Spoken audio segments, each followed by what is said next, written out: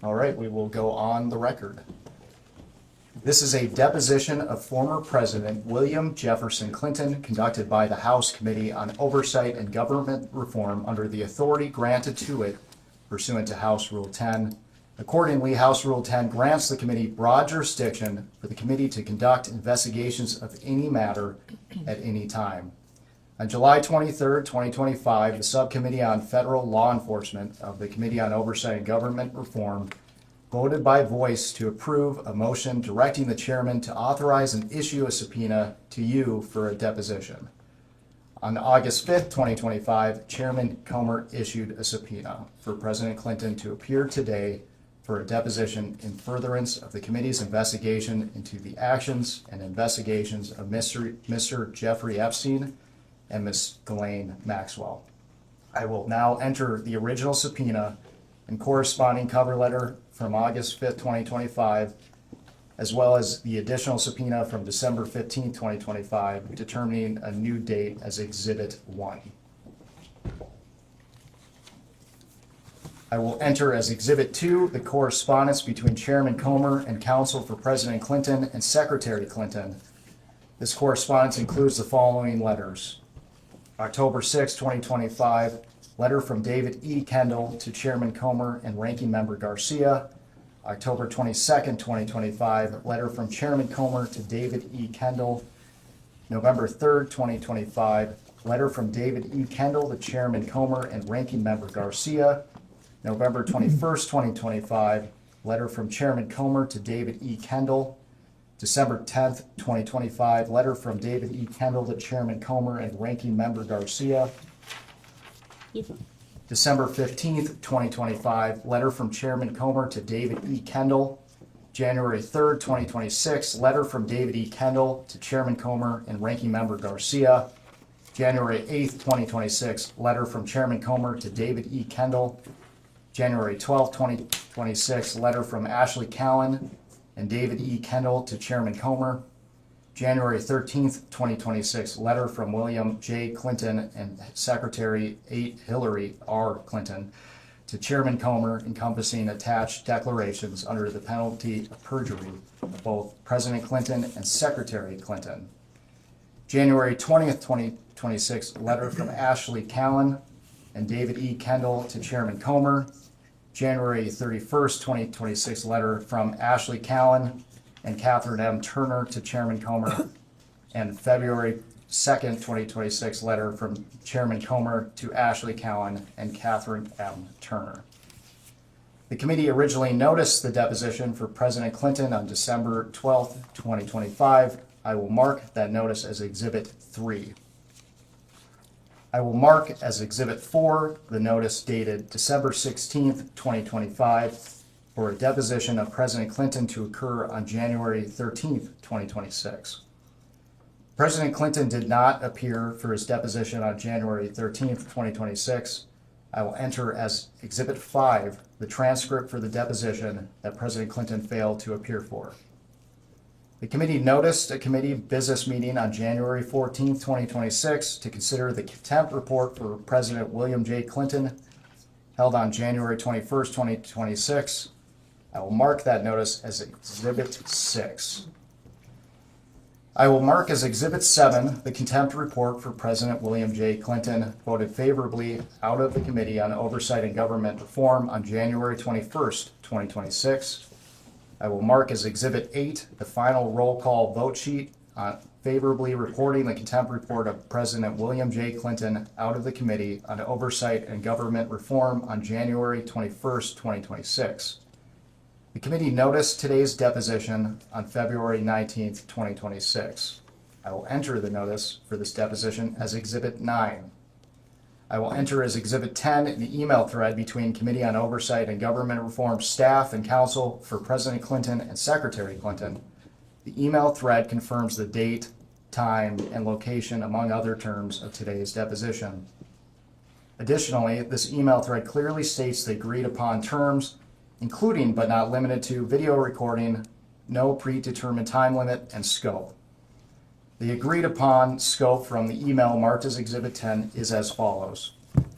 Pursuant to the committee's investigation into the alleged mismanagement of the federal government's investigation into Mr. Jeffrey Epstein and Ms. Ghislaine Maxwell, the circumstances and subsequent investigations of Mr. Epstein's death, the operation of sex trafficking rings, and ways for the federal government to effectively combat them, ways in which Mr. Epstein and Ms. Maxwell sought to curry favor and exercise influence to protect their illegal activities, and potential violations of ethics rules related to elected officials, the committee will ask President Clinton and Secretary Clinton all of its questions regarding Jeffrey Epstein and Ghislaine Maxwell, including, but not limited to, the personal relationships between the Clintons and Mr. Epstein and Ms. Maxwell, and the ways in which Mr. Epstein and Ms. Maxwell sought to curry favor and exercise influence, as well as the operation of sex trafficking rings and ways for the federal government to effectively combat them without the proposed limitations on scope sought in your January 31st, 2026 letter.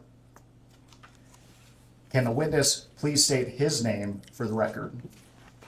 William Jefferson Clinton. Thank you.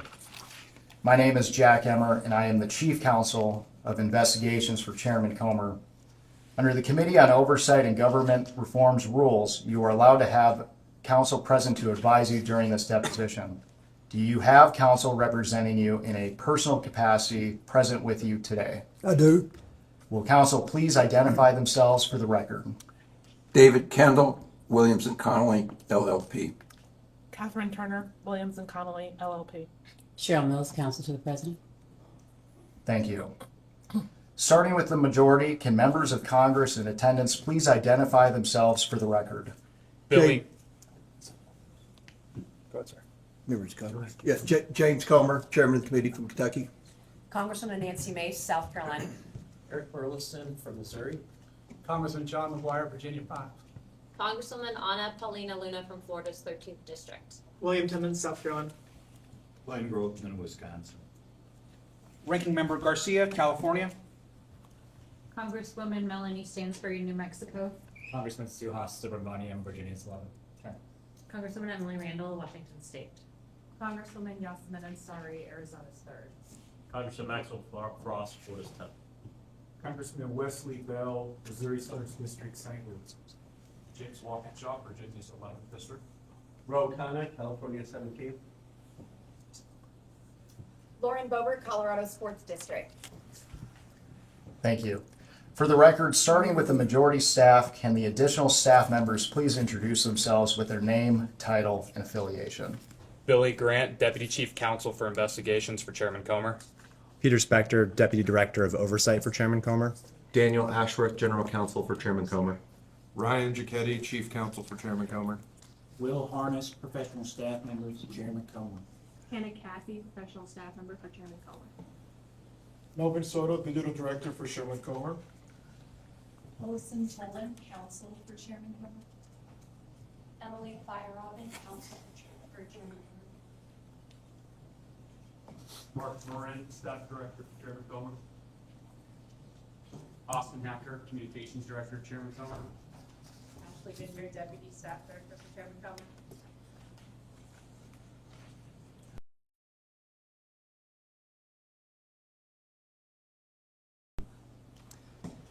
Thank you all.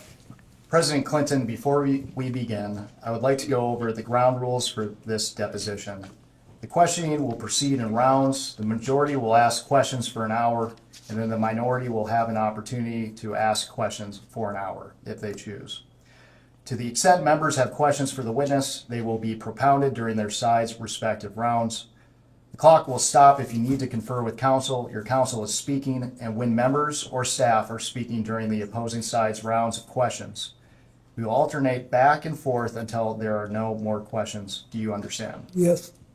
There is a court reporter taking down everything I say and everything you say to make a written record of the interview. For the record to be clear, please wait until the staffer questioning you finishes each question before you begin your answer, and the staffer will wait until you finish your response before proceeding to the next question.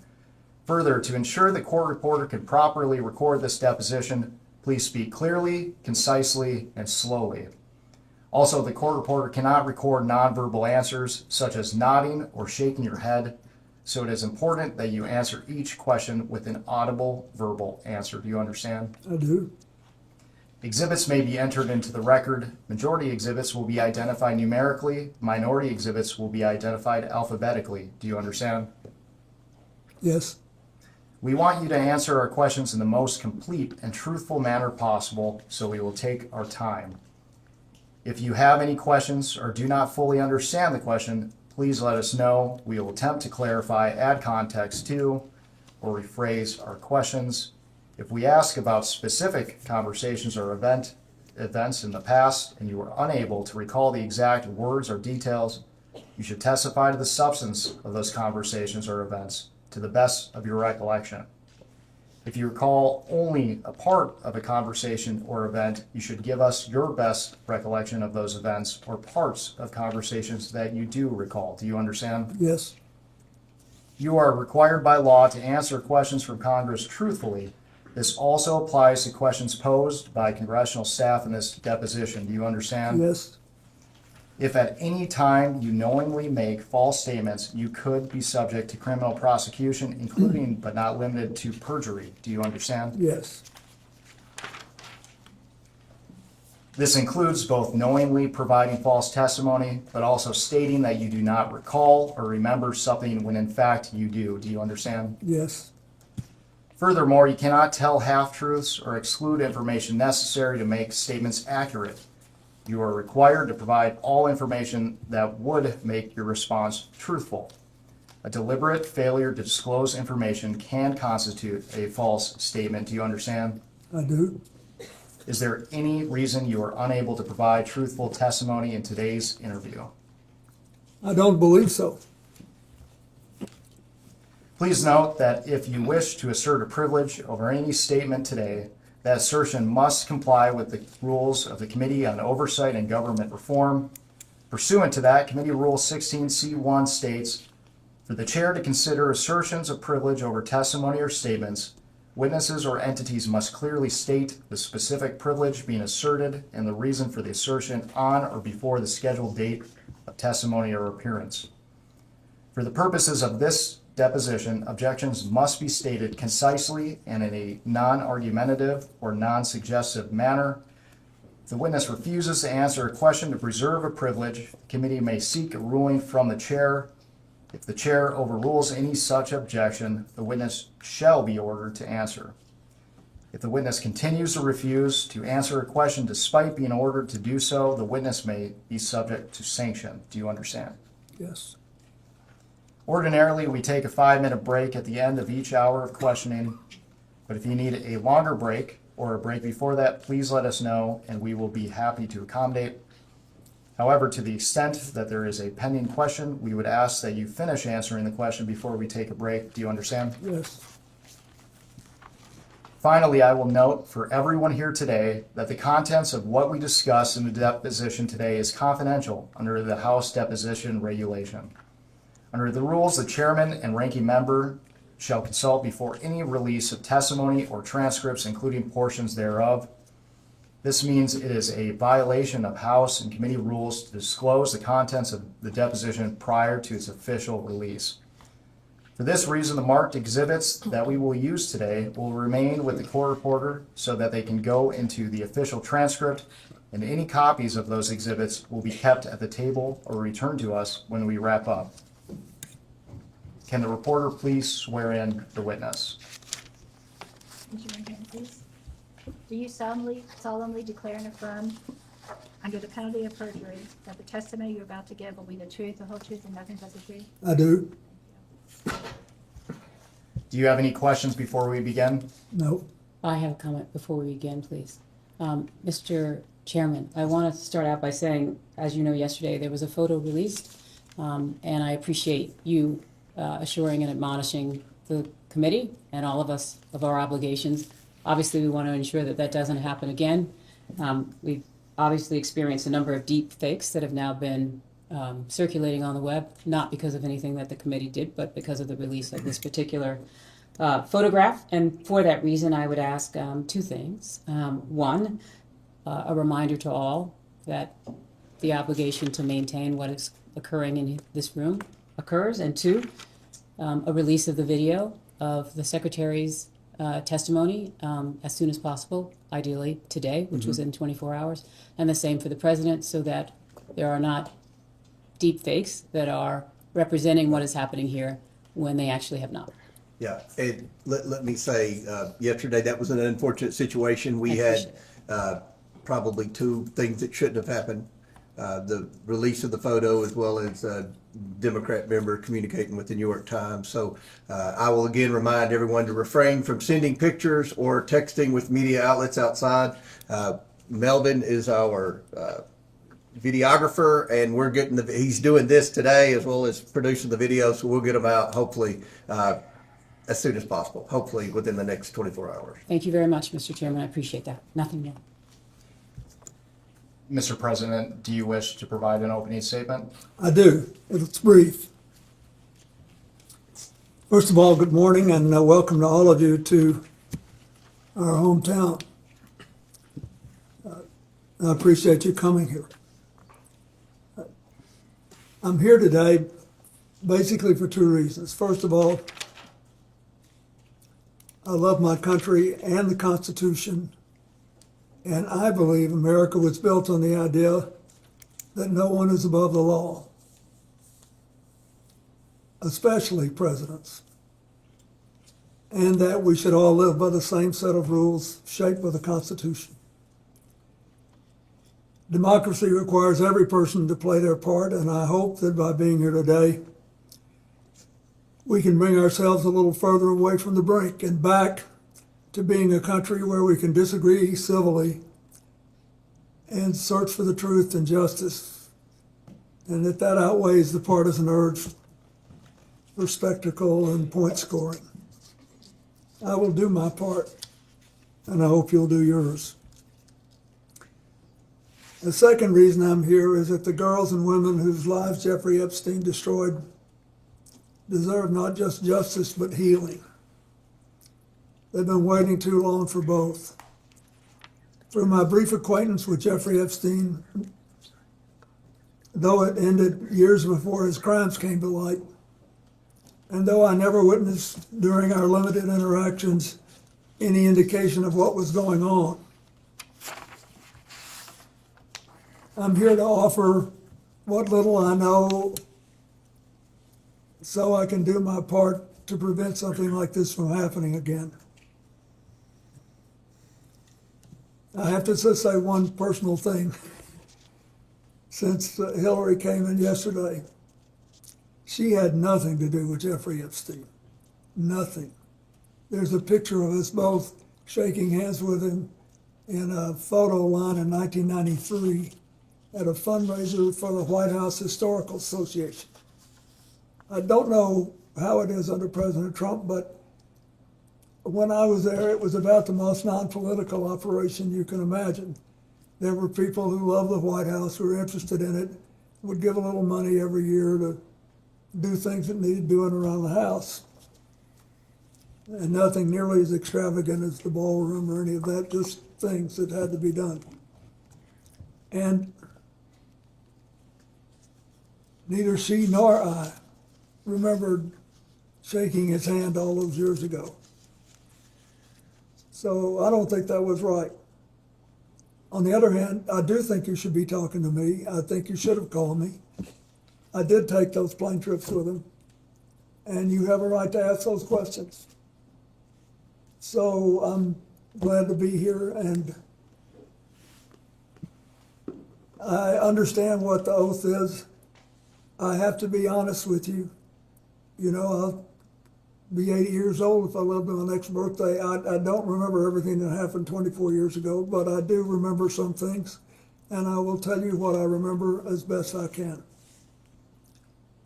We, each of us, owe the victims nothing less than the truth and accuracy. We owe that to the American people.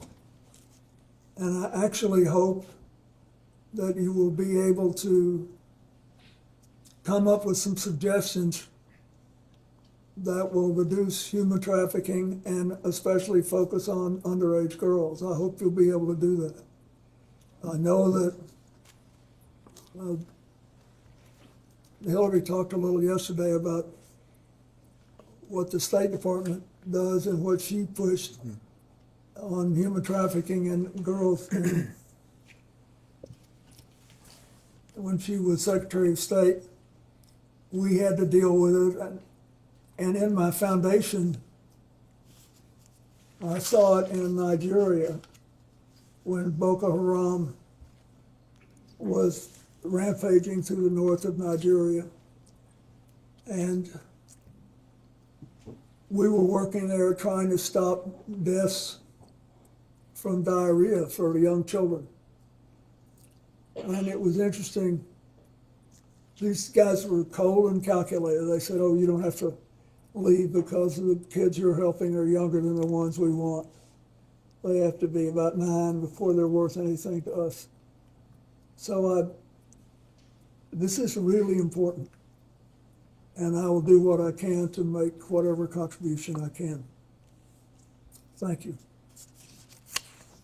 Thank you. The time reads 11:28, and the majority's time will begin now.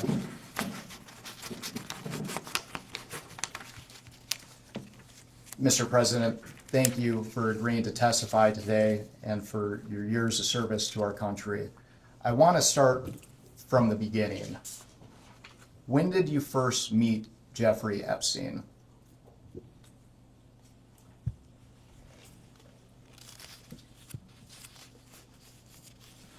Well, I will try in this testimony, and I will point it out when I'm aware there's a picture or something that predates it. There's a picture which shows him shaking hands in the White House Historical Association reception. That was in 1993, but I'm not aware of that. I first remember meeting him when I got on his airplane to take the first trip with my foundation in, I think, 2002, whenever it was.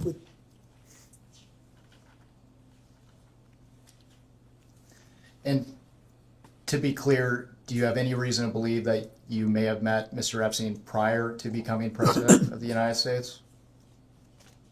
Before I became president, no. And you mentioned that your first memory of interacting with Mr. Epstein was on your first trip. Which trip specifically? I'm not sure which one it was. Which one was the first? I took all or part of 4 or 5 trips to Asia and Africa and one to Northern Europe on Mr. Epstein's airplane. And once when I was in Florida, I was offered a ride back to New York, but I wasn't there it was just coincidental that he was there, and I think that was fairly early in the process, but I don't remember exactly. I just know that I did. I took one flight back from Florida to New York, and all or part of several other, I think 4 or 5 trips to Africa, Asia, and one to Northern Europe. And I want to make sure the record is clear. Is it your testimony today that you have no independent recollection whatsoever of the circumstances of when you first met Mr. Epstein? Objection asked and answered. You can answer again. Yes, I do have a recollection of when I remember meeting him before this trip. I mean, on this trip when I took his plane.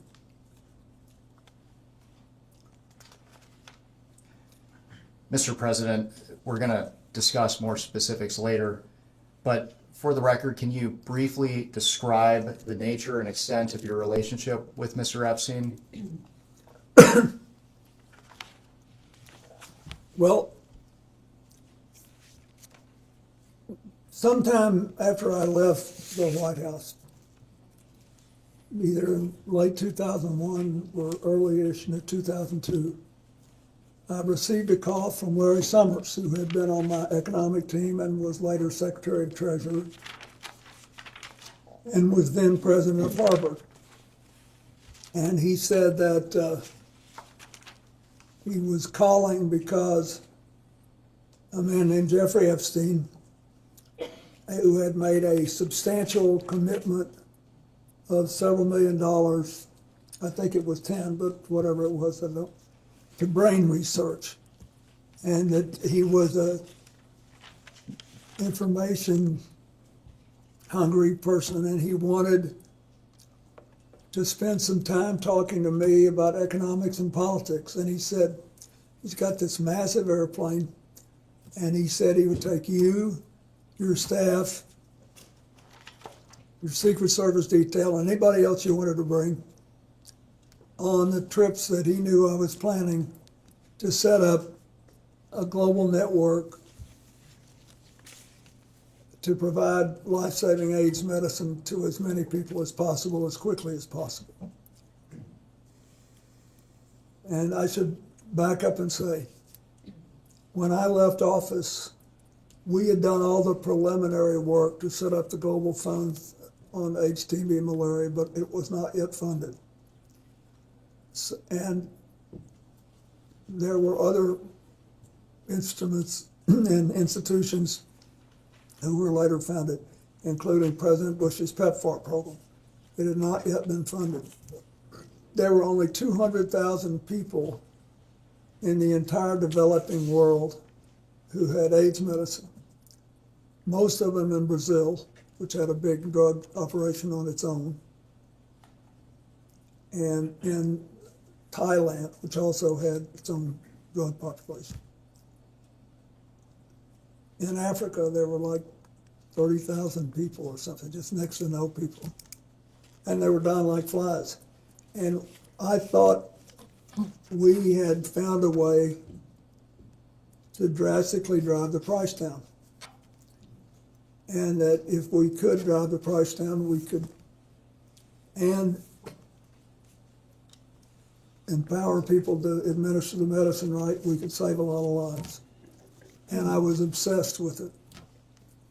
And I was being helped by a man named Byron Magaziner, who had helped us in the White House, and whom I had known since we lived as Rhodes Scholars together in the 1960s. So anyway, that's why when Larry Summers said this, I thought, boy, this would be great. And so we followed up and took the trips. Mr. President, when did your relationship with Mr. Epstein end? When did it end? Well, I believe I took my last flight in 2003.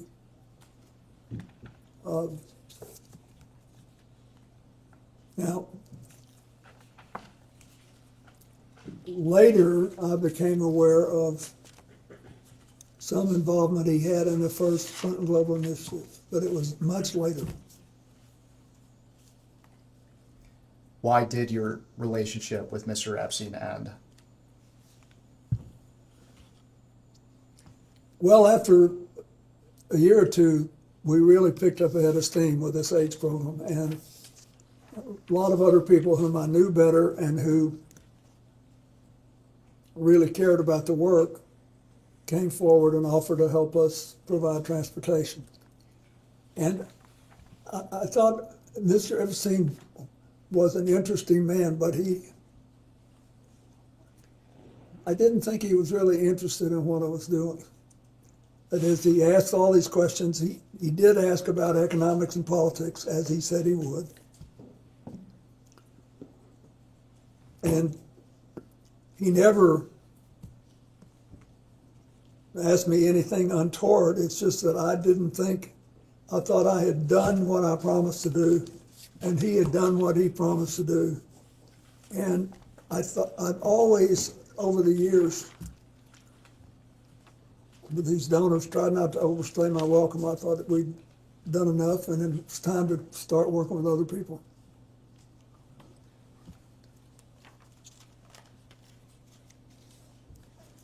When did you first learn of Jeffrey Epstein's crimes? I think in 2008 when he was prosecuted. There's nothing that I saw when I was around him that made me realize he was trafficking women, and I never.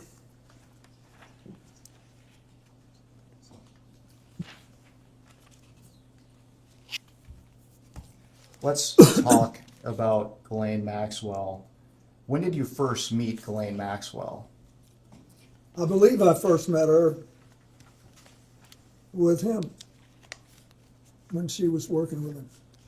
And what did you understand Miss Maxwell, and what did you understand her relationship to be with Mr. Epstein?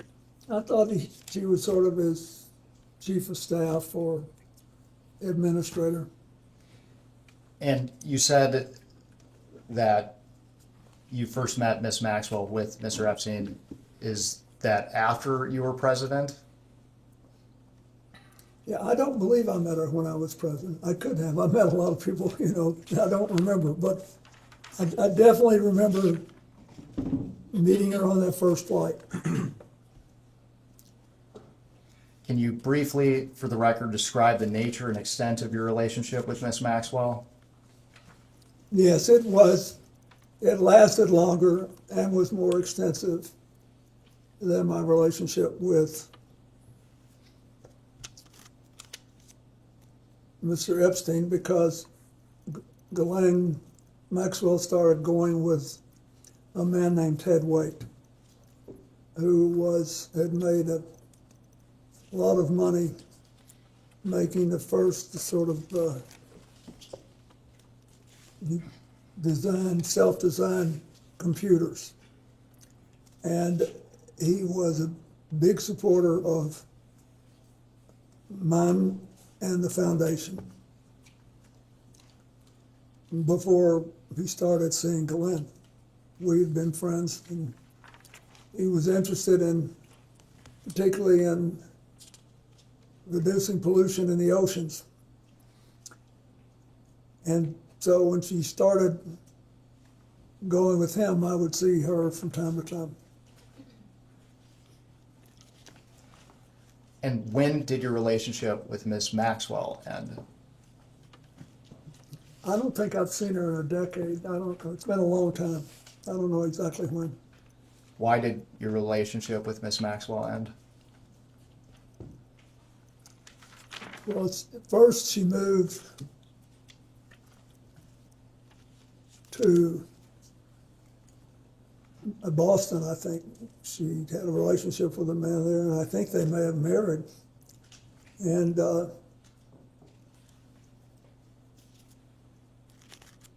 so she wasn't so much around, and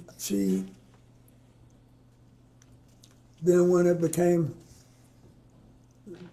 after 2019, when it became obvious that she was involved too, to an extent that I did not know, that was the end of it.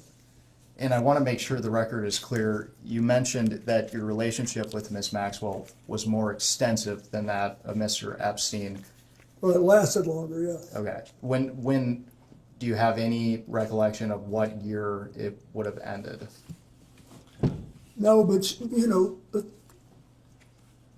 when she was with Ted Waite, she was when we were kicking off CGI.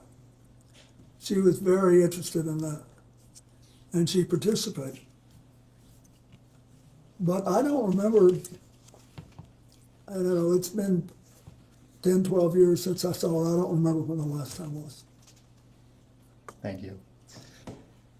I am going to ask you some baseline questions regarding who you communicated with and about what.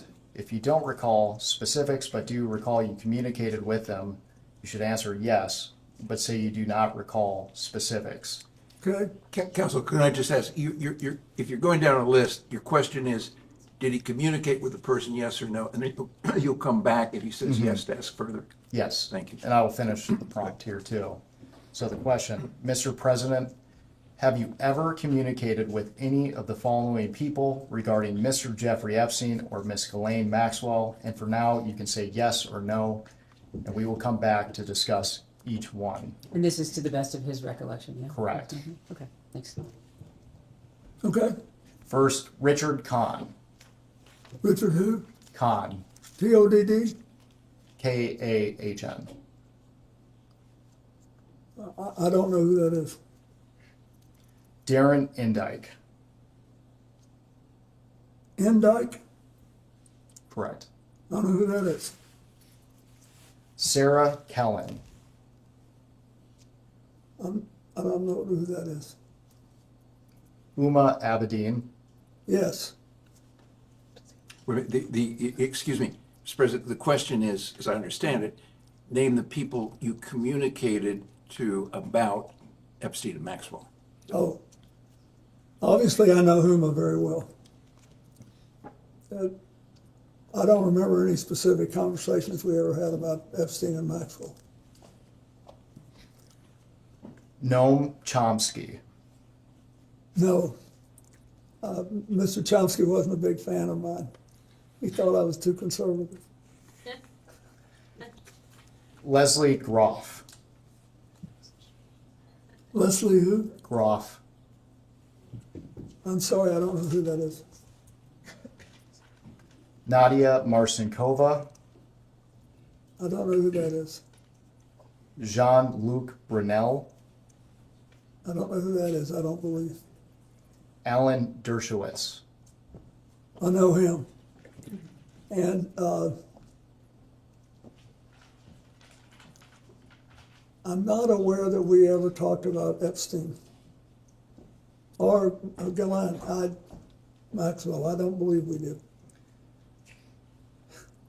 Reed Hoffman. I know Reed Hoffman, but he never talked to me about Mr. Epstein or Miss Maxwell. Karina Shuliak. I don't believe I know who that is. I don't think I've ever met that person. Woody Allen. I do know who he is, but I don't think I ever met him, and I never talked to him about Epstein or Maxwell.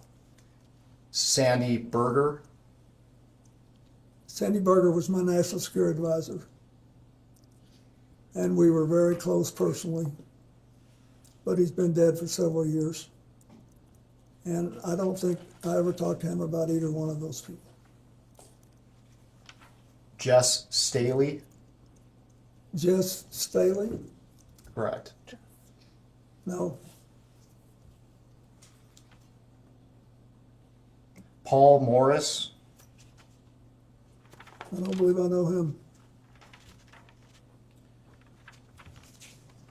L.E.D. Rothschild. Who Rothschild? L.E.D. Rothschild. L.E.D.? Mm-hmm. I know Evelyn Rothschild. Is that who it is? No, and I have other Rothschilds on this list as well.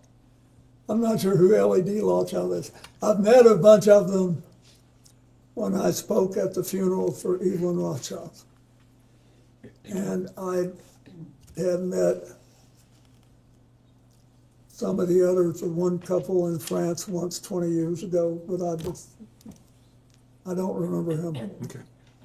Lynn Borser Rothschild. Yes, I know her, but I don't remember ever discussing Jeffrey Epstein or Ghislaine Maxwell with her. Glenn Dubin. I don't believe I know him. Eva Anderson. I don't believe I know her. Casey Wasserman. I know him. And he was on a trip to Africa with me. But I don't recall ever discussing either Ghislaine Maxwell or Jeffrey Epstein with him.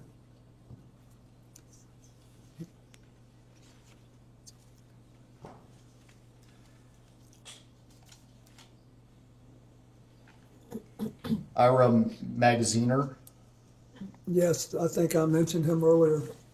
He was the person who basically helped me start the AIDS program, and he ran the Clinton Health Access Initiative for many years. He retired a few years ago. But I don't remember ever discussing either Epstein or Rothschild with him, or Maxwell with him. Karen Ewing, No. Stacy Plaskett, Stacy Plaskett is the member of Congress from the Virgin Islands, isn't she? correct. I know her.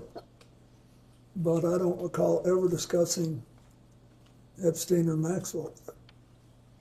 Howard Lutnick, Howard Lutnick is the Secretary of Commerce, right? correct. I know him and from 9/11, and because Hillary worked with his company and helped him to get going again. But, and I know he's now President Trump's Secretary of Commerce, but I don't remember ever having any conversation with him about Jeffrey Epstein or Ghislaine Maxwell. Doug Band, And he worked for me for years. And I know that he arranged like airplane flights and things like that, and was doing work on the first Clinton Global Initiative in 2005. And I know that he knew both Epstein and Maxwell. I do not know to what extent he was in contact with them. And I heard things in the last thing I didn't have any idea 24 years ago. So you'd have to be more specific if you want to know if I knew something then. I can tell you as best I can, but he worked for me and I knew some of what he was doing and I didn't know some of what he was doing. thank you, and we will return to Mr. Band. Louis Free. I do know him.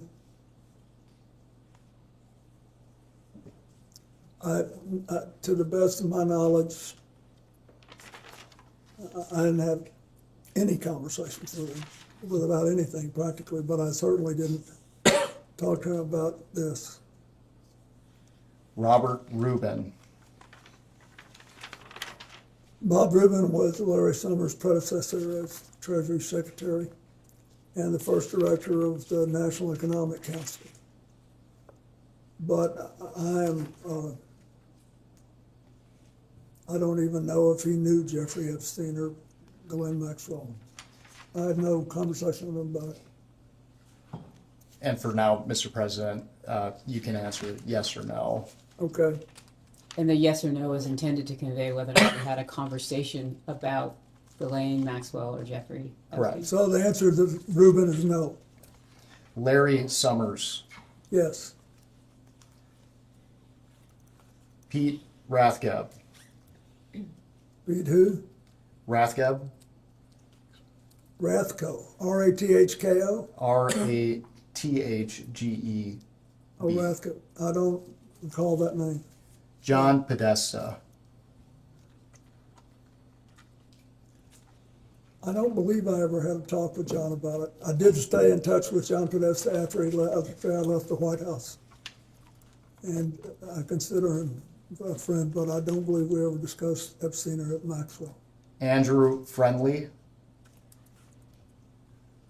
No, he was one of my, what you call body men at the White House. And we've stayed in touch over the years, but I don't remember discussing Epstein or Maxwell with him. Catherine Rumler, Kathy Rumler is a lawyer who has done some, on occasion, some help for the foundation. I don't believe I ever discussed Maxwell or Epstein with it, but I can't be sure, but I don't remember doing it. Mr. President, they're only asking you what you can remember. What? They're only asking you what you can remember. Mark Middleton, I did not And he sadly is dead now.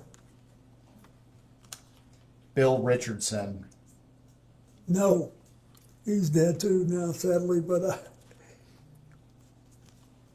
didn't know about his relationship with Epstein.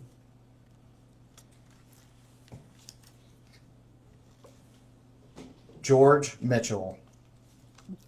No, Bill Gates. no, Leon Black. no, Ayud Barak. no, Tony Blair.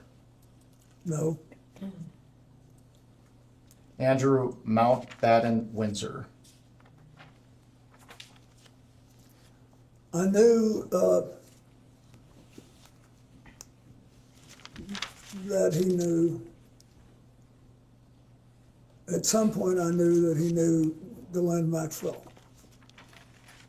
But I did not know, I don't think, that he knew Epstein. So is that a yes that you had communications with him?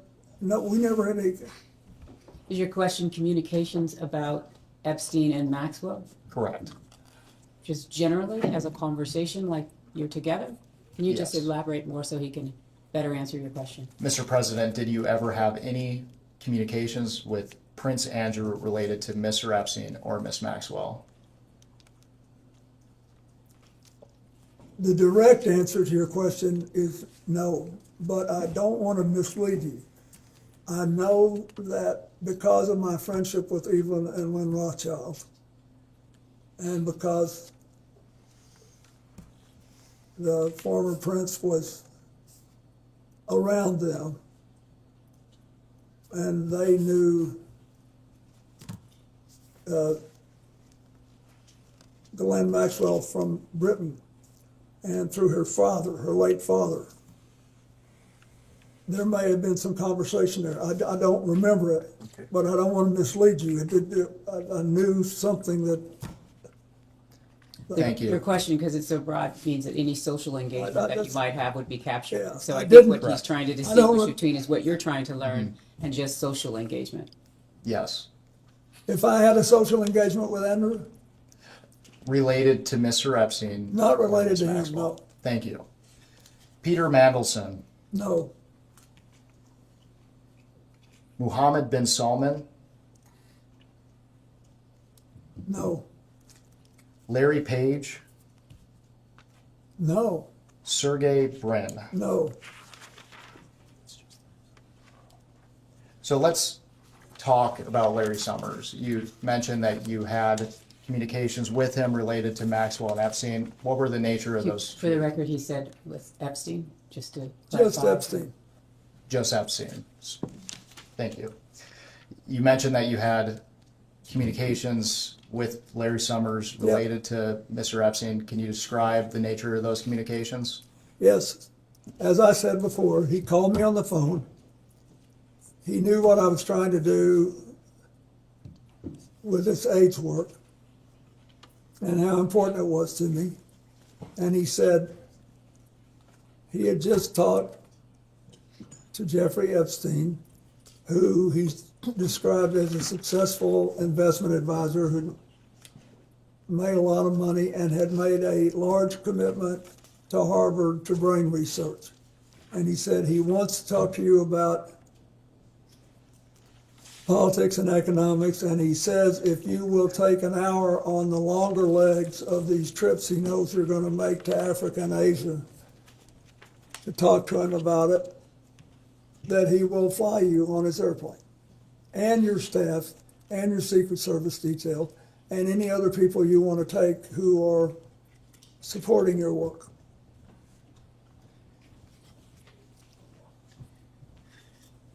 And you mentioned these communications were related to the work of your foundation. Did you ever have any other communications with Larry Summers related to Mr. Epstein? No. So for the record, you never discussed anything related to Mr. Epstein and young women or girls? Absolutely not.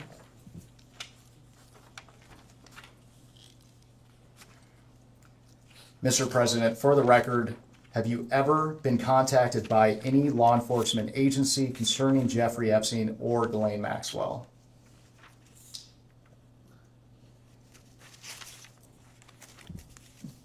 As far as I know, no. That is, as far as I remember.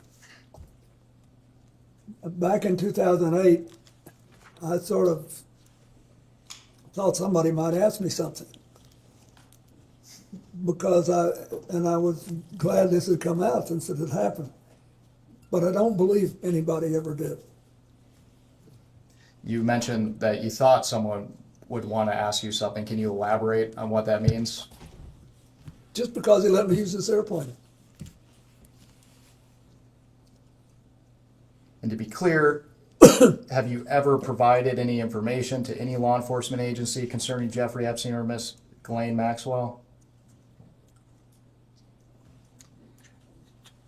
So you asked this question before, you're just asking him to reiterate the response to the question that he previously asked you, Mr. President. I don't believe any law enforcement agency has ever asked me. And I didn't know enough to volunteer anything.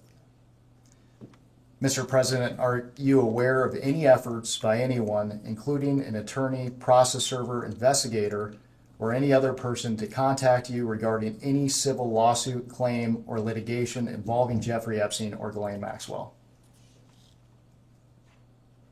Not that I recall.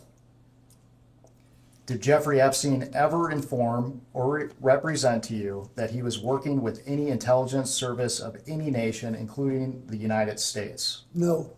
Did Ghislaine Maxwell ever inform or represent to you that she was working with any intelligence service of any nation, including the United States? No.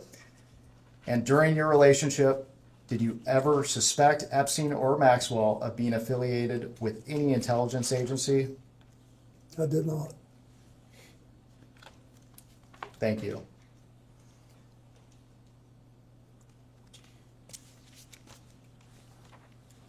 I want to talk about your time in the White House. I realize that you have testified, your recollection is limited, but did Mr. Epstein ever visit the White House while you were president?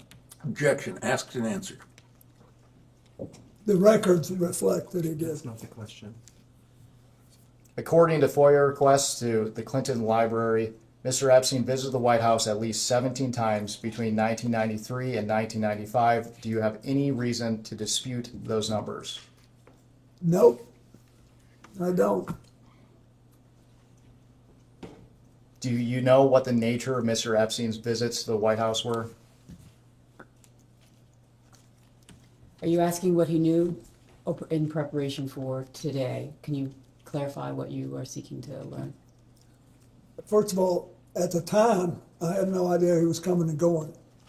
Huge numbers of people come and go in the White House. A lot of them come well over once, especially if they're lobbyists, for example. But I didn't know he was coming, so I certainly didn't know what he was coming about.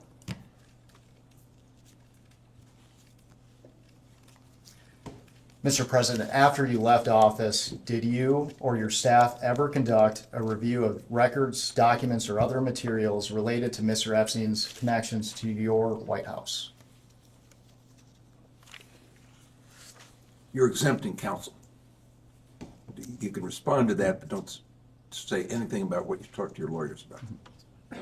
You can respond to this question. Do you need the question again? Yeah, I don't even understand. You mean, did we look into what he did in the White House after I left office? Mr. President, one of the concerns of the committee is how Mr. Epstein and Ghislaine Maxwell attempted or potentially attempted to curry favor with influential figures. My question was, after you left office, did you or your staff ever conduct a review of records related to Mr. Epstein's connections to your White House? To the best of my knowledge, no.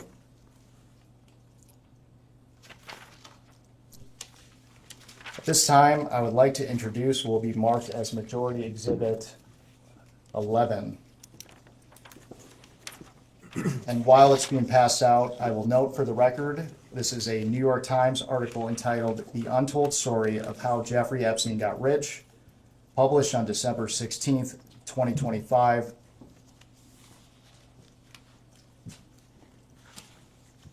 And when you receive the article, I want to direct your attention to the last paragraph of page 31.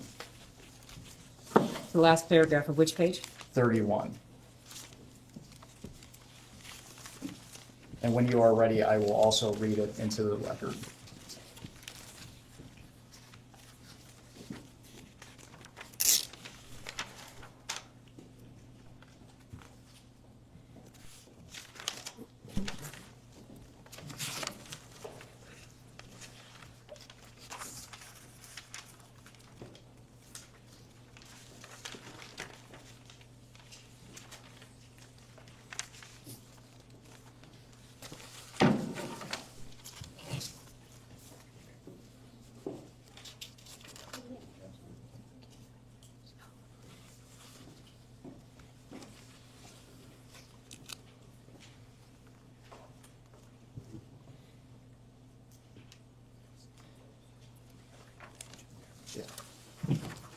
Again, we are looking at page 31 in the last paragraph, Yep. and I will read it into the record and ask you a few questions. Please give him a moment to read this.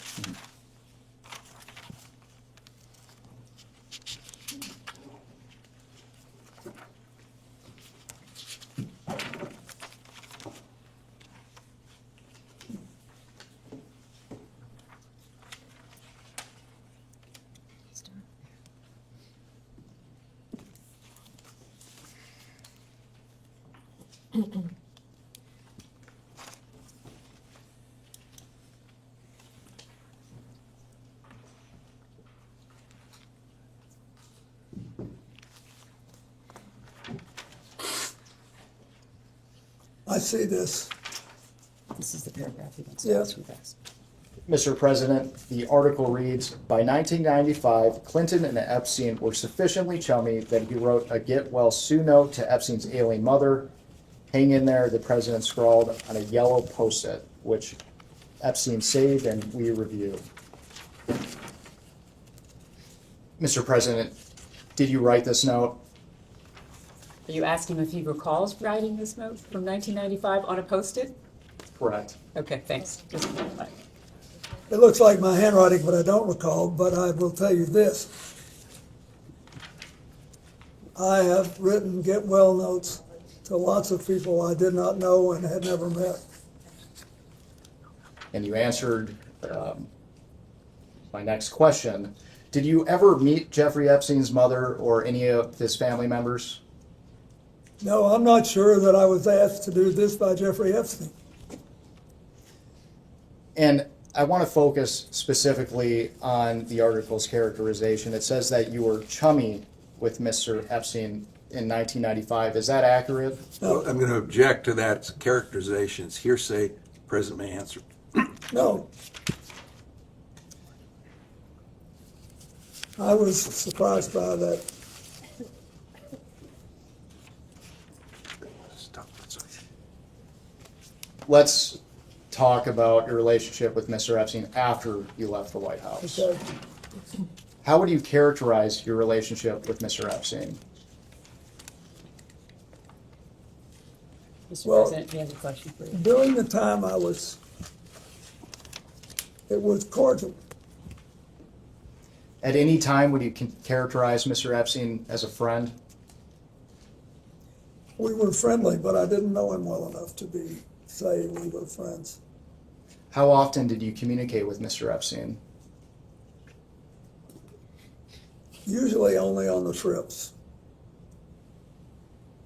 I did go to his house once, as you know.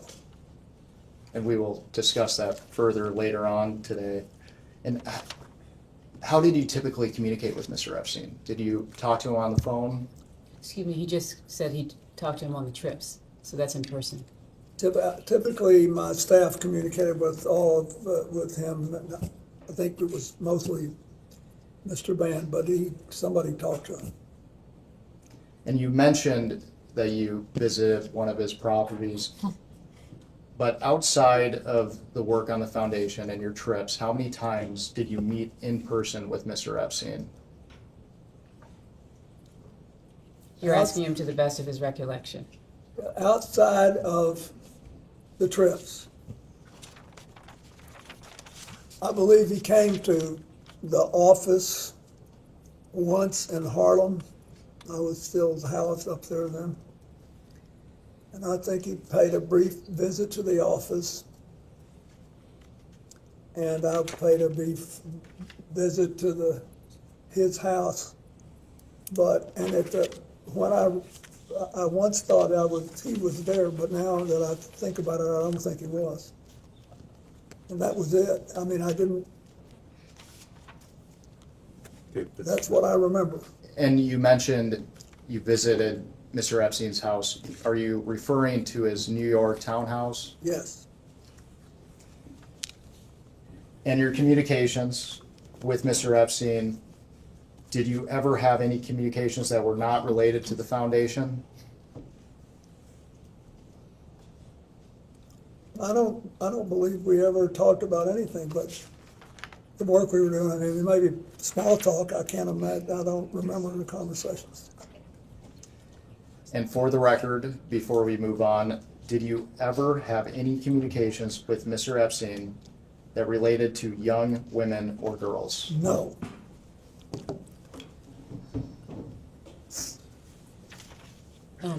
Excuse me, do you have your, fantastic, thank you very much. Am I good? Good morning, Mr. President. How are you? Fine. I want to first start out by asking you, have you ever been or traveled on, or has Huma Abedin ever traveled on Epstein's plane? If you know.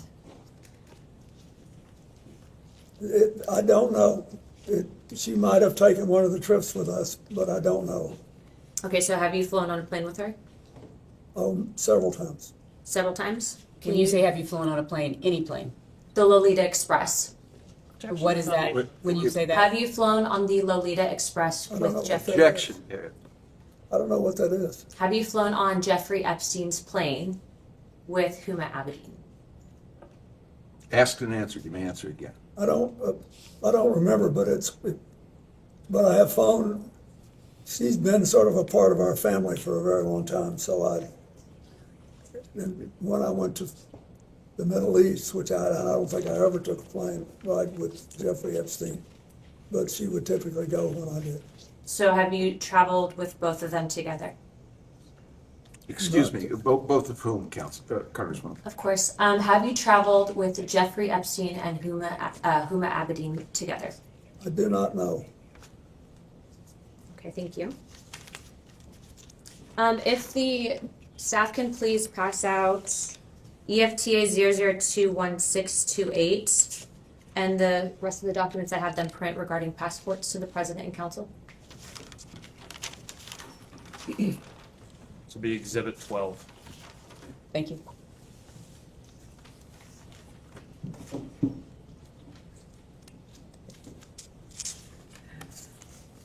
Thank you very much.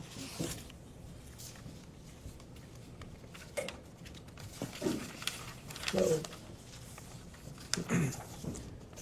Mr. President, if you look at the passport page, the bottom of the document should show the EFTA number. It's 00021628. Yep. There's a name on there. Would you be able to read that name to me? Can you read the name? Excuse me, Congressman, Yes. will you can ask read me the if name. you've ever seen the document before? Yes, well, this is evidence, and so I wanted to ask him specifically. So it's from the DOJ document release, right? I understand, but he may not have seen it, or he may have seen it. no, I've never seen it, but it looks like a passport. Okay. Can you tell me the name that's listed on the passport? Excuse me, he's never seen this document. Would you just read the name, please? Yes, the name is Marius Robert. Marius Robert, yeah. Are you familiar with that name at all? No. Okay. Would you be able to identify the individual in the photo? It looks like Jeffrey Epstein. Okay, the reason I ask you about this specifically is because I do believe that Jeffrey Epstein was an intelligence operative. And so this was a passport that was actually entered in and released by the Department of Justice, but this was an FBI filing. It was found in his safe, if you will. So it's an alias. So the reason I ask you that is because given your nature and position, I'm wondering if you were essentially targeted by a honeypot operation and or by intelligence to gather information. So that's why I asked you that question. Well, if it was a honey, Mr. President, there's not a question pen. I have, is there a question? No. You can ask a question. Well, I'll be getting to more, but that's the reason I asked that. Okay, my next question for you is, have you ever had contact with an individual by the name of Shantae Davies? I believe Shantae was, that's a distinctive name, and so I think that was the name of one of his flight attendants. Okay. She's been described on being on a 2002 Africa trip and providing massages. Was she or any other young female on that trip underage at that time? Not that I'm aware of. Okay. Did you ever receive a massage or have physical contact from her or anyone else on that trip? You've seen the pictures. There was one time when I was sitting up and I got a back rub, a neck rub. Okay. And I think Shantae did it, but I'm not sure. Okay. Did you ever visit Epstein's Little St. James Island? No. We have Virginia Guffrey, who has testified seeing you on the island with 2 young girls. Did this occur at all? Okay. Why do you think she would have made that claim? Objection, speculation. He can't possibly. Have you ever met her or any other Epstein associated underage girl? Not to my knowledge. In Epstein's 2016 deposition unsealed in the DOJ files, he refused to answer if you were accompanied by 2 young women who were approximately 18 years old on the island. Were any such women potentially underage with you? I know you've stated that you were not there, but did you have any interaction with the said Objection individuals? to the foundation of the question. He's already stated he was not on the island. You're now asking about a claim of the Fifth Amendment by Jeffrey Epstein. Okay. Would the staff be able? Go ahead. If the witness doesn't know, the witness is welcome to say he doesn't know. No, but he actually answered the question. Yeah, he when answered she the asked question, that but he wasn't on the island, I'm so not then she was instructing asked. him. Okay. Do you know an individual by the name of Sarah Ransom? I don't believe so. Okay. There have obviously been claims made about you, and I do not believe that these claims are credible. The reason I am asking you specifically about that name is because that individual stated that you were in sex tapes, okay? It was unfounded and it was discredited. But given the politicization of this entire investigation, do you believe that it would be appropriate of members of this committee to bring in witnesses, whether it is about you or another president, that have unfounded allegations regarding sexual claims of misconduct? That's not a decision for me to make. As a recommendation in regards to avoiding trafficking, et cetera, and bringing justice for the victims, would you make that recommendation to this committee? Congressman, just so I understand the question, you're saying if the witness has unfounded claims? Well, I don't believe that Sarah Ransom's claims about the president are founded. I don't believe that there's sex tapes with you, President Clinton. No, I'm just asking about your question. You're not asking if somebody with plausible claims should be brought in. You're asking if somebody with implausible, unfounded claims. Correct, because these claims were found to be unfounded by investigators. So are you asking his opinion? Yes, because we are trying to figure out in regards to being able to further this investigation and whether or not we are going to be interviewing other individuals regarding sex trafficking, avoiding in the future. I know that you and your wife have both been big on this issue. So I'm asking you, would you think that it would be appropriate that this committee bring in someone like Sarah Ransom, who has unfounded claims that have been debunked in this investigation? It's So he a answered simple the question about, he answered this question when you first asked it then, when he said that it wasn't for him to make those decisions. Well, I'm asking for his recommendation to the committee and follow-up. It's not a gotcha question. This is obviously a very serious investigation. Well, first of all,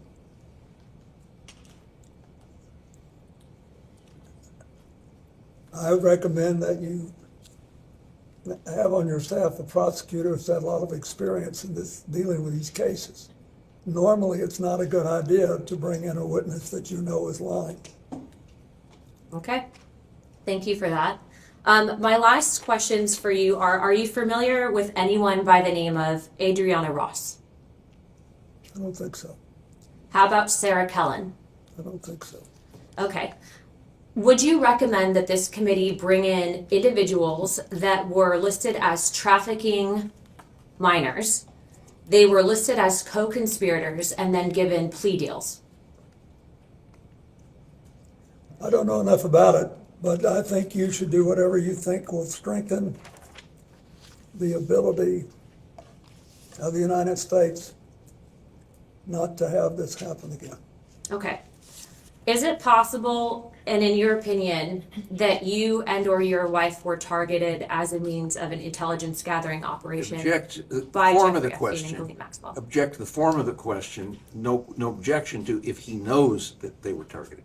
I believe that's what she asked. No, she said, is it possible? So she's asking him to speculate instead of asking him, does Do he you know? Do you know if you were targeted at any point? I don't, but Okay. I don't. I'd sort of be surprised, but I'm not. I don't know. Okay.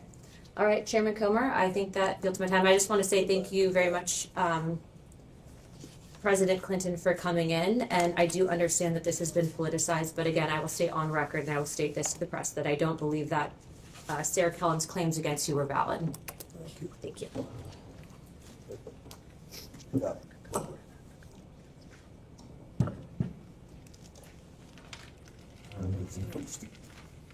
Mr. President, before we left off, I asked you to characterize your relationship with Mr. Epstein. I asked you if you considered him to be a friend. You said you did not. Is that right?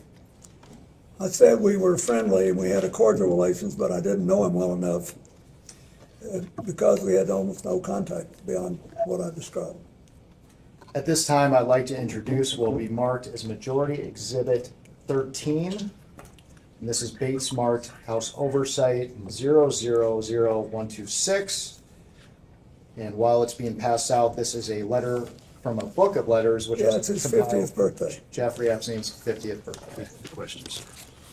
Yep. Mr. President, do you recognize this I do. letter? And for the record, does this appear to be your handwriting and signature? It is. And why did you write this letter? Why did I? Because I was requested to contribute a nice letter for his birthday book. And who asked you to write the letter? I don't remember. Would Miss Maxwell have asked I you? don't know. I think someone on my staff asked me. Now, there's a word that our committee has not been able to identify, and in our defense, the Wall Street Journal has not been able to identify. Imagine being on his staff. Can you please read the letter for the record? Yes. It's reassuring, isn't it, to have lasted so long across all the years of learning and knowing, adventures and errors, and still to have your childlike curiosity, the drive to make a difference, and the solace of friends.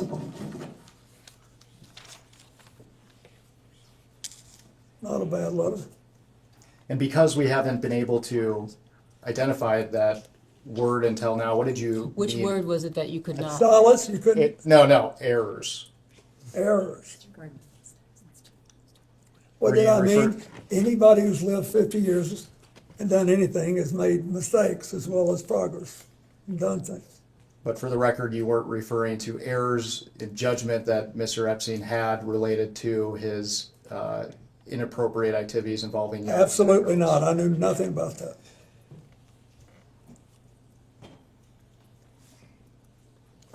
Did you ever see the birthday book compiled together? I don't think so. And you mentioned previously you were friendly with Mr. Epstein.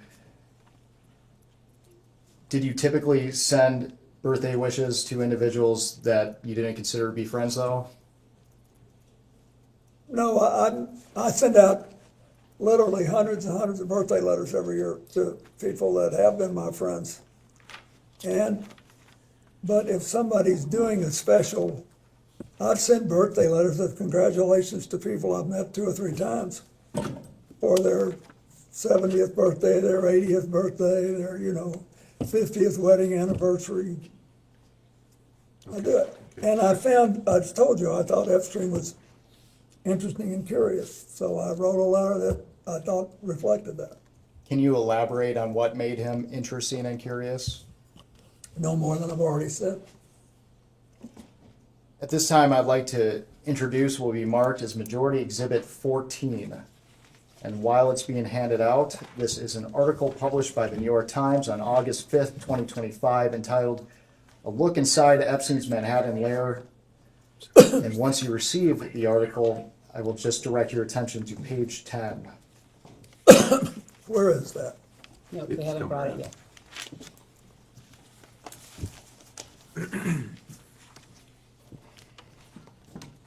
Thank you very much. And we're specifically looking at a framed photo on a wooden table alongside multiple other framed photos. And we're focusing on the photo in the middle, which appears to have a golden frame. Where is that? I think 2 more pages. Right there.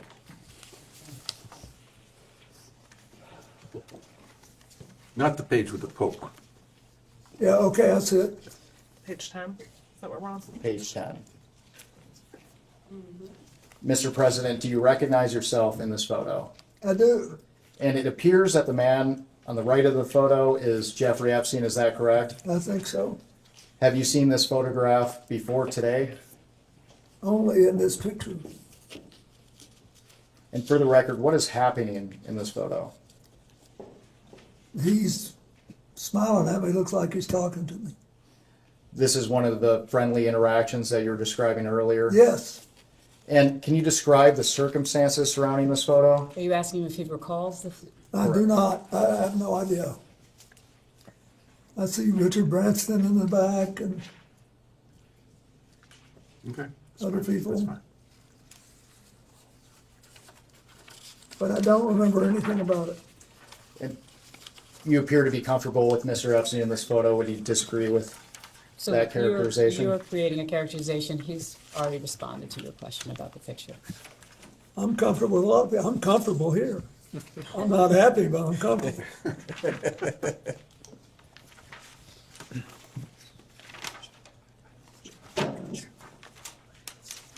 And my conscience is clear. That helps.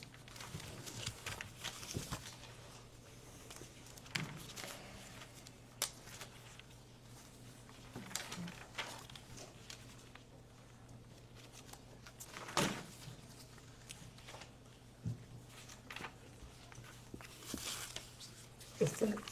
Let me see it.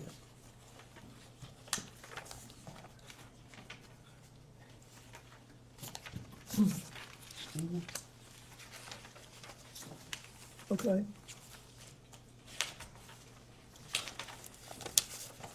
Mr. President, we have about 5 minutes remaining in the majority's first hour, so I just want to ask you some questions related to the crimes committed by Mr. Epstein and Ms. Maxwell. Did you ever witness Mr. Epstein sexually abuse or assault young women or girls? No. Did you ever witness Mr. Epstein receive massages from young women or girls? Not that I recall. Did Mr. Epstein ever discuss sexual acts of any kind with you? No. Did you ever have any sexual contact with young women or girls in the presence of Epstein or Maxwell? No. Did you ever have sexual contact with any young woman or girl introduced to you by Epstein or Maxwell? No.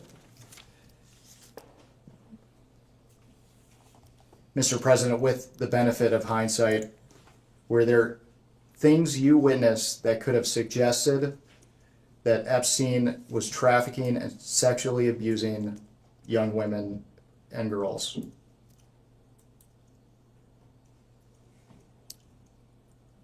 I do not believe so.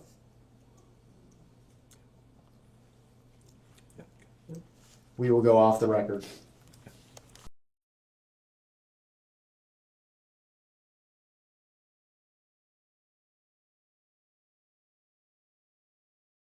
We can go back on the record.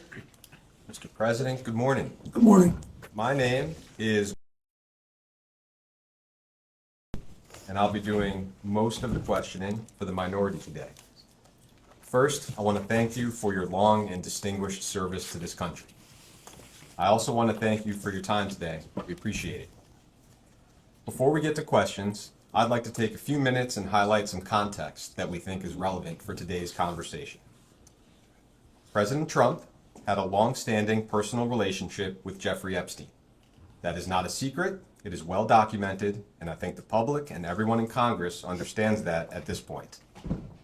President Trump does not like talking about his long-standing personal relationship with Jeffrey Epstein. I think we've all seen that as well. On November 12th of last year, Oversight Committee Democrats released emails that were obtained from the estate of Jeffrey Epstein. In one email from 2011, Epstein said to Ghislaine Maxwell that President Trump was, quote, that dog that hasn't barked, and that an unnamed victim, quote, spent hours at my house with him. In another email from 2019, Epstein wrote that, quote, of course he, referring to President Trump, knew about the girls as he asked Ghislaine to stop. I'd like to enter as Minority Exhibit A, Oversight Democrats press release from November 12th, 2025, titled House Oversight Committee Releases Jeffrey Epstein Email Correspondence Raising Questions About White House Cover-Up of Epstein Files. And that includes both the emails that I just mentioned. There was a fair amount of public attention on those emails, and 2 days later, President Trump asked the Department of Justice to investigate Epstein's relationships with yourself, Larry Summers, Reid Hoffman, and J.P. Morgan Chase. You are, of course, a former Democratic president of the United States. Notably, President Trump did not include any Republicans in his demands. Later that day, Attorney General Pam Bondi posted on social media that the U.S. Attorney for the Southern District of New York would comply with President Trump's directive and take the lead on the investigation. I would like to enter as Minority Exhibit B, Attorney General Bondi's post on X, which also includes President Trump's post on Truth Social. It is well understood that you had a personal relationship with Mr. Epstein, and we will talk about that today, but the events I just described color our perspective on the conversation. It appears as if you and other Democratic figures have been targeted by President Donald Trump in an attempt to distract the American people from his own long-standing relationship with Jeffrey Epstein. And if that were true, it would not be the first time that President Trump has targeted his political enemies under the guise of law enforcement. This deposition is occurring in the context of unprecedented weaponization of the Department of Justice by Donald Trump. You may have a perspective on this of your own, so before we get started, I just want to give you the opportunity to share any thoughts you might have on that subject.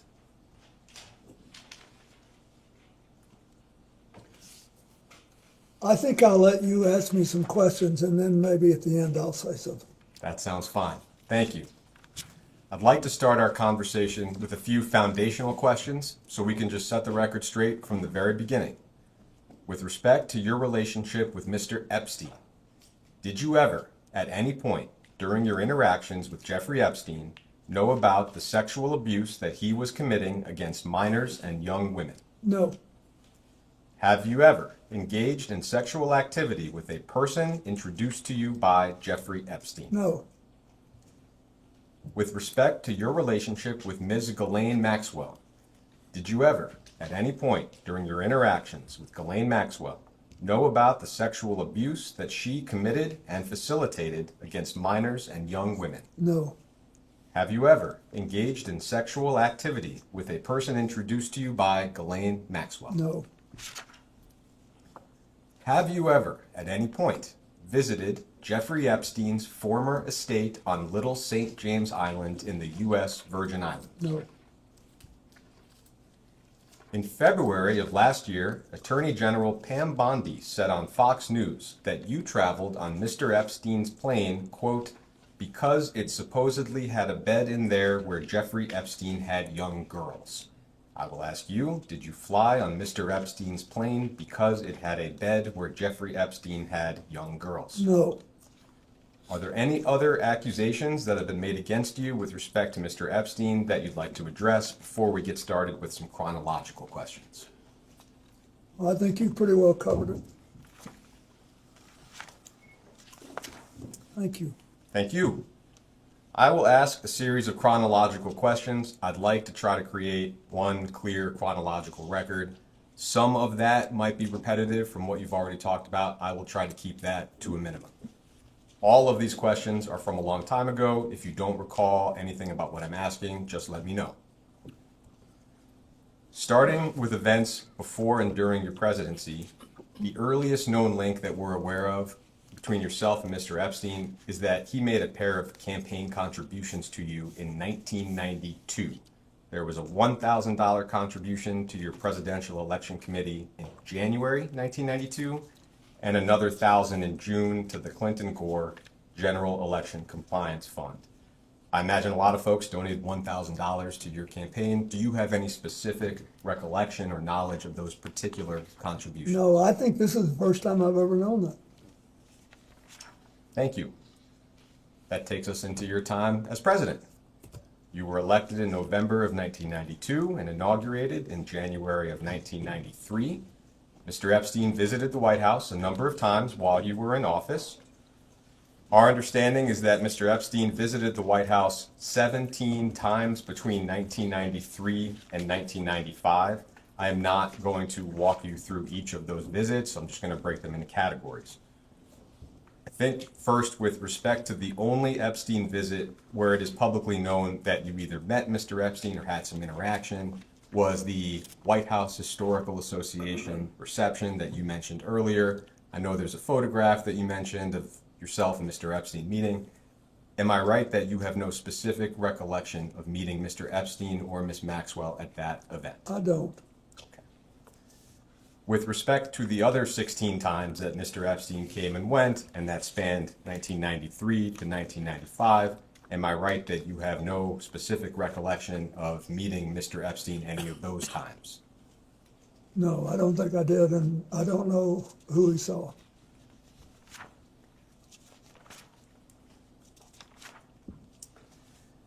It's been publicly reported that in March of 1995, there was a fundraiser in Palm Beach that you attended and that Mr. Epstein also attended. Other guests reportedly included Jimmy Buffett and investor Ron Perlman, who may have hosted the event at his home. Do you have any specific recollection of that event? I remember going there in 1995. I have now seen the picture with Jeffrey Epstein and Jimmy Buffett. I recognize Jimmy Buffett. He was a longtime friend of mine. He performed for me twice in my second term as president. And we were friends for the rest of his life. But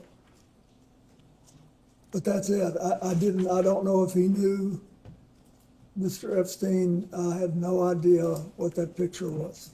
I didn't remember it.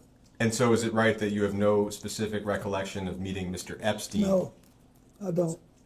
At that fundraiser, just for the transfer? Yeah. I'd like to introduce as Minority Exhibit C an article from the Daily Beast titled, "Jeffrey Epstein Visited Clinton White House Multiple Times in Early 90s. That article is dated July 24th, 2019. Once you receive it, I'll just direct you to page 8 of the article that you're about to receive. Okay. It's not dated.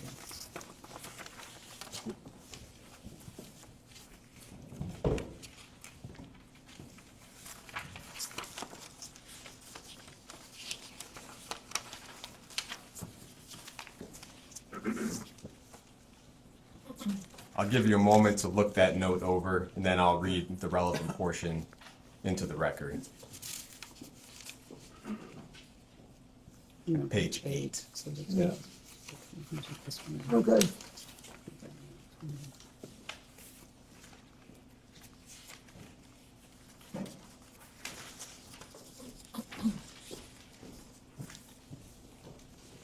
Yep. So you can see here that on April 27th, 1995, Lynn Forrester, now Lynn Forrester de Rothschild, sounds like served on a few committees or boards under your administration, wrote you a note. I'll just read part of that note out loud. Dear Mr. President, it was a pleasure to see you recently at Senator Kennedy's house. There was too much to discuss and too little time. Using my 15 seconds of access to discuss Jeffrey Epstein and currency stabilization, I neglected to talk to you about a topic near and dear to my heart, namely affirmative action and the future. And that's the end of the relevant portion. I just wanted to ask whether you have any specific recollection of this note or of your conversation with Ms. Forrester. I don't.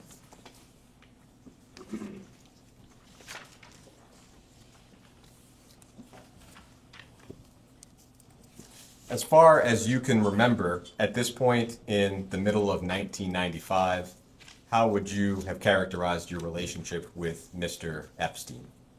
It would be virtually non-existent. Do you recall any other interactions that occurred between yourself and Mr. Epstein during your time in office that have not already been mentioned today? No. I think I've told you everything I know. In October of 1999, toward the end of your time in office, we know that Epstein contributed $20,000 to the First Lady's joint fundraising account. Would you have any memory or knowledge of that particular contribution? No, is that for a White House related thing? No, joint fundraising, he means the Senate. Oh, no, I didn't know that. Okay, I am going to move to the years after your presidency. We'll do this in chronological order as well. Your second term ended in January of 2001. In December of 2001, the New York Post reported that you and Miss Maxwell had dinner at a New York City restaurant called Nello's. Do you have any specific recollection of that dinner? No. How do I know? I didn't. Nor do I remember the article. So moving into 2002, you touched on this in the previous round. It sounds like there were two meetings. We don't have exact dates for them, but one of them was at your office in Harlem with Mr. Epstein. The other was at Mr. Epstein's home in New York City. Could you just repeat for us, what do you recall about each meeting, maybe starting with your office in Harlem? I just remember that sometime in 2002, I think, he paid a visit, and he had become, I think it was either after or just before we started the flights. But he obviously was going to be a serious supporter of the foundation, and I think he paid a visit. I was flattered he wanted to see my office. I liked it. And then the meeting at his home in New York City, did I hear you say in the previous hour that Mr. Epstein was not actually there? I said that when I wrote my book and talked about it, and when I've talked about it in the past, I realized I talk as if he were there, and of course he was there. And I started trying to picture the nice man on the staff that showed me around. And now I'm just being honest, I don't remember whether he was there or not. He could have been there, but I don't remember. As far as you can recall, would the purpose of that meeting also have been related to Mr. Epstein's support of your work through his plane, for example? Yeah, the reason we went by, regardless of who was there, was that my staff we finished an event in New York City that at a place, and Lord knows how many I've done since then, I don't remember what it was for, but it was in New York City. And my staff said, we're only a couple of blocks from Epstein's house. It's a converted elementary school. He's very proud of it. And I think, it'd be a nice thing to do since it's early. You could just go by and take a look at it. So that's what we did. Do you recall seeing anything or anyone in his home that was suspicious or reflected abnormally young women or girls? No, the only people I saw there that night were staff. And him if he was there, I just don't remember. Do you recall seeing any images of young girls or women at Epstein's home? No. So, moving to some of the travel on Mr. Epstein's plane, and we have specific dates for a lot of that, I'd like to move through that chronology of known trips, just one at a time, in order. To begin, flight logs indicate that on February 9th of 2002, and we'll give you the logs, you flew on Mr. Epstein's plane from Miami to Westchester County, New York, with Epstein, Maxwell, and some others. And you mentioned this flight in the previous round as well. I will introduce that flight log as Minority Exhibit D. And we'll give you a moment to receive that and take a look at it.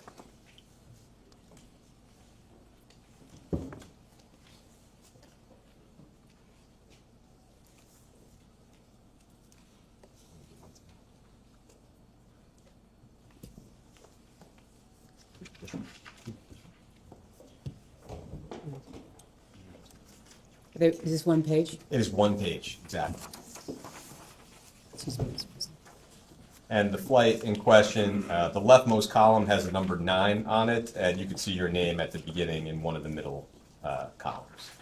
Excuse me, Yeah. at the top, it says 15. Are you talking about a date? Could you just? Yeah, the one on February 9th. Thank you. Sure.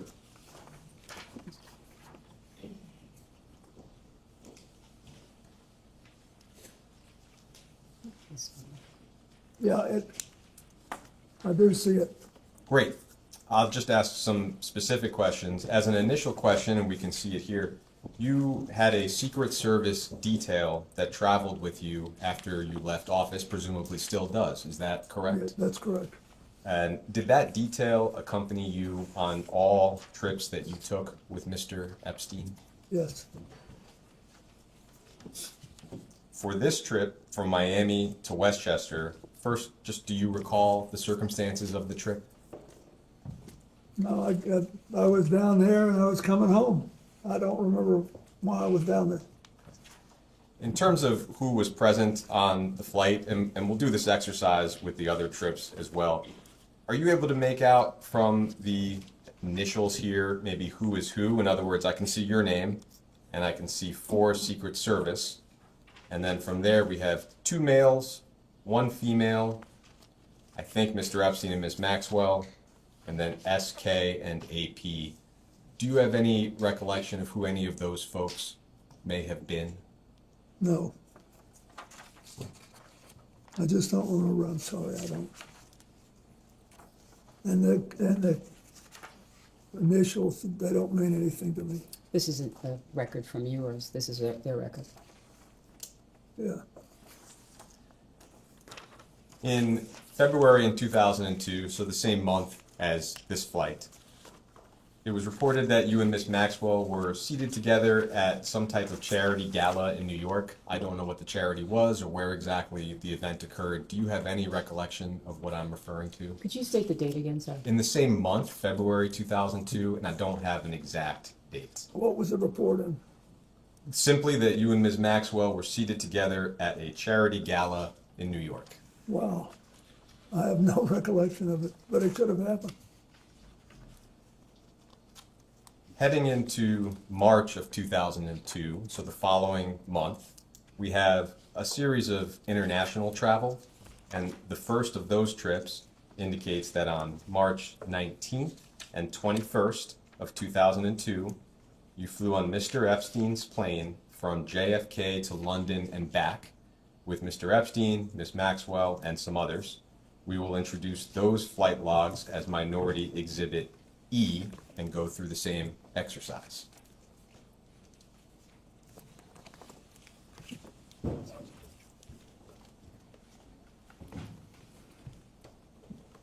Thank you. and that's the 19th and the 21st.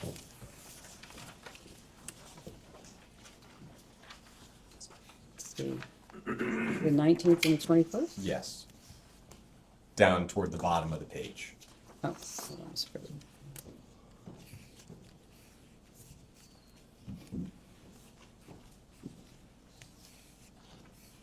Was this a flight to London? Yes. Yeah, this says we had 10 Secret Service agents. So I guess just to start with, do you recall the circumstances or the reason for this trip? And this was when? This was March of 2002. I don't, but keep in mind, there was a lot of stuff going on. India, in the late January, 4 days after I left office, had a horrible earthquake. And lots of people died. And I called the Prime Minister of India, Mr. Vajpayee, who belongs to the current leader's party, but was much less uber nationalist. And I asked him if I could help. And he said, yes. He said, I have the money and organization to fix the big cities, but not the smaller towns. And we need schools, we need hospitals, we need all this stuff rebuilt. Will you help? So that's the first thing I undertook to do, even before the AIDS thing, after I left the White House. So I was there. So by March of 2002, the next year, we were still working on that, and then the South Asian tsunami hit in December. So I was doing all this stuff and also trying to get set up at home too. So that's why it sounds unusual for me to have 10 Secret Service agents, but I must have been going to several stops. And is it the same for you when you look at some of these names? I can make out the name Naomi Campbell. Do you have any recollection of Naomi Campbell being on this flight? Naomi, when we went to Europe once, I think she went on one, but she was a friend of Doug's, and that's what I remember. Let me see. Yep. And Jeffrey, Ghislaine, I don't know who the other people are. Looks like Doug Band is listed there, and that... Yeah, he's there, but SK, I don't know who that is. Okay, great. Thank you.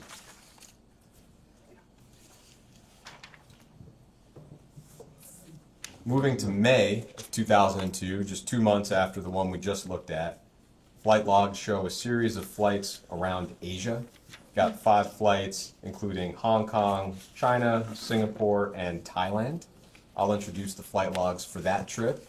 Just take a look at it together as Minority Exhibit F.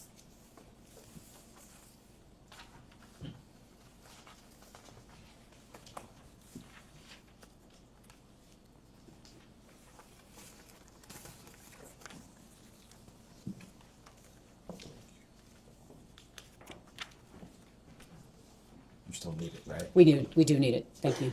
Oh, great. Thank you very much.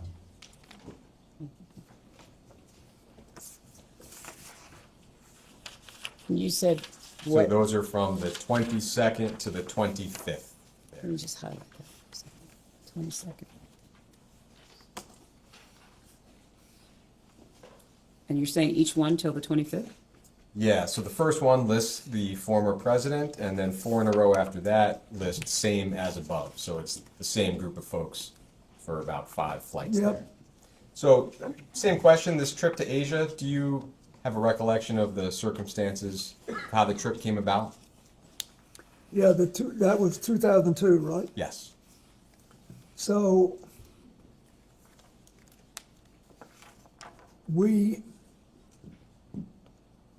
and when was the tsunami? Was it at the end of 2002 or the end of 2001? That I'm not sure of. Just to the best of your memory, you have to share what you know. Anyway, to the best of my memory, this was a trip to raise funds to organize our health network in Asia, which was basically designed to deal with AIDS, but also I was heavily involved in the reconstruction of India after the earthquake there. And was asked to do it by the Prime Minister and later by the UN. So I was involved with that. And do you have any recollection of who these individuals on the flight were? For example, there are a few female names. I think one is Janice, one is Jessica. When you look at the log, do you have any recollection of who's who? No. Do May you, have been a flight attendant, I don't know. do you have any recollection of the flights themselves?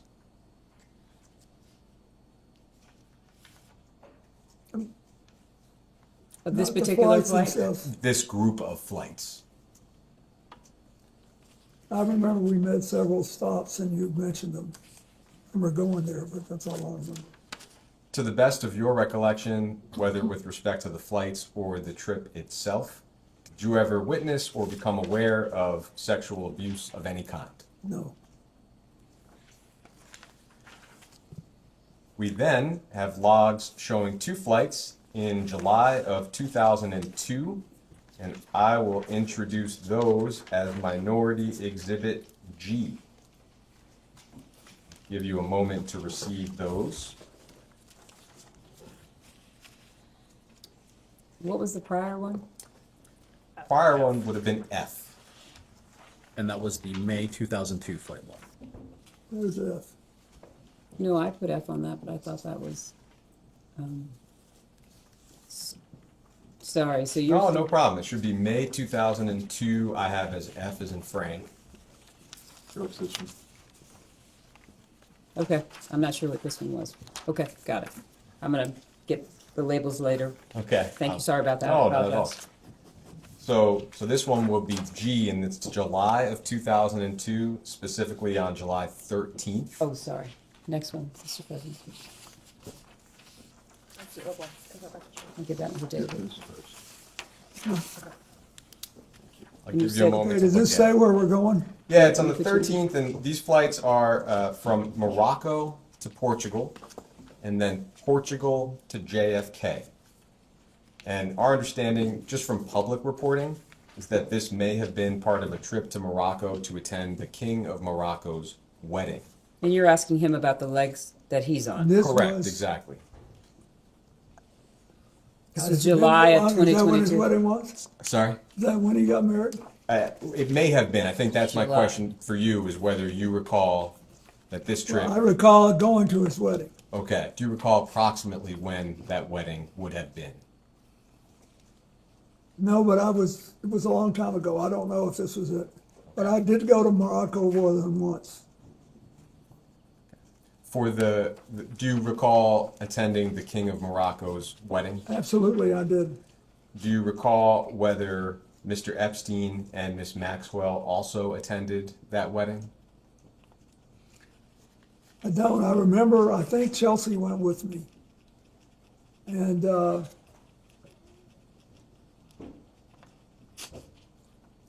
remember because my late mother-in-law loved Morocco, and Chelsea was there with her once and she wanted to go. So we went, and it was really nice. I was very close to the king's father, and I marched in his funeral when he died. And so they had this wedding and we were invited, and I very much wanted to go. Hillary was working and didn't go. Chelsea did, and I think Huma was with us too. I think There's been some reporting that you may have invited Mr. Epstein and Miss Maxwell to the King's wedding. It sounds like, but please you tell me, do you have any specific recollection of that? I don't remember. Do you have any specific recollection of these two flights, which may or may not have been part of the King's wedding? They're from Morocco to Portugal and Portugal to JFK. Mr. Epstein and Ms. Maxwell were on the flights, as well as yourself. When I was coming home. He's just asking you about these two legs, and he's asking you, do you have any recollection of these two legs of the flight? No, I remember the wedding very well and all the stuff that happened, but that's all. I don't remember the coming or the going. Thank you. In September of that year, we have the trip that I think a lot of folks are aware of. This is a trip to Africa in September of 2002. The trip started at JFK, ended in London, stopped in Ghana, Nigeria, Rwanda, Mozambique, and South Africa. Some high-profile figures were on board, including actor Kevin Spacey and comedian Chris Tucker, as well as Mr. Epstein and Ms. Maxwell. I will introduce those flight logs as Minority Exhibit H. I'll give you a moment to receive them. Thank you.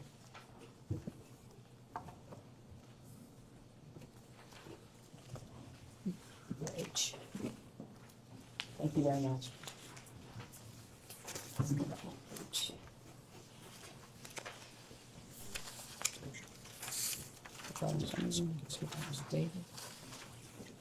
So this is a two-sided document, and the flights are the bottom half of the first page and one flight at the top of the second page. Starting at the 21st? Yes.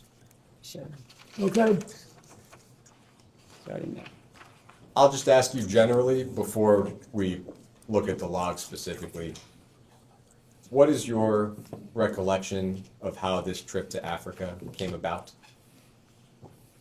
Well, this is where most of our work was going to be done. And what month is this?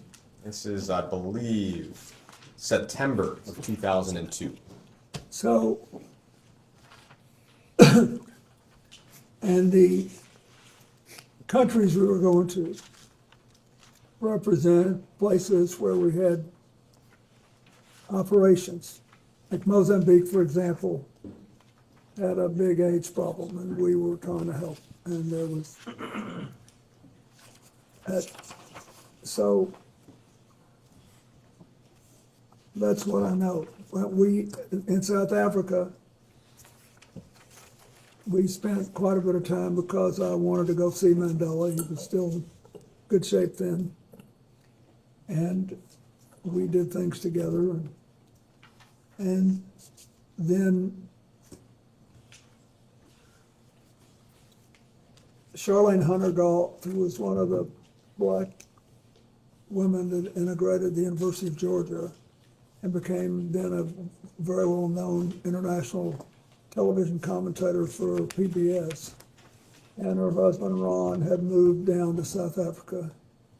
And they were longtime friends of mine. We had celebrated the 150th birthday of Arkansas together in Little Rock. We were longtime friends. And so we went to visit them, and she threw a big cookout for us. And it was a funny time. Chris Tucker and Kevin Spacey imitated me. So a lot of these names on the logs are hard to make out. Do you have any specific recollection of who was on board those flights? He's not asking you to review and try and see if you can read their names. He's asking you what your recollection is. It says Shante Davis was, and she worked for Jeffrey. And I think it was discussed in the previous round, but that well-known photograph of yourself and Miss Davies, what is your recollection of the extent of your interactions with Miss Davies on that trip? Where were we? In Africa. No, where was the photograph? I think it was at the airport on the way to. That's it. I mean, we had a good relationship, but it was entirely proper. I never had any personal contact with her, if that's what you imply. And am I right that while on that trip, whether the trip or the flights, did you ever witness or become aware of sexual abuse of any kind? I did not. Thank you. Thank you, Mr. President. Thank you. We have a series of questions from some of the members in the minority. And so I'll be calling them up as we go through. And thank you. Just want to also again thank you for being here and answering all the questions. We appreciate that and for your service. Just two clarifying questions. One that was asked during the Republican hour, and I just want to have you reiterate it for the record. Either during or after your presidency, were you ever made aware of Jeffrey Epstein having any kind of relationship, directly or indirectly, with a foreign intelligence agency or service? And I ask because we've received a lot of interest and communication about that topic, and so I want to give you a chance to answer that again if there's anything No, else. I wasn't, and I understood why now when you showed me the passport, but I wasn't. I didn't know anything about that. Thank you.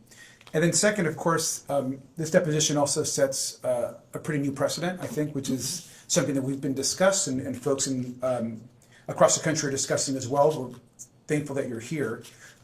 We believe in the minority that President Trump should also answer this committee's questions. He's someone that is mentioned almost more than any other person beside Ghislaine Maxwell in the Epstein documents.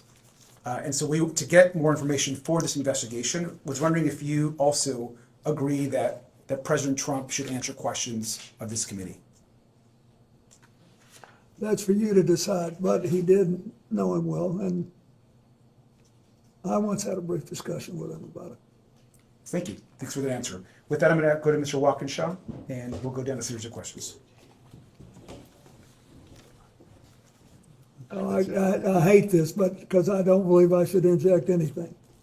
But I do not want to leave the impression, but since there was no follow-up question, the president never, this is 20-something years ago, never said anything to me to make me think he was involved in anything improper with regard to Epstein either. He just didn't. He just said we were friends, and then we had a falling out over a land deal, property deal. That's all. Thank you. Could I ask very briefly, Mr. President, Sure. if you recall, what were the circumstances of that conversation, or at least let's start with when did the conversation occur? It was on his golf course. And there were a couple of years there when Joe Torre, who had been the manager of the Yankees and was a friend, and had a tournament, a charity golf tournament, called appropriately for this investigation, the Safe at Home Foundation. And it was designed to combat domestic violence, of which Joe Torre had been a victim as a child. And so I wanted to support it. And so Donald Trump gave him the golf course in New York to have a tournament on, and I played in it a couple of times. And the day I was there, he would typically, Donald Trump would come out and play a few holes with us. And he somehow knew I had flown in Jeffrey Epstein's aircraft, and he said, you know, we had some great times together over the years, but we fell out, all because of a real estate deal. And he said, I'm sorry it happened. That's all. Do you recall whether President Trump was the first one to affirmatively bring up the subject of Jeffrey Epstein? No, but I'd be shocked if I did. I just don't do that. Do you recall whether President Trump elaborated at all on the great times that he had with Jeffrey No. Epstein? No, and at the time, I didn't put any, sexual spin on it. And as far as you recall, President Trump characterized the nature of the ending of their friendship as being solely due to the real estate bidding. That's what he said. Thank you. But I didn't think much about it at the time. And, it was 2 minutes and then we were gone. As far as you recall, have you had any other conversations with President Trump related to Jeffrey Epstein or Ghislaine Maxwell? No. And your best recollection, if you have one, of the year that this conversation occurred? be 2002 or 2003. Thank you. But Thank you, Mr. President. Good afternoon. I just want to focus again on Ghislaine Maxwell. First, I'll ask you just to reiterate, did you ever at any point during your interactions with Ms. Maxwell know about the sexual abuse she committed and facilitated against minors and women? no. When did you learn that she had engaged in crimes against girls and young women? When the first evidence came out, when was it, in 2019? Okay. And have you ever engaged in sexual activity with a person introduced to you by Ghislaine Maxwell? No. You're aware that she was convicted of crimes, as we discussed, and you're aware that she's currently incarcerated as a result of her federal conviction. Yes. Maxwell received a 20-year sentence for her crimes. Are you aware that she has repeatedly called on President Trump to grant her clemency, and that she has said that you and President Trump are not guilty of any wrongdoing with respect to Epstein? I know that now, yes. In your opinion, does she deserve or should she be granted clemency by President Trump? I don't think I should comment on that. I don't know anything about President Trump other than what I've already told you. And I thought it was a mistake to pardon everybody in the January 6th case. And I think that this thing was really hard for me when it came out because we had been friendly with Ghislaine. I was sad, but it was terrible what she did, and she has to be punished. Somebody besides me should make a decision on what it is. So she got 20 years, and there it is. Okay.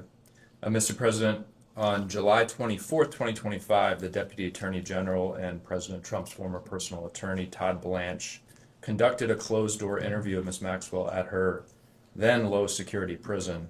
On August 1st, 2025, just a few days after that interview, she was transferred to a lower security prison where she's afforded a list of amenities, personalized meals, playtime with puppies, a transfer that I think most Americans agree is inconsistent with a very serious crime she was convicted of. Do you have any opinion on her transfer to that lower security prison and the amenities she's been granted? Did it seem strange to you when you learned of that? I think you're in a better position to find out what happened than I am. Okay. When you were President of the United States, was it common for your Deputy Attorney General to directly conduct interviews of witnesses and or federal inmates? Was it? You were there. You have to testify what you know, He's what asking, you recall. yes, he's You asking, recall if it did you was. ever send a Deputy Attorney General to To the best of my knowledge, I did not do that. All right. Thank you, Mr. President.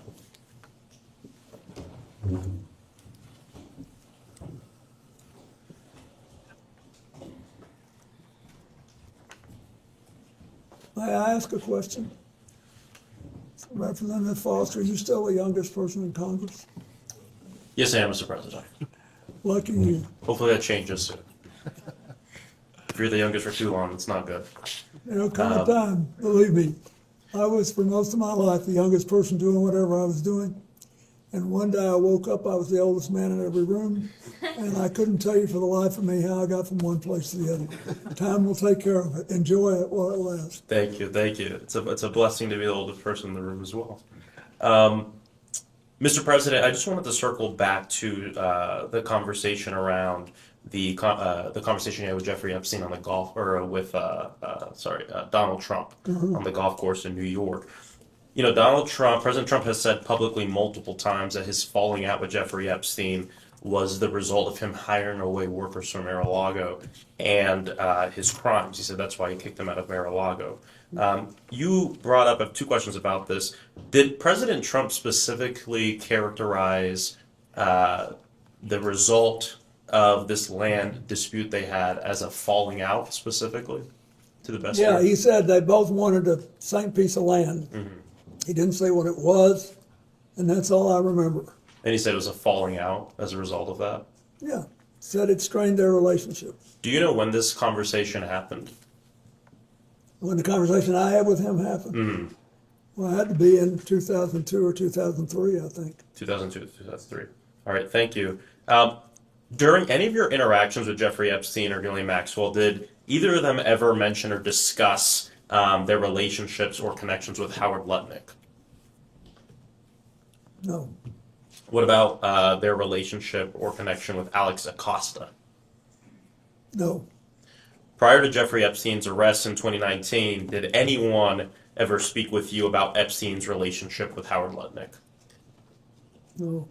And what about Alex Acosta? No. Okay. Thank you. Those are my questions.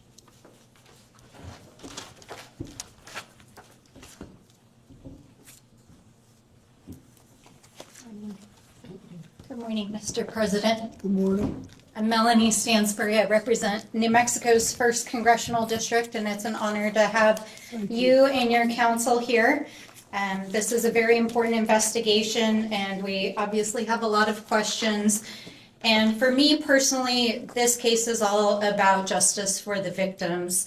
And I really appreciated in your opening statements, your statement about nobody being above the law, including a president. And I think it's important that we are setting the precedent for Congress establishing oversight and subpoena power over a president. And I believe Donald Trump should and will ultimately be in front of this body. And I also appreciate what you said about women and girls who were abused by Jeffrey Epstein deserving justice and healing. And that's where I'd like to focus my questions. And in particular, I want to focus on 3 survivors who have shared stories that involve you. So I want to begin with Maria Farmer. Do you know who Maria Farmer is? Maria Farmer was employed by Jeffrey Epstein and abused by him for a number of years. And she first reported her abuse to the New York PD and FBI in 1996. And she states that she has personal knowledge that you visited Jeffrey Epstein's house 3 to 4 times while you were the sitting president between 1995 and 1996. And she says she knows this based on photographs that Ghislaine Maxwell showed to her, as well as discussions with the staff. So let me ask you, Mr. President, did you visit Jeffrey Epstein's house while you were president? I do not remember doing that. I do not believe I did. How do you explain this discrepancy? Objection calls for him to speculate. I can't speculate. But all I can tell you is I don't remember being there. Okay. Moving on to Virginia Roberts-Giuffre. Are you familiar with her? Mm-hmm. As has already been established, she has stated in numerous sworn statements, including a sworn deposition in the Maxwell trial, that she saw you on the island with Jeffrey Epstein. And in fact, this morning, her family shared her diary with me. And in it is a quote wherein she writes, quote, Bill Clinton met 2 times island with 2 girls, CT, GM, and JE. What is your reaction to that? It's not true.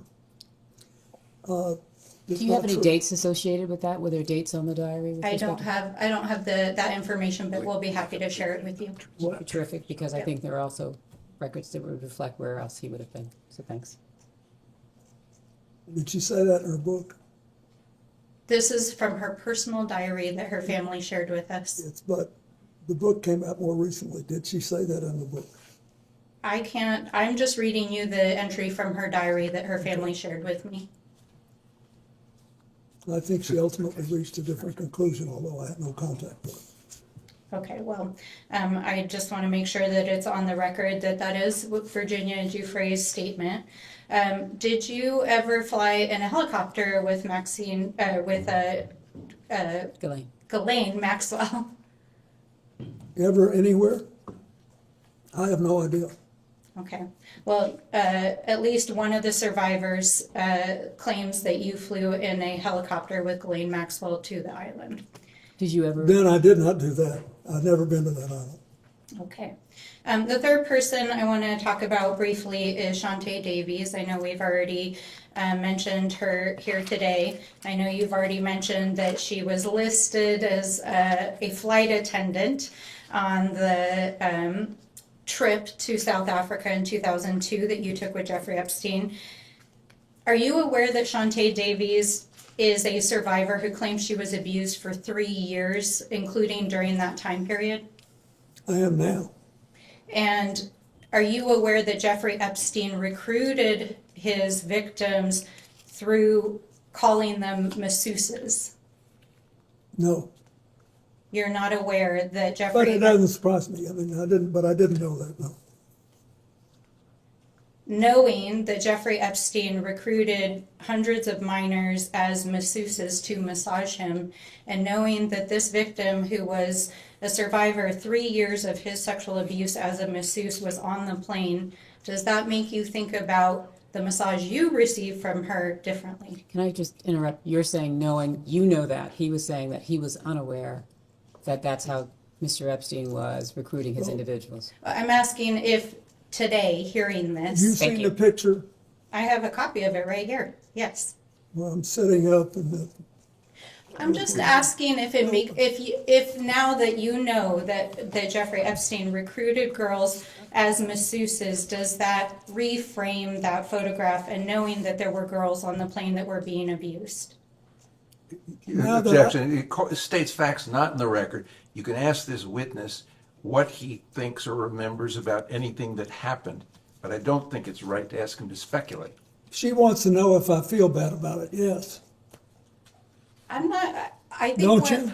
what I'm trying to get at is that there is a culture that surrounded Jeffrey Epstein in which rich and powerful people saw young women that were survivors who were being abused and didn't say anything and didn't do anything. So is your question- Part of what I'm trying to do is to ask you, we know there was a survivor that was on the plane. You've stated that you didn't know she was a survivor. I understand that, but I'm asking now that you are aware that Epstein was recruiting survivors as masseuses, does this make you rethink what you saw as you were traveling and interacting with him? So he has already spoken to... Wait a minute. I want to make sure that you are clearly answering her question. He's already stated what he saw and what he knew. And so what you're now asking him is, given what you've now shared with him, does he think any differently about what he saw and what he knew? Thank you. Yes, thank you. I wish Shantae had told me. I liked her. Mm-hmm. But I didn't think it was anything unusual. I can't tell you how many airplanes I've been on where rich people asked me to go and they had someone offering a massage. You know, all these boats that you go on and all that, they all do that. And usually I don't do that. I'm not into this. Well, that certainly raises some other questions about people offering free massages on boats, etc. But I do want to enter a couple of exhibits into the record, and I know counsel is prepared to pass them out. And while that is occurring, we're going to introduce this exhibit. What is it?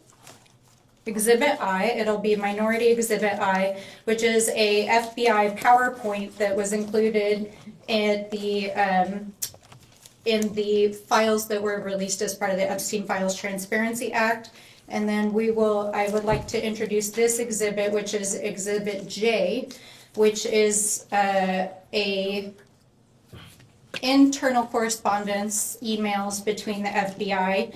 And though I'm short on time, what I'll describe in both these exhibits is that your name appears in FBI tip sheets as having attended parties in Jeffrey Epstein's presence in which sexual activities were occurring. Did you ever attend a party of any kind or an event with Jeffrey Epstein in which sexual activities were occurring?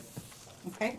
And then finally, there will be many millions of people that watch this deposition. What would you like to say to the survivors directly? That I hope this will produce a sense of finality. And I don't think that'll happen till the government starts holding on to all the records. I think that, the records should be released. And then I think that we need to come up with strategies to help people who can't get over this get better. And the most important thing we do, I think, besides treat the victims right, is increase the guardrails that will set off alarm systems and stop other people from doing the same thing Epstein did. Thank you very much, Mr. President. Thank you. Thank you. We had an additional member join us in the interim. Could that member just identify themselves? Absolutely. Hello, Mr. President. My name is Nick Lankerty. I represent New York's 23rd Congressional District, Buffalo suburbs, rural southern tier. Thank you for being here today. Just for the record, with time check? We've got about 5 minutes left in this round. Thank you so much. I think it's fine. Congressman, how are you? Thank you, Mr. President. Thank you for being here and for your time today. Thank you for your service. We have, as you know, in the files that were released, there were several photos that included you. And we have an exhibit here. That's just one of the photos. And Exhibit K, Minority Exhibit K. Yep. And we'll have that passed around. And what we're trying to get at is some context for the public on whether you remember this photo and any details you may be able to provide us about it. So do you recall the details of this photo or recall the photo being taken?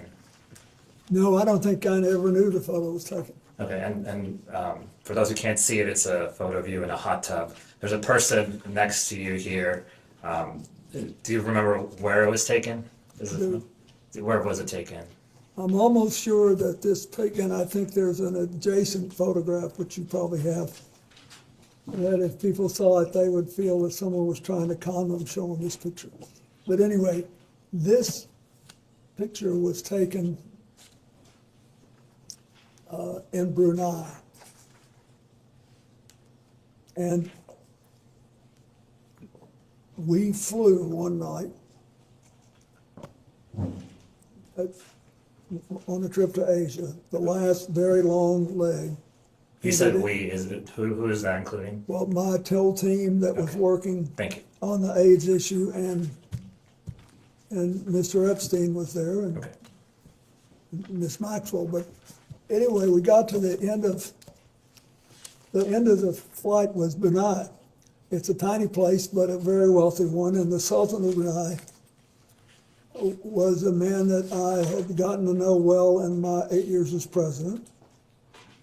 And his first involvement with international matters was basically to join the Asian Pacific Economic Leaders Conference, which I started and which he attended. And so, and then he was very proud of that. And he hosted, his time came to host it. You know, you do these things in rotation. And it came at either at the very end of my term or maybe the next year.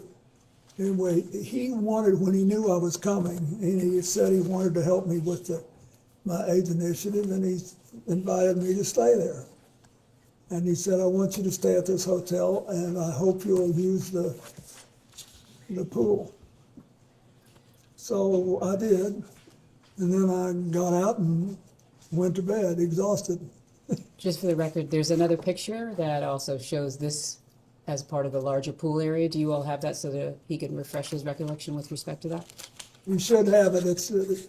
It's quite enlightening. If you watch this, Yes, it's noted. It'll Yes. give you a different feel. Thank you.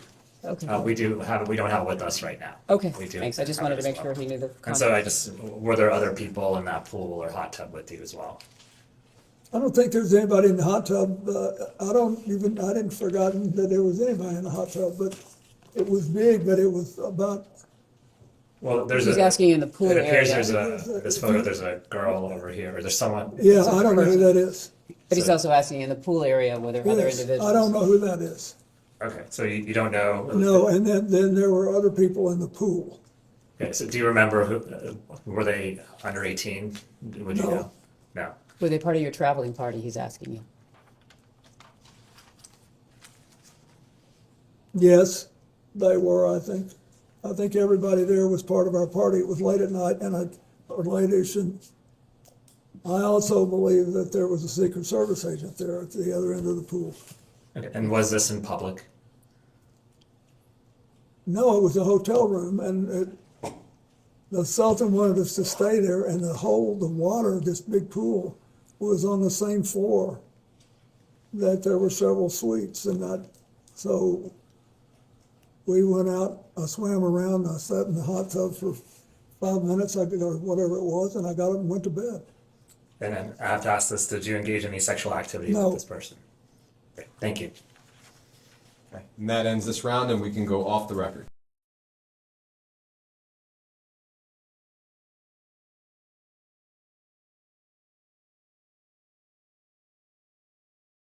All right, we'll go back on the record.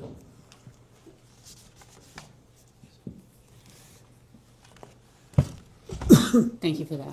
I appreciate it. Yep.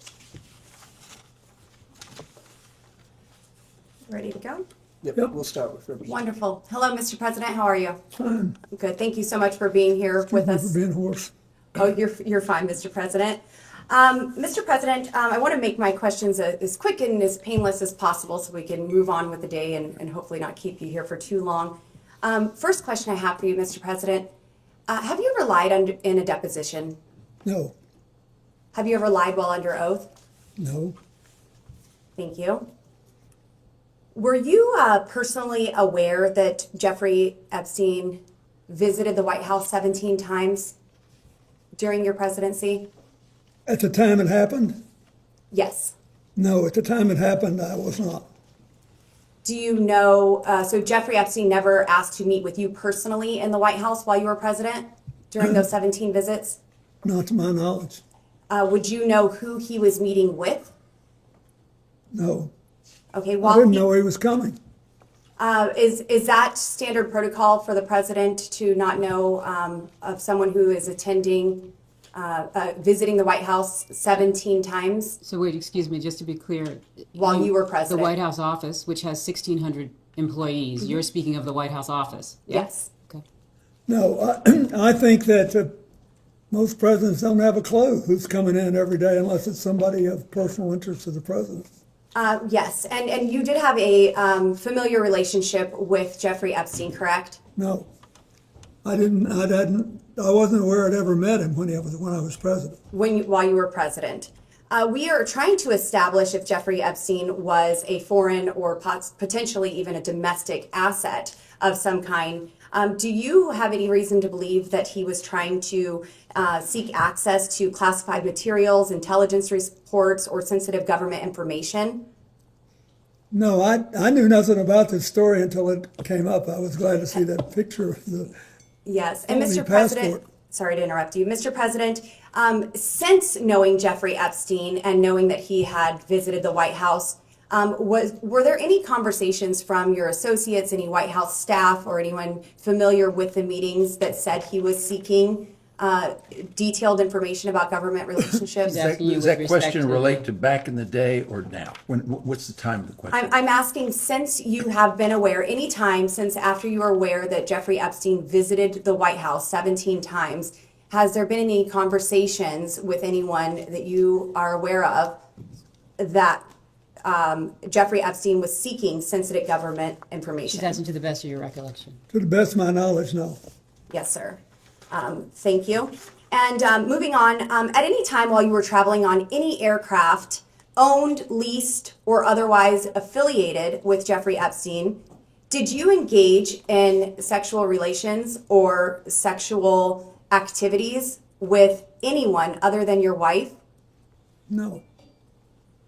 During any such flight, did you witness or have knowledge of any other individual engaging in sexual activities with any female passengers? No. In 2002, you participated in a 10-day multi-country trip to Africa while traveling on a Boeing 727 owned by Mr. Jeffrey Epstein. This trip was organized by Ghislaine Maxwell. Do you recall this trip, Mr. President? I recall the trip, but I don't know that it was organized by Ghislaine Maxwell. Yes, I sir. believe we were going places that I needed to go for my work in Africa. Yes, sir. Internal FBI records describe the aircraft as having a section with couches adjacent to which a sliding glass door leading to another compartment. There was a bed. Are you familiar with the layout of this aircraft that you traveled on? I'm familiar with the fact that there was a bench that turned into a bed at the end of the passenger seats. And no other bed you are familiar with Did you ever go into any part of the aircraft with a bed that you perhaps lied on or utilized? I'm familiar with the bench. Yes. It turned into the bed. Yes. I do not believe I ever went into the back section. At any time while traveling on such aircraft, do you remember utilizing either the bench that laid? I'll keep it as one option for now. Do you remember utilizing the bench as a bed? Was it laid out as a bed? Do you remember? I don't remember, but that doesn't mean I didn't. I'm familiar with the note. Yes, sir. FBI internal records relay testimony from Dr. Greg Bledsoe, who participated on the 2002 Africa trip. Did Dr. Bledsoe describe multiple millionaires? Dr. Bledsoe does describe multiple millionaires and billionaires on the plane. Do you remember any of the names of those individuals, potentially even the actor Kevin Spacey? Yeah, Kevin was on the plane. Did Dr. Bledsoe also describe, he also describes multiple young women were present on the flights and that Maxwell appeared to be in a position over the girls on the plane and was directing the girls. Can you describe the purpose of these women participating in this multi-country Objection to trip? form of the question. You have no objection to you asking the president what he saw, observed, heard, but he can't possibly speak to what Maxwell was in her mind. Did you witness, Mr. President, Ms. Maxwell appearing to be in the position over other girls on the plane and possibly directing the girls? Well, I thought that she was Epstein's top aide and that she was basically in charge of what happened. What did happen, Mr. President? I don't know. I mean, I've already told you this. I'll tell again. I never saw anybody do anything wrong. I thought they were flight attendants. Do flight attendants typically wear tank tops and jeans? They don't all wear uniforms on private planes. Yes, sir. Most are dressed probably pretty business class. But So, moving wait, on. His testimony was, with respect to private aircraft, people are not wearing uniforms. Mm-hmm. Correct. Dr. Bledsoe described at least one of the girls serving as a masseuse. At any point, did you or other male passengers receive a massage from this young woman or any other young women who are described as a masseuse? Well, I've seen one picture that shows that in a airport waiting area, one of the women was massaging my neck. That's all I've seen. Have you received more than one massage from these trips with Mr. Epstein and the young girls that were present? I don't recall them, but the problem I remember from that trip was that my neck had spasmed and I was in, and so they offered to help and I let them help. One left. She asked whether or not you recalled any other massage No, I trips. do not. Thank you. Mr. President, moving on to my next question. Submitted to the record, we have a painting that seems to be of you, Mr. President, found in one of Jeffrey Epstein's residences wearing a, I would categorize it as a famous blue dress worn by the White House intern, Monica Lewinsky. And I have this image here. This image is being passed around. If we need to go off the record while we do that, we can. I can take a picture. Do you have a question? It will be marked as Majority Exhibit 15. Proceed. Thank you. So, Mr. President, we are looking at an image of a portrait that is looks to be you, Mr. President, in this blue dress. Can you describe this painting? And he doesn't need to describe the painting. You just gave him a picture. What's your question? My question is, are you familiar with this painting? Have you ever seen it in person? I've never seen it in person. Do you know why someone would paint this Are you asking him to Objection. speculate? That's calls for speculation. You can ask the artist. And if I had known Jeffrey Epstein had this painting, it would have saved me this whole day. Did you ever introduce Epstein to Monica Lewinsky or any other young female White House staffers? I did not. Did Epstein ever request introductions to young female intern staffers of you? Did he request you to introduce them? And one regarding this exhibit 15, this portrait, to the right of this image, there appears to be a plain letterhead document that is framed in a gold frame.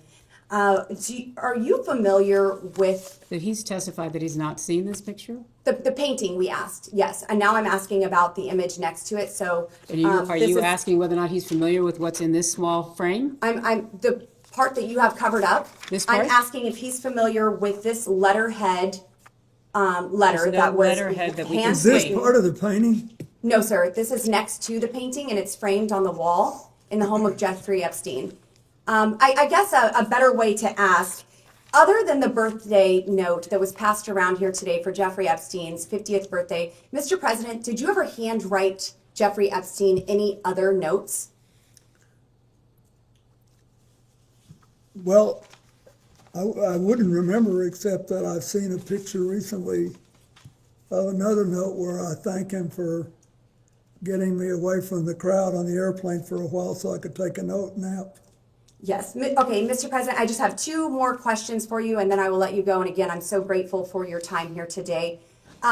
We also have another exhibit from the committee, and it's page 49, I believe, and the, how do you want to classify this one? It will be marked as Majority Exhibit 16. In this is a portion of Virginia Giuffre and her testimony. And in it, she is referencing you, Mr. President, and says he, Mr. Clinton, told me long ago that everyone owes him favors. They are all in each other's pockets. She's asked, I'm sorry, maybe that wasn't you that you was referencing, Clinton. I'll start over. He told me long ago that everyone owes him favors. I believe that's referring to Mr. Epstein. They're all in each other's pockets. Sorry, could you, what line are you starting at? Yes, ma'am. I'm starting at the first line, and I do believe I incorrectly said that she was referencing Mr. Clinton. So to correct that. So she's not referencing. Correct. She's not referencing President Clinton. She's referencing instead who? I believe this is Jeffrey Epstein that she is referencing here. Thank you, Ms. Bober. Thank you. And then she's asked, would you say you asked him why Bill Clinton was here? And Virginia responds on the island, where he was here, on the island. And she goes on to say, excuse me, can you clarify who JS is? Can we look and see who JS is? It says V and then it says JS. So yes, is this I will get you that name. But this is a Here, I can pull it conversation up right between here. two people, or is this a Yes, transcript of a deposition? This is a transcript of a deposition, yes. Thank you so much. It says telecon at the top. Doesn't appear to be a deposition. It says, What do we Telecon. have this as? I'm not objecting. No, that's fine. And we could go off the record if you want, just to get this. I don't have this. So this is, go ahead. We'll go off the record.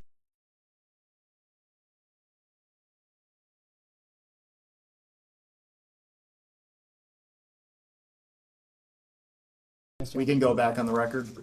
Thank you very much. And this is a long dialogue between Mr. Jack Scarola and Virginia Giuffre, and I will summarize this. It is mentioned by Virginia that everyone owes him, presumably Jeffrey Epstein here, favors. Mr. President, were you ever in the position to owe Jeffrey Epstein a favor? I didn't consider that. I thought we had an understanding about the airplanes, that he would let me use the airplane to set up my AIDS programs around the world if I'd agreed to talk to him for an hour about economics and politics on every long leg. I kept my word, and he seemed to honor his. Were there any sensitive government topics ever discussed in those conversations? And also here, just for the Virginia, record, did the court reporter get his response? Thank you so much. Thank you. sorry, I'll try not to talk over you, wrapping up here. Virginia Giuffre is also asked in this document. The same one you handed us? Yes, ma'am. So we should be looking at? This is 1, 2, 3, 4, 5, 6, 7, 8 lines down. JS is speaking. Were sexual orgies a regular occurrence on the island at Jeffrey's house? Yes. My question, Mr. President, were you ever aware or engaged in any of these sexual orgies? Are these on the island where he's testified that he's No, not ma'am, been on the I island? was never on the island. Were you ever on any island in the Virgin Islands? To travel for a trip with his wife, which is on the public record? I'm With sorry, Jeffrey what's your Epstein? question? No. You were never in the Virginia Islands, In the Virgin Islands with Jeffrey Epstein, no. Okay, thank you. Mr. President, there's been new information that has come out regarding the autopsy of Mr. Epstein. I would just like to ask you personally and directly, do you believe that Jeffrey Epstein killed himself? Are you asking him to speculate on how Mr. Epstein died? I'm asking what the President thinks of. So you're asking his opinion? Mr. President, was your friend Jeffrey Epstein Are suicidal? you classifying him as a friend who he has testified that he was has friendly? called him a friend in a letter. He said he was friendly, but not. You've asked for his testimony. Mr. President, do you believe that Jeffrey Epstein was suicidal? Do you know? Was he ever She's asking for the suicidal? best of your I understanding. don't know. I only know what the medical finding was. I think maybe That's it. he finally got caught, and I don't know. I've accepted it in my own mind. I don't know what happened. Mr. President, what did you accept? That he killed himself or that he did not? That he did, but I don't know. Yes, sir. And Thank you, neither do Mr. you. President. We don't. None of us know. We weren't there. Mr. President, it's been an honor. Thank you. Thank you.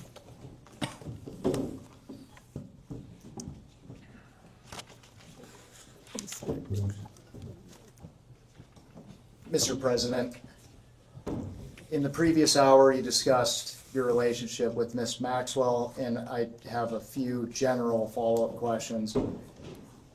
And I may make you repeat yourself, but I'll try hard to not ask you questions you've already answered. First, can you characterize your relationship with Ms. Maxwell after your presidency?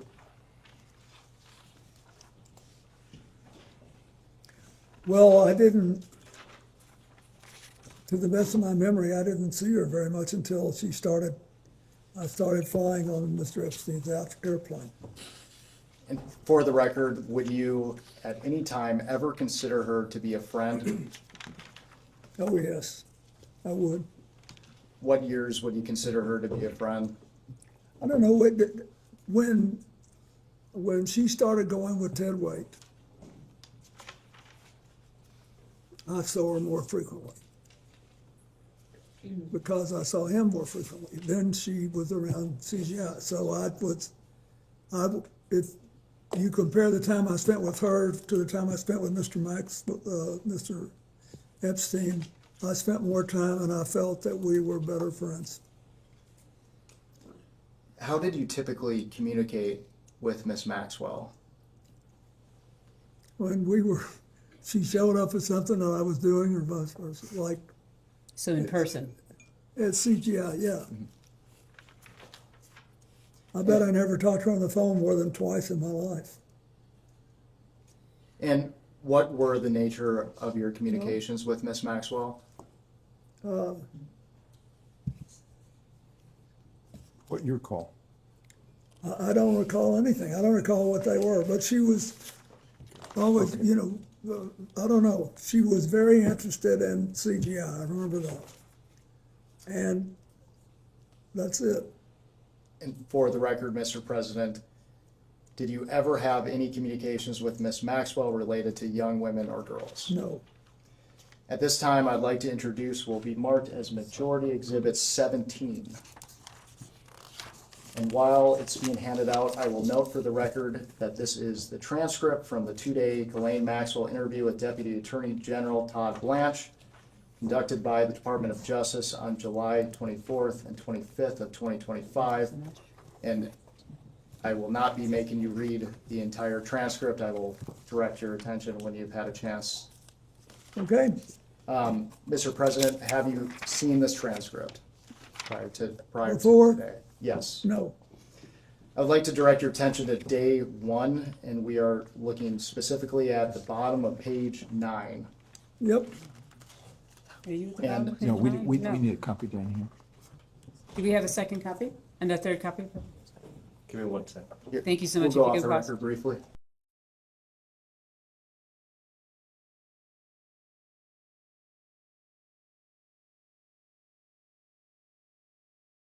We will go back on the record.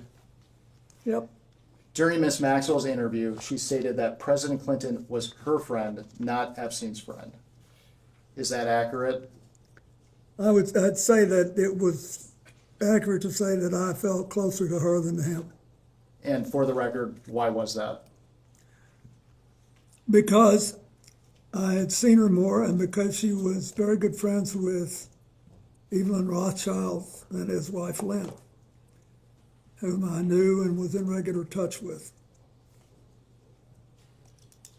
And then this part is in there too. And Okay. You're on page 9. That's good. Just want to make sure you're reading the right section. She characterized your relationship with her as warmer. Is that yes, your Would question? Would you agree with that? Warmer than with Jeffrey Epstein? Correct. oh yes, but it was not in any way sexual. At this time, I'd like to direct your attention to day 2 of the transcript, and now we are looking at the bottom of page 12, and it is page I see it. 258 and 259. This is interesting. Wait, pardon me, sorry, I'm not with you. The bottom of page 12 says 42 to 45. Of day 2. Oh, sorry, I apologize. Okay, Day 2, page 12, Yes. page 252. 257 to 260. Mr. President. Okay, 258 and 259. okay, got it. Can you hold No. 1 second? Can you wait?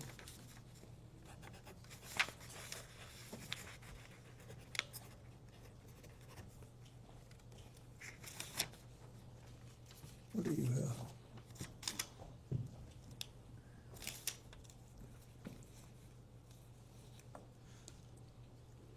$258, $259. Correct. Got it.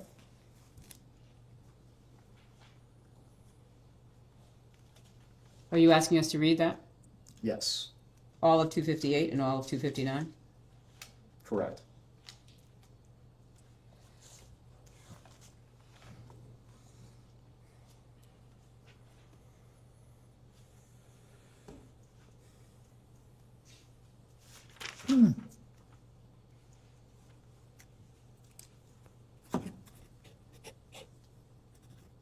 Okay, is there part of this you want me to read? No, No. he has a question. He wants to make sure you've You read read through two- here. two And you've pages. read through here. Okay.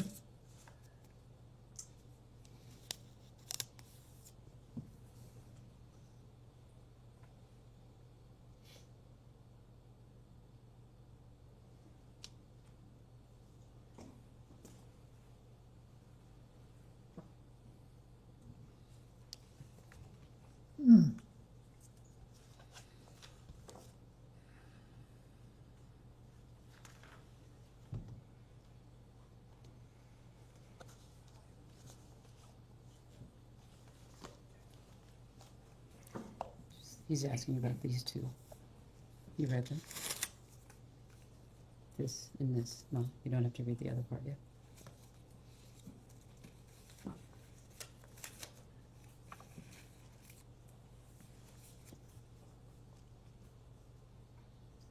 Ready? Yes. Got it. Mr. President, you've had a chance to review the transcript. Here, Blanche asks Maxwell if she has ever visited your home in Chappaqua, to which Maxwell testifies that she had been invited to visit your home. For the record, did Miss Maxwell ever visit your home in Chappaqua? It wouldn't Excuse me, surprise- counsel, the transcript says, I went to the house. Does it say invited? Did I miss that? Maxwell replies after Blanche asks, Got it. why Sorry. did you go to the house? You're right. Maxwell says, I was invited. Got it. I will repeat the question again. Did Miss Maxwell ever visit your home in Chappaqua? I don't recall, but it's quite possible she did. Hillary was a senator. In the beginning, she had a lot of events there. And we knew her. During the same exchange, Miss Maxwell implies that she may have been just driving past Chappaqua and stopped in if you were home. Did this ever occur? If you don't. Not that I remember, but I may not have been home. But Mr. President, is it common for people to just stop by your house? No. There And for are the more than record- one or two people who would do that. So for the record, you're a former president. Does your security detail allow people to show up unannounced? Well, No. they'd allow them to, but they don't, your question is whether or not the security allows them in. Yeah, they have to be cleared to be able to come and go Thank you. like that. Thank you, Mr. President. I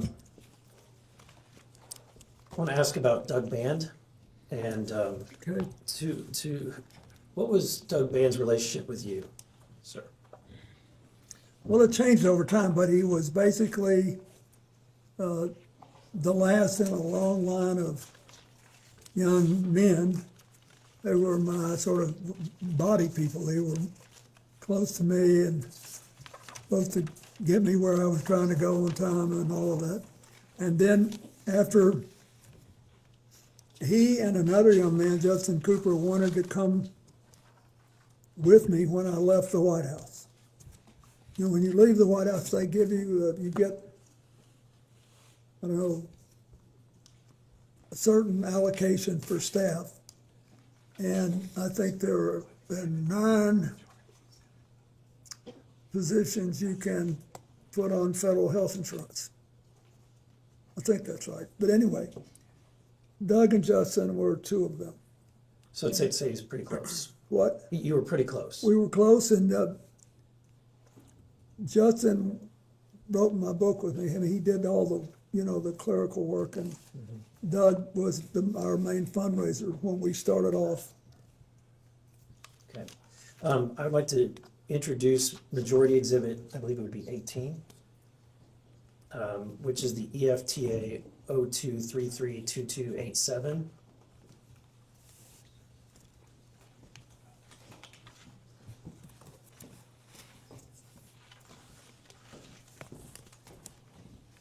Thank you very much. Thank you for that. So this is pretty short. This is an email from Doug Band to Yep, I'm familiar with it. to GMAX, which is commonly known as Ghislaine Maxwell. Yep. It says, for the record, the email states, "You back? Another way to get in touch with me quicker is on my BlackBerry, actually the president's, but we share it." The email that's listed there, WJC, is that your email address? Or was that your email address?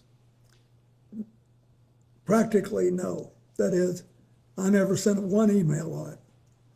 But you recognize that? I recognized it, and I think Doug thought it would increase his cachet if he had an email with WCC on it. And But he's asking you, is this your email, Mr. President? no, I didn't send emails on it. Did you share a BlackBerry with Mr. Band? Well, he says we did, but I think I finally got another BlackBerry. But this was back before, okay, sorry, Mr. President, this is back in, think of the year, look at the year, so you make sure you're answering the question. 2001. Did you have a phone in 2000? Did you have, he's asking you, was this your BlackBerry, or did you share this BlackBerry with him? Well, I'd been out of office then 9 months. Did you have a phone, Mr. President? I don't think I did. I don't, anyway, but the truth is I don't remember. I just know that I did not email. Okay. So you did not email. How often do you send emails? Or did you send emails? Have you ever sent an email, Mr. President? I sent one email to John Glenn, Senator John Glenn, when he was in space at age 77. And I sent an email to the men and women aboard a U.S. ship in the Adriatic during the Kosovo War. Have you sent any other emails, Mr. President? He's asking. Since then, I'm not sure I've sent one. Okay. I'd like to introduce Majority Exhibit I number know that 19. makes me a certified. Which ends in 2335030. Yeah.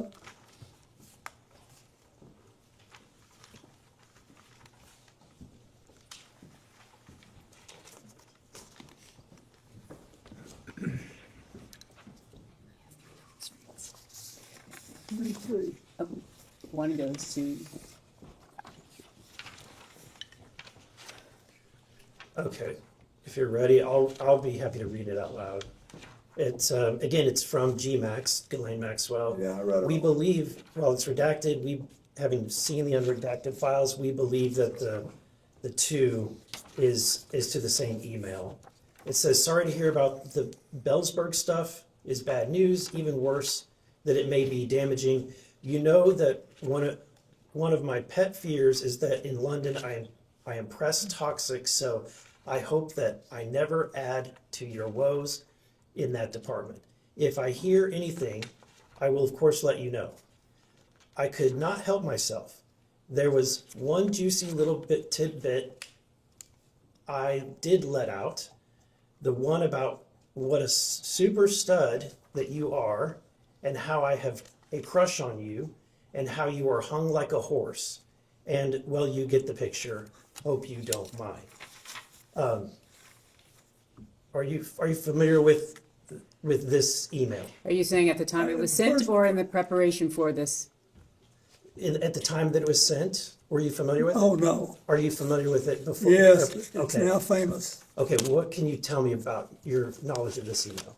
So if his knowledge is only from when he was prepared for this hearing, that would have been with his counsel, or is that what are you asking for outside of any preparation for this hearing?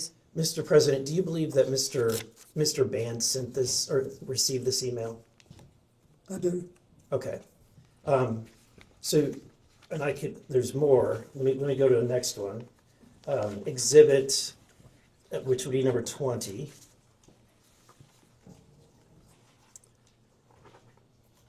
And the answer is, that I Oh, don't wait a know minute, about there's this. no question. Okay. At the time. I would just ask you to clarify whether or not you're asking if he knows about these emails at the time they were sent, or if you're asking whether or not he came to learn about them in the course of preparation, just so that distinction in time is clear. Okay.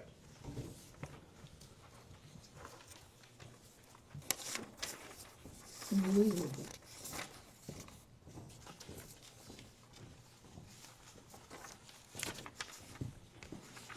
I believe this email is also very short. It's just at the top. Again, it's from the WJC email, same one. And it says, this email is silly. I want to spank bottoms tonight. Who's it from? It's from the same email account, the same email that has been used before, the WJC email.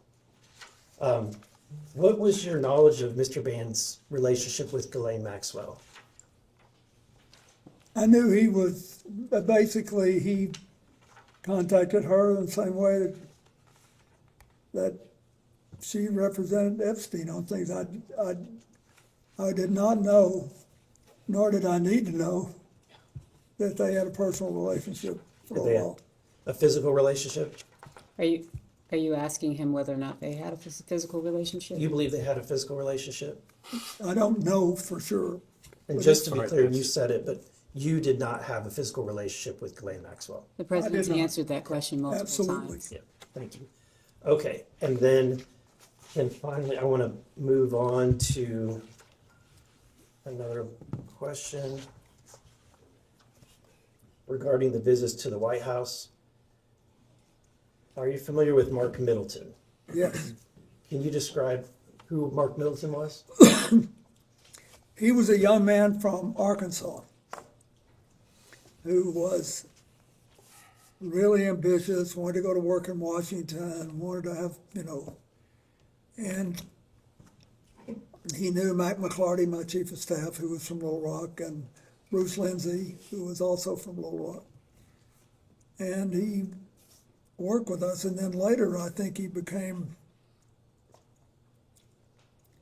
I don't know, but maybe he became a lobbyist later, but there was a period of time when he was in a position to wave people in to the White House because he was, that was one of his jobs. Okay.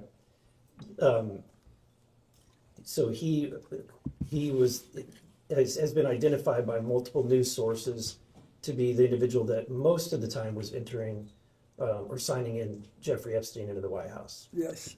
And what role did he have specifically at that time?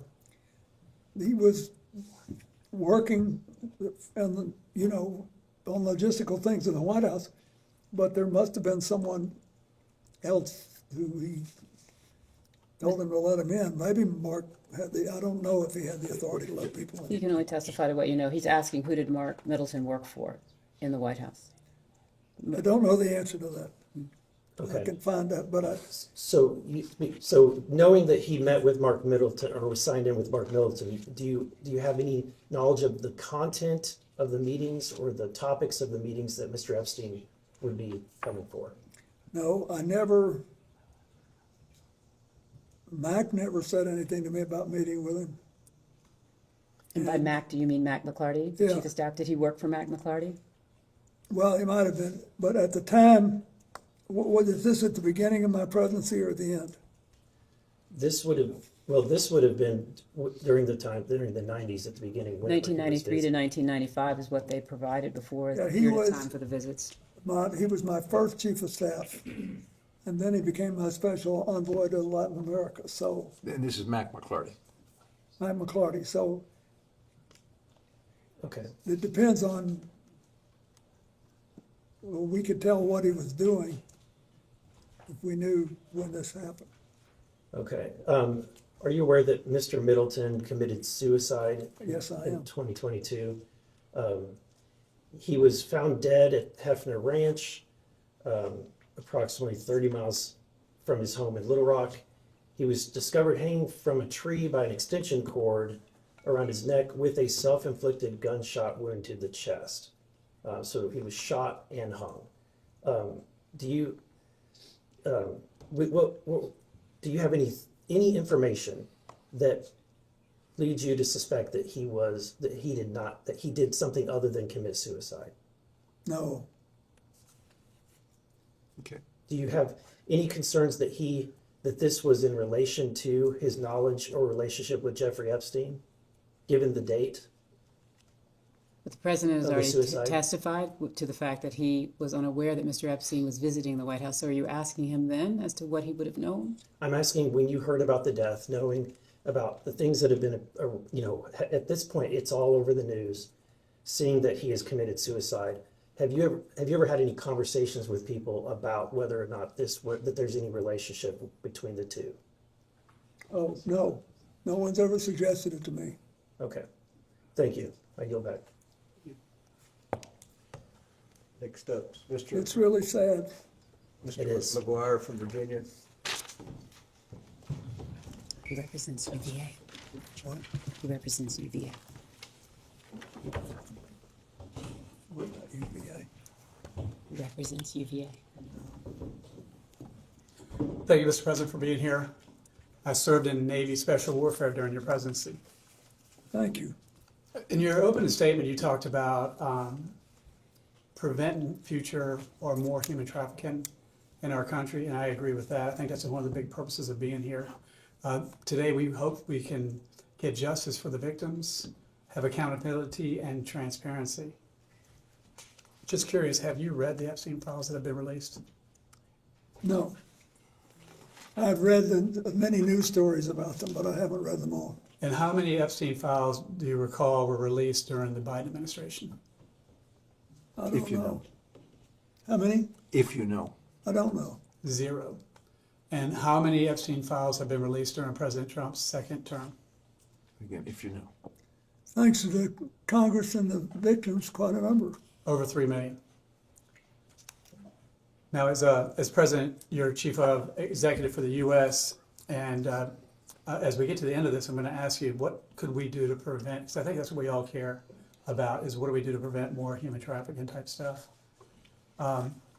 So let's talk about Kevin Spacey for a second. In a June 2024 interview on Piers Morgan, Kevin Spacey recounted noticing young girls on the flight and expressed he didn't want to be around this guy, Epstein, because it felt he put the president at risk on that trip to South Africa because there were these young girls. So did Mr. Spacey ever communicate these concerns to you directly? Not that I recall, no.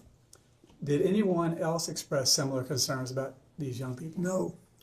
Do you agree with Mr. Spacey's characterization that these young girls on the flight were concerned?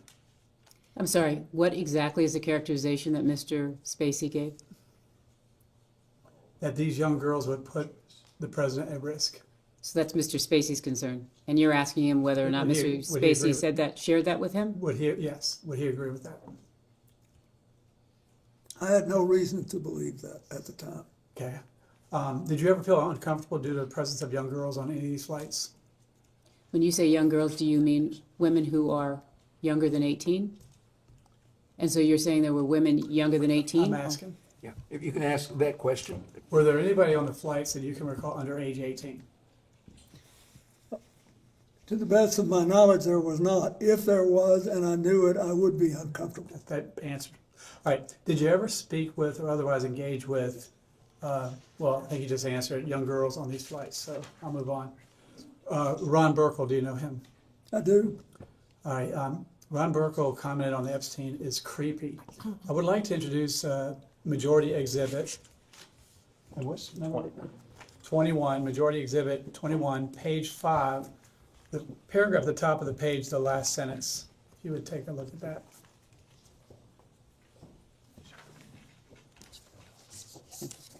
Could you say what page again? Sure, it's page 5, the paragraph at the top, the last sentence. If you could give us a minute to read it, that'd be Sure. great.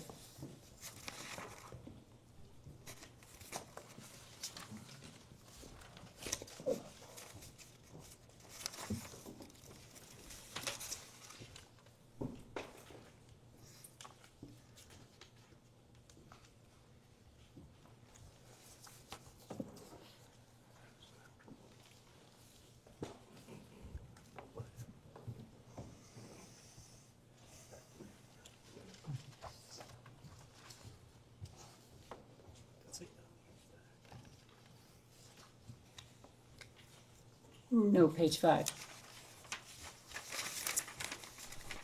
Top this paragraph. paragraph.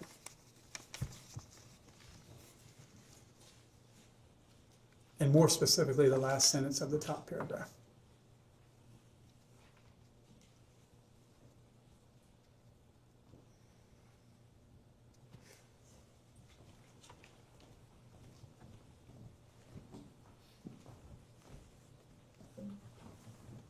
Yeah, I didn't know about this. So the question would be this. I understand you didn't know anything about it, but let me ask the question. You have no memory of this occurring, correct? Excuse me, Excuse are you talking about Ron Burkle saying to the president? Well, let me read the whole thing. Let me read the whole thing. He didn't actually say, it doesn't say that. Sources close to Burkle says he was invited by Clinton, assumed the rod was vetted, and flew home on a commercial jet after finding Epstein to be creepy. It appears if he saw that and he flew home early. But that be that as may, do you have any memory of this occurring? I don't. Why do you think Mr. Burkle would think Epstein is creepy? Are you asking Objection, for him? speculative. He can't know what. I don't know, Ron Burkle's some thinking. people thought I shouldn't fly with him. Did you witness anything unusual with Epstein that would lead you to believe that Epstein was creepy? No, I never saw him do anything that I was suspicious of. And you don't recall Mr. Burkle leaving the trip early to fly home commercially after I don't know. Okay. I'm surprised I don't know that. Sure. So who else in your circle, because one of the concerns I have is how did someone who is convicted of trafficking humans, how did he infiltrate the highest level of government? If we could get to an idea or a lesson learned, we could prevent that from happening again. Who in your circle, while you were president or after in the Clinton Foundation, who else do you think we should question here? Can I just clarify one thing? You said who had been convicted. He wasn't convicted at the time. Epstein? Yes. No, I'm talking afterwards. So people that were associated with him because After he was because convicted. one of the questions would be is, why do you think Epstein visited the White House so much? So he was convicted in 2008? I believe so. I believe my And he notes. visited the White House in the 90s. So I'm just trying to make sure you're not speaking to before he was convicted. You're talking about after he was convicted? So let me go back. So the thing is, he went to the White House many times, and he is connected to world leaders all over the place. Many people have resigned as a result of the Epstein Files.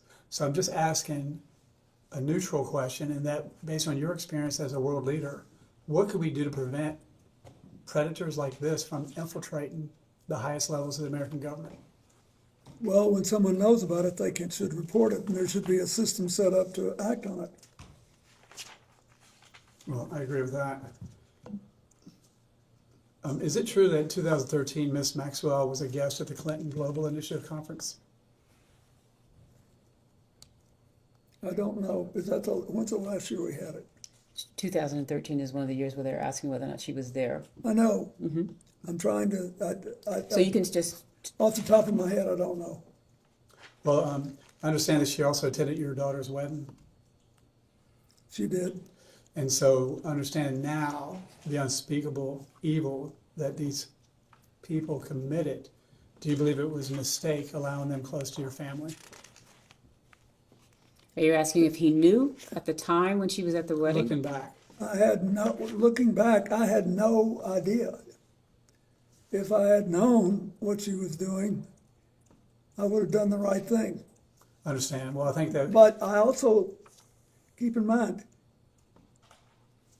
I felt bad for Ted Waite, who was a very close friend of mine. And I never had any doubt about him, and I still don't. Roger that. Well, I think you would agree that we all want justice for the victims. We all want transparency and accountability. We want to strengthen our anti-human trafficking laws. And President Trump has secured the border and gone after the cartels and even passed legislation to help human trafficking victims. What other legislation could we do, based on your experience, that would help stop trafficking in America, if not the world? Well, first you need to ask people who know more about how people get over it. I mean, there's already been a large number of dollars put into settlements, but I think there must be damages to people that will take a lifetime to heal. So I think there needs to be a lot of study on that. And then I think there's the hotlines where people make reports need to be taken seriously, and you need to follow up on them. And I think that the more we talk about it, the less likely it is that another big network will form. Thank you for answering my questions. I think you're doing a good, just having us talk about it is important. Thank you. Next will be Mr. Grothman from Wisconsin. Can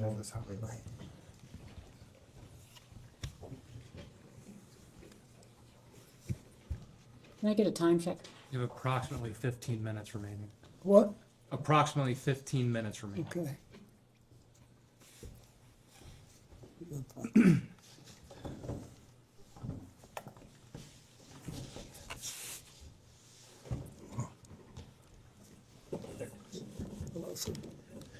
Oh, Mr. President. It's on here. Yes, we can hear you. Was Jeffrey Epstein on? You apparently took 26 flights on planes connected to Jeffrey Epstein. Was he on every flight you were on? Was he on every flight I was Yeah. on? That's a good question. If you know. What? If you know, their flight manifest, do Yeah, you know? There'll be a record of it, but I think he was, or certainly on most. You think he was? Well, that's okay. Was Ghislaine Maxwell on every flight you were on, as far as you remember? The same answer. I think she was, but there'll be a record of it. Okay. When you took these flights, you're saying a lot of them were on behalf of your foundation or your charitable work, correct? Yes. Who did you normally bring on these flights? I assume, employees of the foundation, whatever. I brought people who worked with me, especially people who would have to follow up on the fundraising or people who were involved in my AIDS work. I bought people who. Just like I never go anywhere alone. You never went anywhere alone, right? What? No. We always have an And entourage. I had the Secret Service with me. And then on occasion, I had people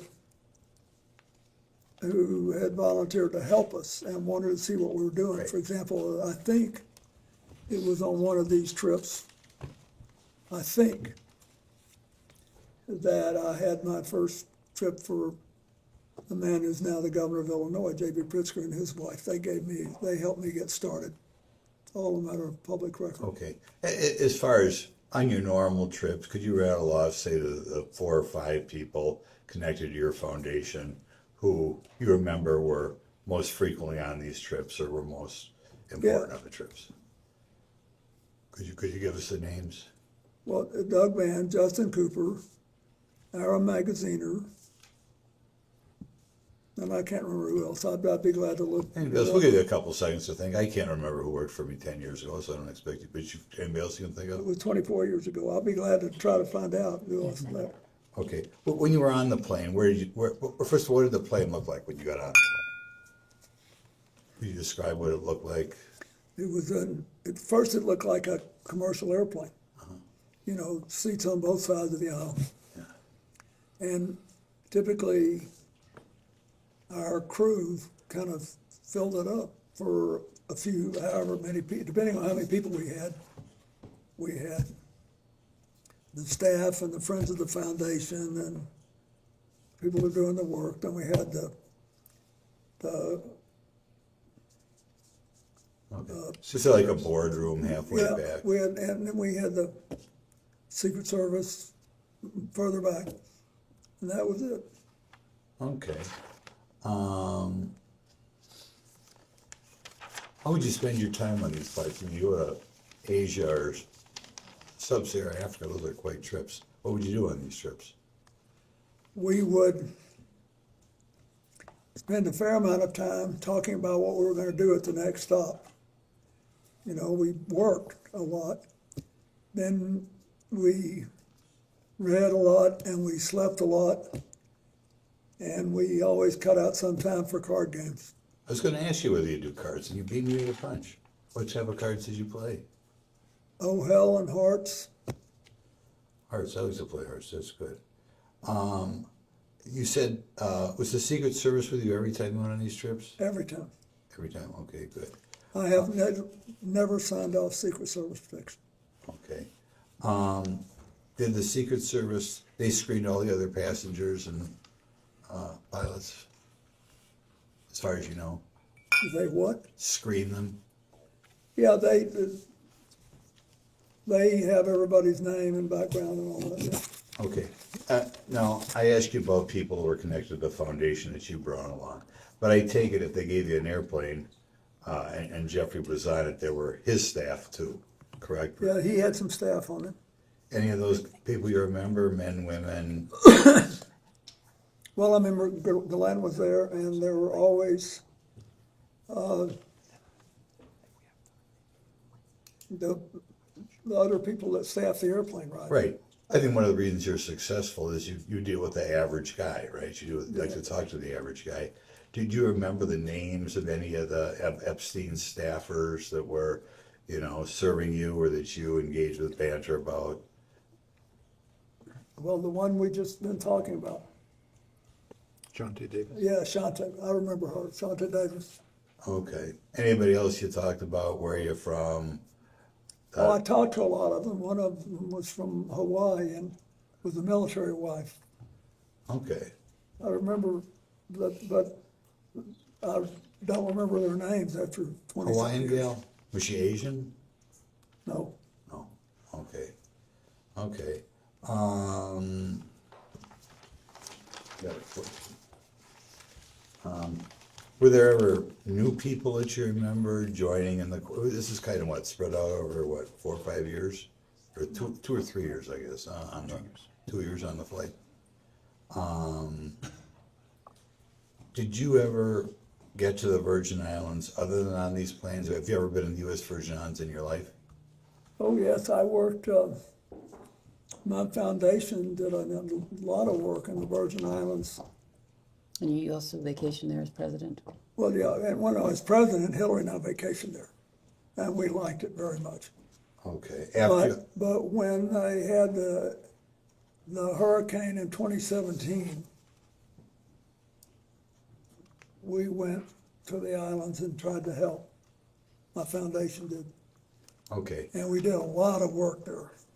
Okay. We have another question. You know, when you read about this, and obviously these files have received a lot of public attention, recently a columnist pointed out that one of the reasons this human trafficking was allowed to exist is there were lawyers, sometimes high-priced lawyers, who were able to bring, I guess particularly from Eastern Europe, Eastern European girls through here, you know, negotiate the immigration laws and such.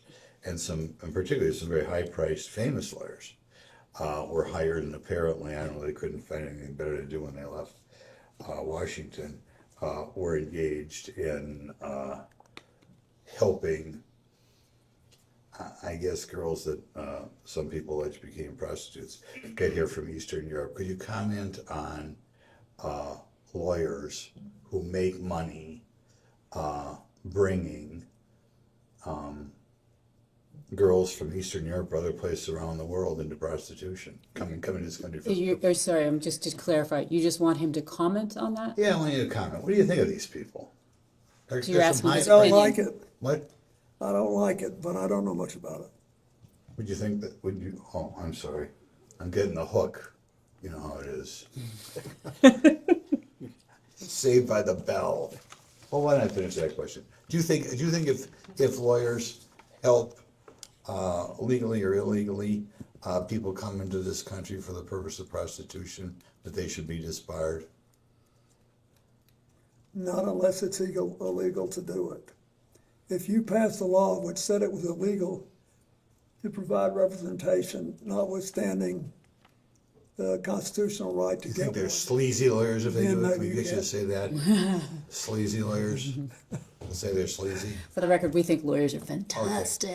Thank you, Mr. President. And lastly is Representative Langworthy from Buffalo. Oh my goodness. That's right, we say Buffalo, not New York. Oh. I love Buffalo. You were there the day after you were acquitted, I remember. Yes, and 20,000 people filled the That was gym. a big I'll crowd. never forget it. Big news. Thank you very much, President. Never forget it. You are widely regarded across party lines as one of the most politically perceptive leaders of modern time. Your political instincts are very well documented, and your successes of your political career are well documented. How would you describe the substance of your conversations with Jeffrey Epstein during the many hours that you spent together on the aircraft? Well, at first,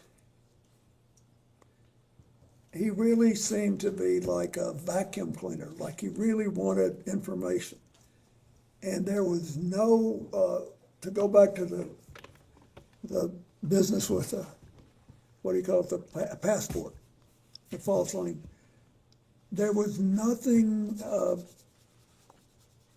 overtly manipulative about it. He wanted to know, you know, what did I think of derivatives trading? Did I think that the stock market was properly regulated, or did it need more?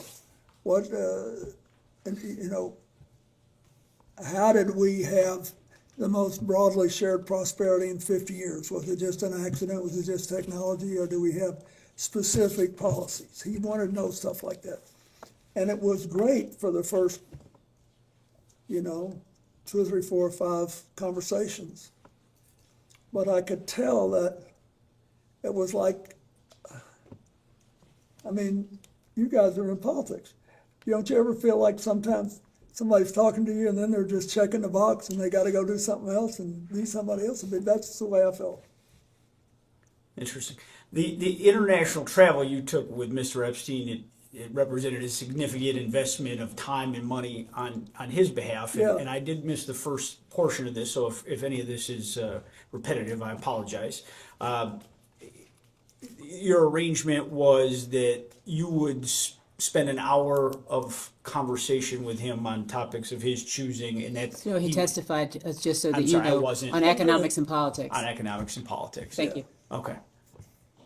That was it. And that was the arrangement, and the rest was in-kind donation, the For flights. all the the long time. haul flights, yeah. If we were gone 4 hours or more, I'd give him an hour. Okay. Did you ever ask him directly why he was willing to finance these trips and provide you with access to the plane? I did. So much. And what was his reaction to that question? He said, I think you did a good job as president and you managed to get reelected, and you're the first Democrat in 60 years that got reelected. I want to know what happened. And I want to understand it. And that was it. I mean, he never was, it was never like he was trying to suck up to me or anything. He just was, it was very straightforward.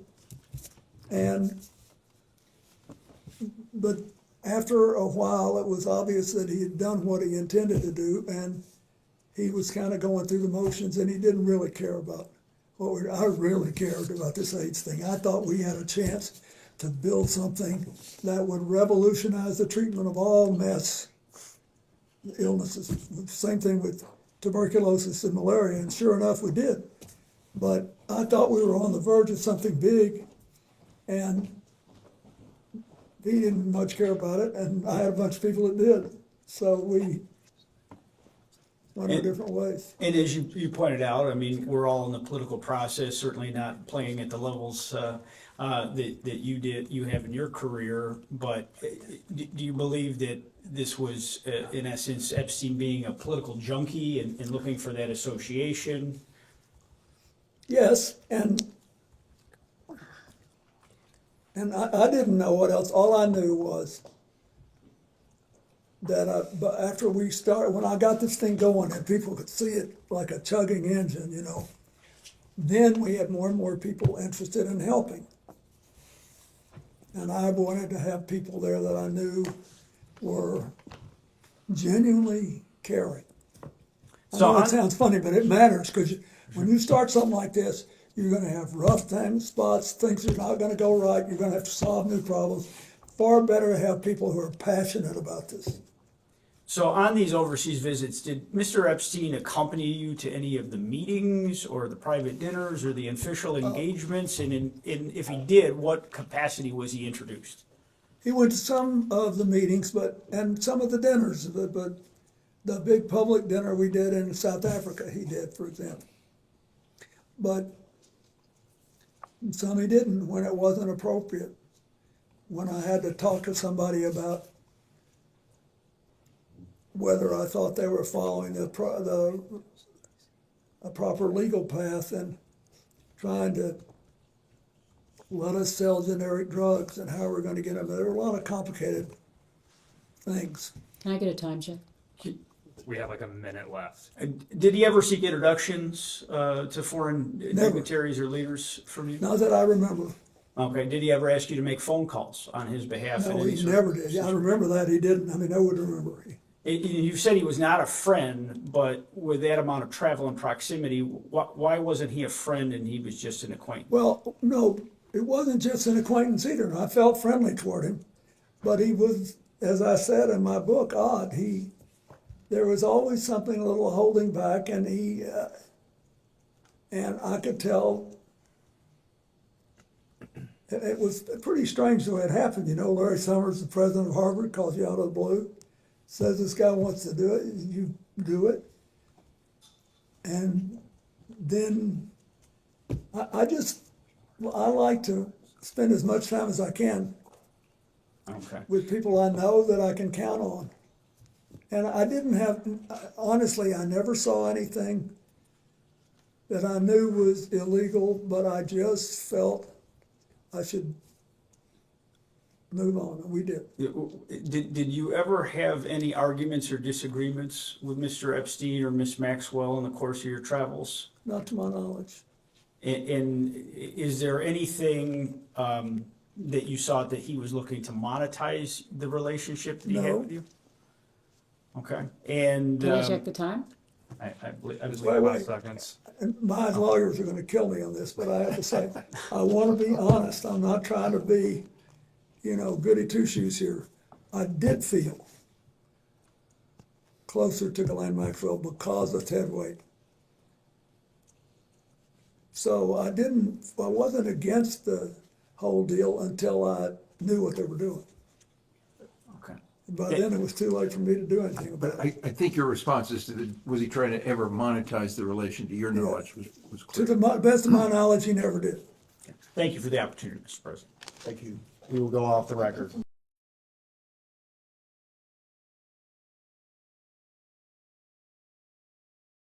We can go back on the record. Mr. President, I just have a few more questions. I'll try to be as efficient as possible as we move through them. One is moving back in time just a little bit. In 1996, Maria Farmer, who was a confirmed Epstein victim, submitted information to the FBI that Jeffrey Epstein was sexually abusing minors. During your presidency, were you ever made aware of the information that Maria Farmer provided to the FBI in 1996? No, and no. Thank you. I'm going to move back ahead to the year 2003. There's just one international trip that I don't think we've specifically discussed yet. And that was in November of 2003, a trip to, I think, Russia and China on Mr. Epstein's plane. That's the last one I took. Great. So I'm going to give you, I think for us, the last piece of paper for the day, which is the flight log for that trip. And we'll mark that as Minority Exhibit L. And I'll give you a moment to receive that. Wow, Thank you very much. I'd forgotten I went to Russia. You went through Russia. Huh? You went through Russia, you're coming from Norway. Yeah, And for your counsel, that's a total of 5 trips distributed between the 4th, 5th, 6th, and 9th here on this log. yeah, this was another one of our age trips, because Ira was on it. Yeah, so if you could just describe what you recall about the circumstances of this trip.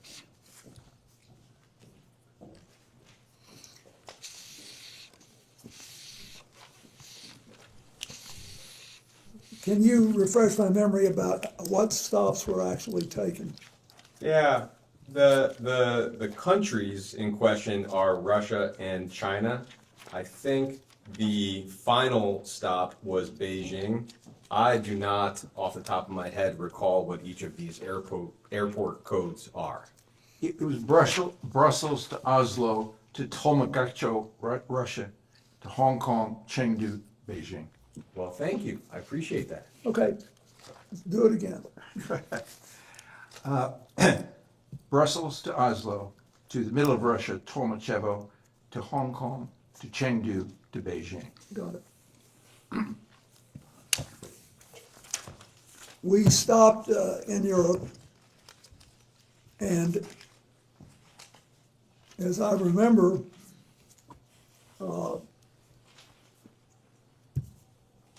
that we did something with Brussels as the parliamentary capital of Europe, and I think we did something with the EU, and then Oslo was important because the Norwegians had funded a project that we did for them, for the Clinton Foundation, for Russia. And they asked us to try to develop a plan for Leningrad. And we did. What kind of plan, Mr. An President? AIDS plan, because Leningrad had a very high age rate because it was near the ocean and people were coming in and out. And I think that's what happened then.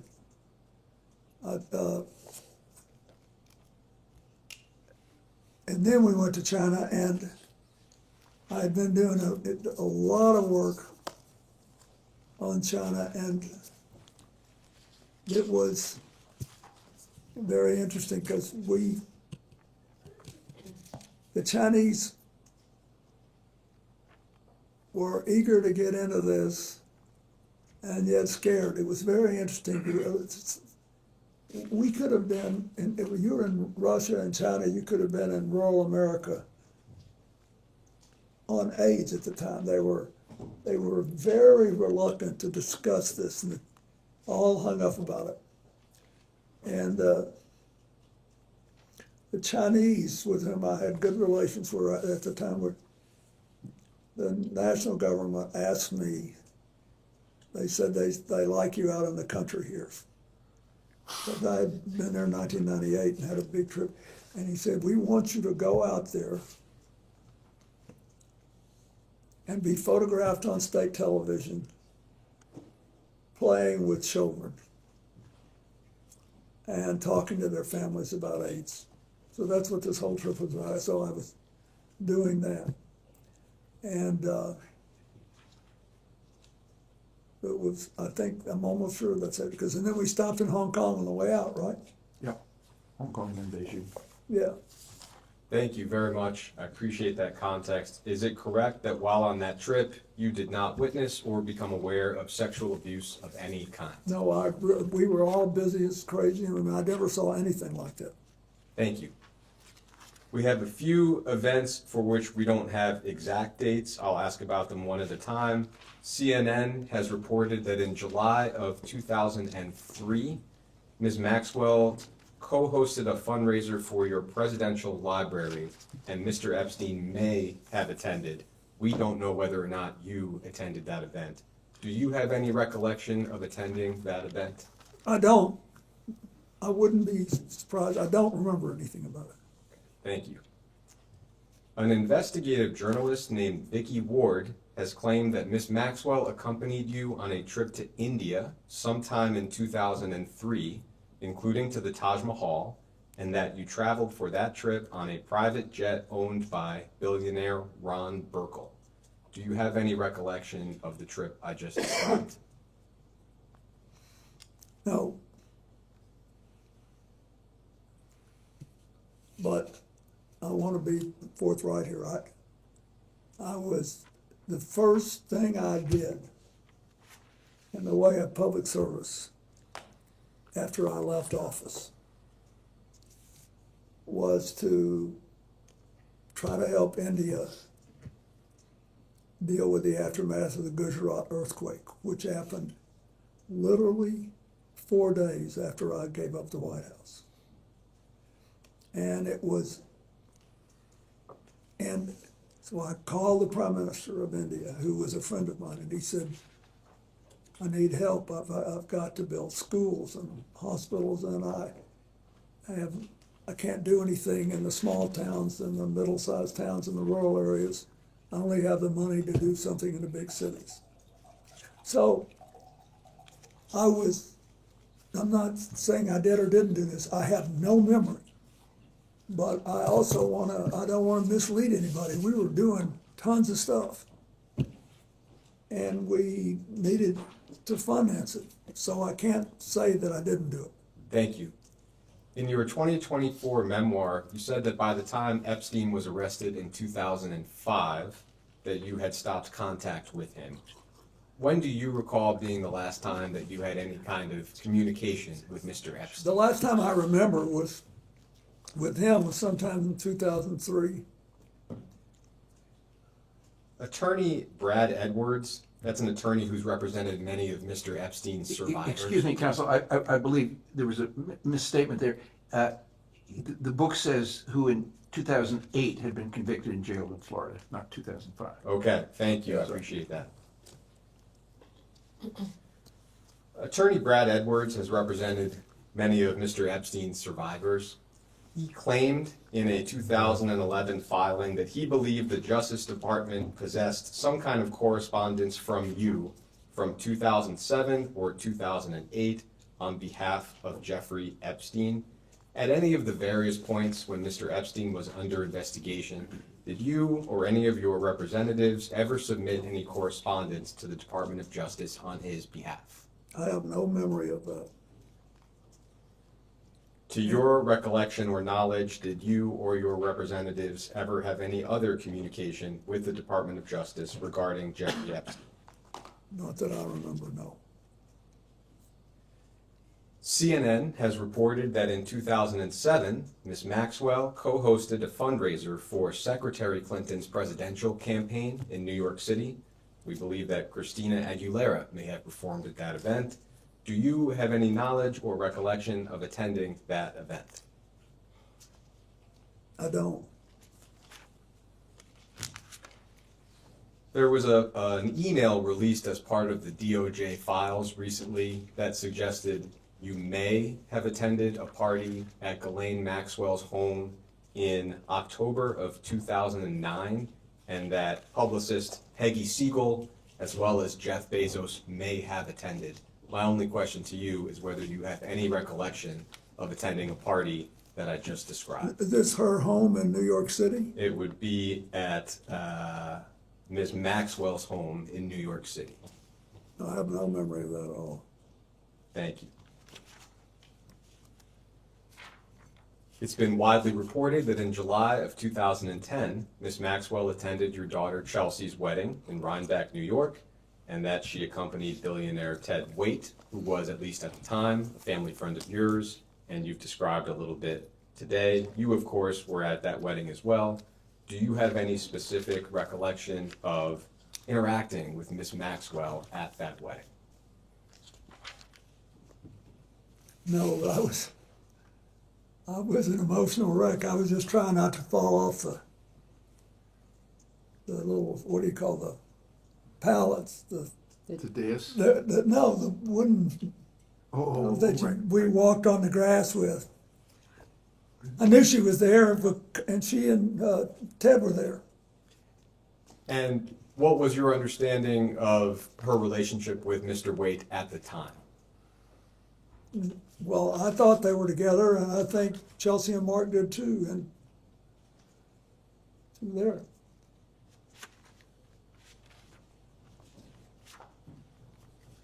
It's also been reported that in 2011, your advisor, Doug Band, instructed an aide to remove Ms. Maxwell from all attendance-related lists for Clinton-related events. This was reportedly in the wake of Virginia Roberts Giuffre and allegations that she made at the time against many people, including Ms. Maxwell.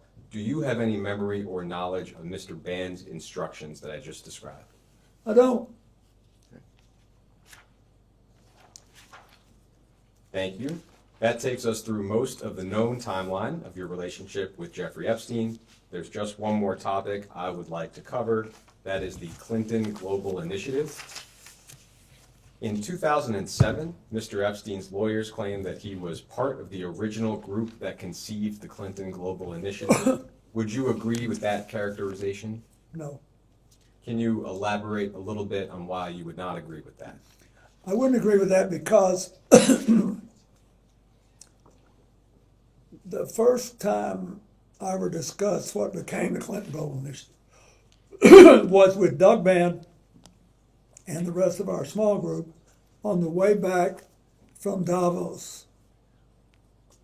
And Doug said we should have a meeting like this in New York at the opening of the UN. And we can make a lot of money because you don't have to go to Davos. You can meet all these people over here. And I said, I want to do it for an entirely different reason. It's fine if we make money, but the most important thing is that we give serious people a chance to go to meetings and actually make commitments to make positive change. I'm tired of going to meetings where everybody just bloviates and doesn't ever do a damn thing. So if we can figure out how to do that, I'm interested. And then we got, you know, a team. There was, to operationalize it, it was Doug Bann, Mary Morrison, who had worked for me in the inner office at the White House, and a man named Ed Hughes, who was a wonderful young guy who stayed with us the whole 12 years. And they were working on how to stand up and do the mechanics of this. Then my job was to try to get some people who would come that people would want to hear and see, and try to, you know, make it exciting and make people actually want to make commitments.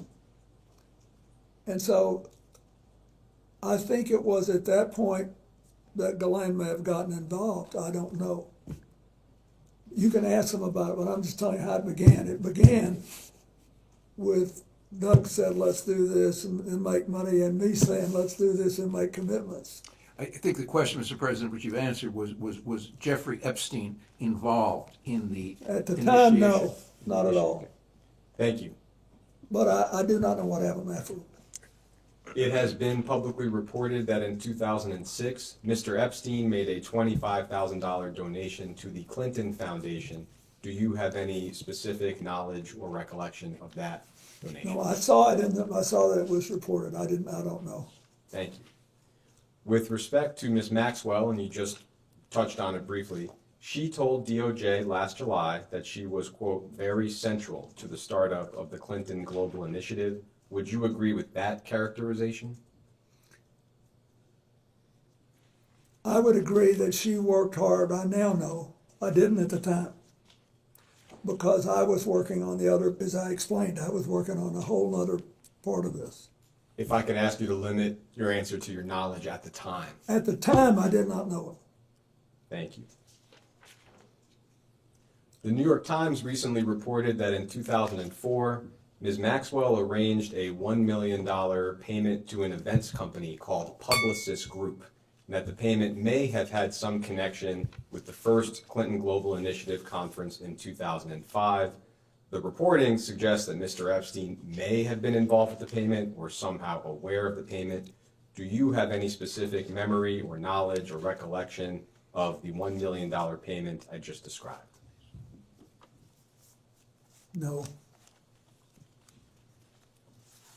It's also been reported that in September of 2013, at a Clinton Global Initiative conference, Ms. Maxwell was recognized as a commitment to action partner for her work on behalf of the Terramar Project, which was an ocean conservation nonprofit that she founded in 2012.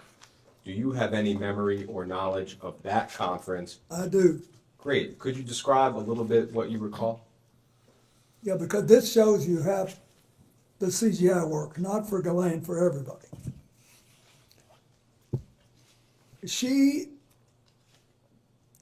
First, she was still with Ted Waite, and he was still heavily involved in ocean work. So that was sort of an incentive, but she had organized this group whose objective was to, in effect, take two massive islands made of metal and junk out of the Atlantic. And they were floating around. One of them had gotten to the Caribbean. They were floating around in all this metal. So that was what she was trying to do. That was a good idea, and she was recognized for that. The fact that she was recognized was not particularly remarkable. Everybody who makes a commitment goes through a photo line and gets recognized. Did you have any personal role in Ms. Maxwell's recognition at that event? Or would that have No, I been... might have been in her room by the time she got it, but it wasn't. No, they put the recognition in that room. I remember this specifically because it was where all the ocean freaks were, all the people that cared about this, that wanted to be. So that's why they wanted those things announced. By there. ocean freaks, you mean people who are passionate about the ocean. Yes. Thank you. I mean that. People who were passionate about doing this, it was great. And so I didn't think a thing about it. Do you have any additional knowledge or recollection related to Ms. Maxwell's role at that event? No. Reportedly, in February of 2014, you had dinner with Ms. Maxwell and others in Los Angeles at a vegan restaurant called Crossroads Kitchen. That dinner may have been organized by your then Deputy Chief of Staff, John Davidson, perhaps around 20 guests. Do you have any recollection of the dinner I just described? I had a lot of dinners like that in Los Angeles, so I don't remember that specific one, but whenever I went to Los Angeles, I attempted to have a dinner someplace in public with a lot of my friends, just to keep in touch with them, keep going. As far as you can recall, when was the last time you had any form of communication with Ms. Maxwell? I think it must be a decade ago, or maybe even longer, I don't know, but it was a long time. Thank you.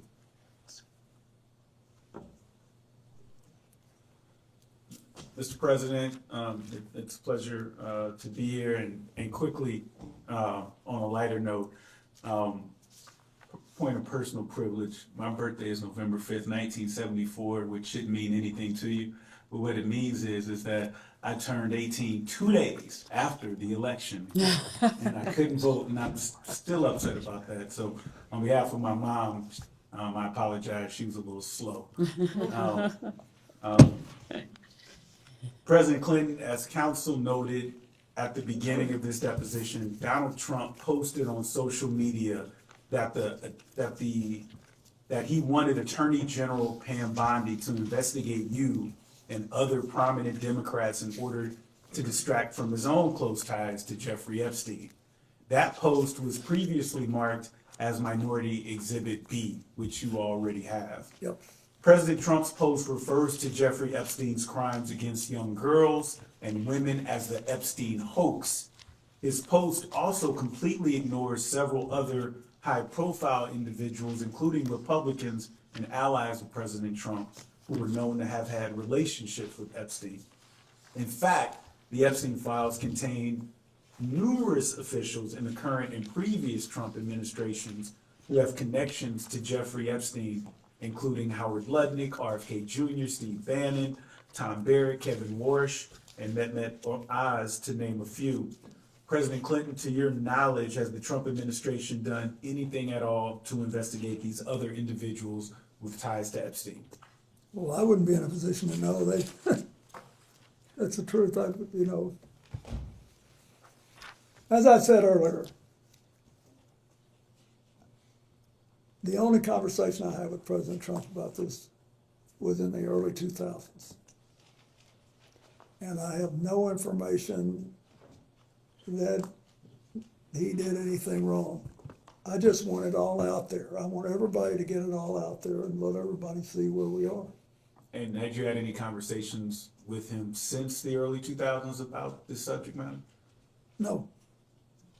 And then my last question is, Howard Lutnick recently went so far as to lie about his close connections with Jeffrey Epstein, but the truth came out with the release of the files. President Clinton, is Howard Lutnick still employed as Secretary of Commerce in the Trump administration, to your knowledge? I think he is. And in your opinion, why has Donald Trump ignored these other prominent figures who've had close ties to Epstein? He's asking your opinion, Mr. President. Lutnick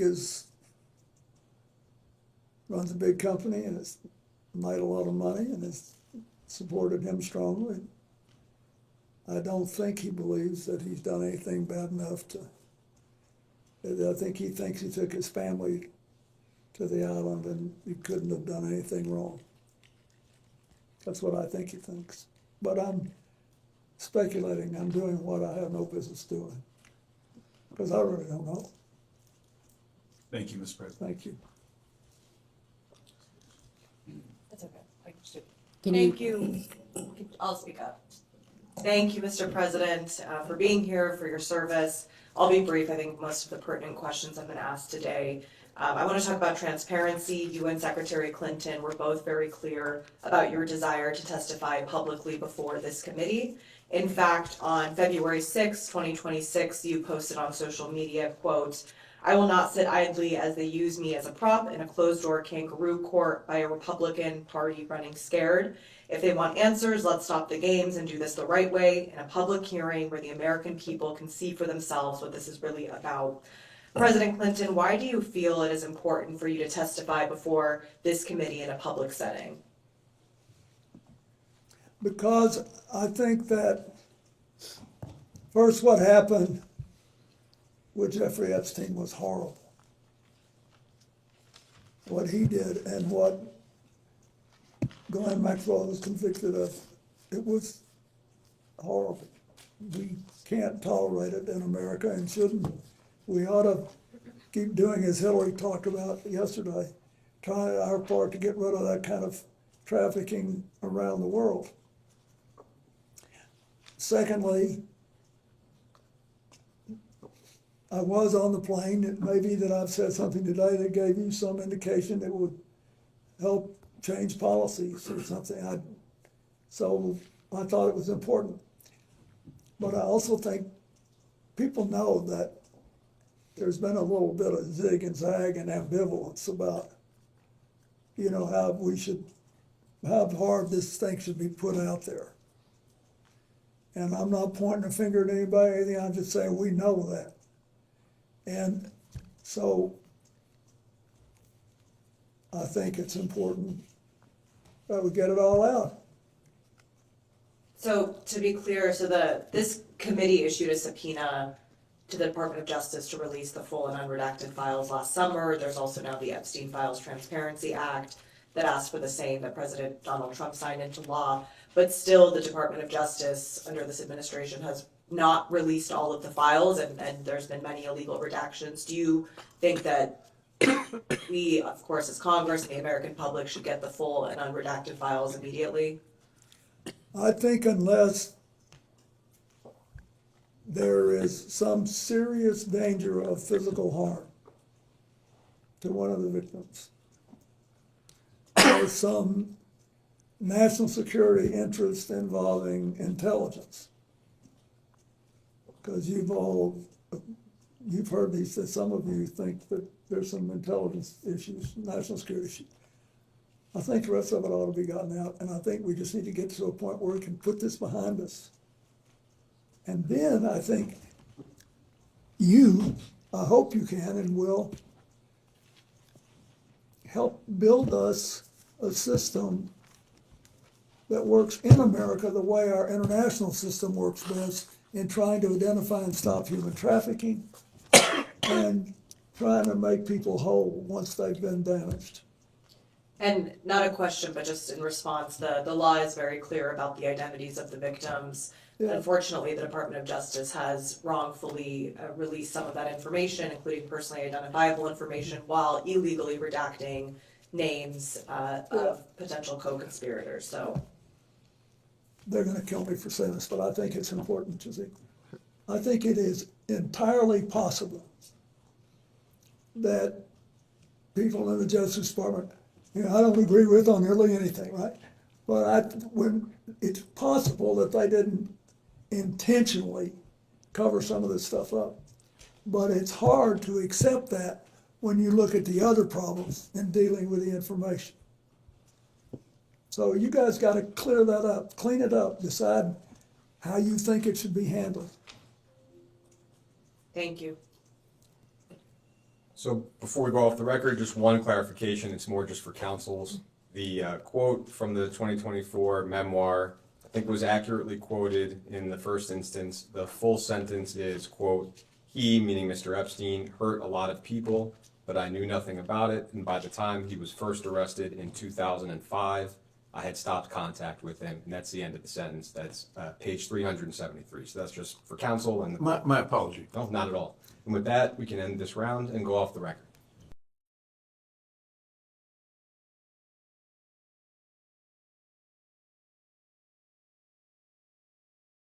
We'll go back on the record. Mr. President, during the last hour, there was a discussion related to your book with minority counsel, and I just want to read the excerpt into the record. And just a quick question for clarification. You said, "I had always thought Epstein was odd, but had no inkling of the crimes he was committing. He hurt a lot of people, but I knew nothing about it, and by the time he was first arrested in 2005, I had stopped contact with him." We understand that Mr. Epstein was arrested in July of 2006. Can you explain the discrepancy? Are you asking him to fact check his own book? Correct. Okay, I mean. No. Can you explain it or not? I can't. I'm sorry, we made a mistake. Thank you. All right, Mr. President, Congresswoman Nancy Mace from South Carolina, thank you for being here with us for hours today. I know it's been a long day, and I know that we're going to wrap up soon for you. Did you know one of the witnesses who testified in the Epstein cases that Epstein said, you quote, "like them young"? Why would Epstein say that about you? Are you asking his opinion? You're asking him to think about why Mr. Epstein would say Correct. something Why about would, him? why would Epstein say that So about she's the asking you president? to try to be in Mr. Epstein's mind and guess at what Mr. Epstein would have thought about. Clinton likes them young, referring to girls. First of all, that's not true. What's not true? That I have any interest in underage. I didn't say underage, I said young. But it's still not true. Is an intern young? Yes. Okay. At my age, anybody younger than I am Did you is know young. Jeffrey Epstein instructed a witness to deny you were ever on his island? He didn't have to since I was never there. Did you ever travel to Zorro Ranch? Is that the one in New Mexico? Yes. No. Okay. Have you ever flown on anyone else's private jet 26 times or more for overseas trips? I have flown as many miles on other jets, but never with as many stops. How many other people's planes have you used, like Epstein 26 times or miles, etc.? I don't know. I did with Steve Bing, who's now deceased, and probably with 4 or 5 others. Okay. So maybe about a half dozen billionaires total. So how many dinners did you have with Ghislaine Maxwell or Jeffrey Epstein in attendance? She's asking to the best of your recollection. I have no idea. Okay. Did you ever discuss sexual misconduct allegations made against you with Epstein or Maxwell? Never. Did Epstein or Maxwell ever offer to help manage or silence women who made sexual misconduct allegations against you? No. Did Epstein or Maxwell ever offer financial support directly or indirectly to legal defense funds related to impeachment proceedings or civil actions against you? Not to my knowledge. Do you think a young girl massaging a president is unusual? So are you asking his opinion?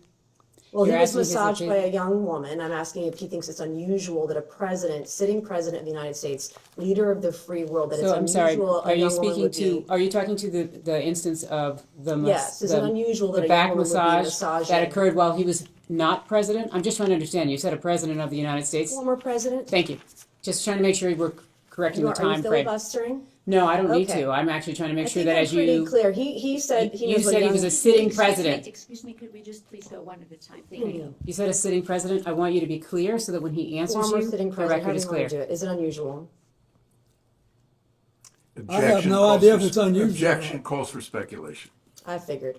Did you ever think that all these women around Jeffrey Epstein or Ghislaine Maxwell was odd, unusual, weird, or creepy? There weren't all that many around when I was there. How many would you say is not all that many?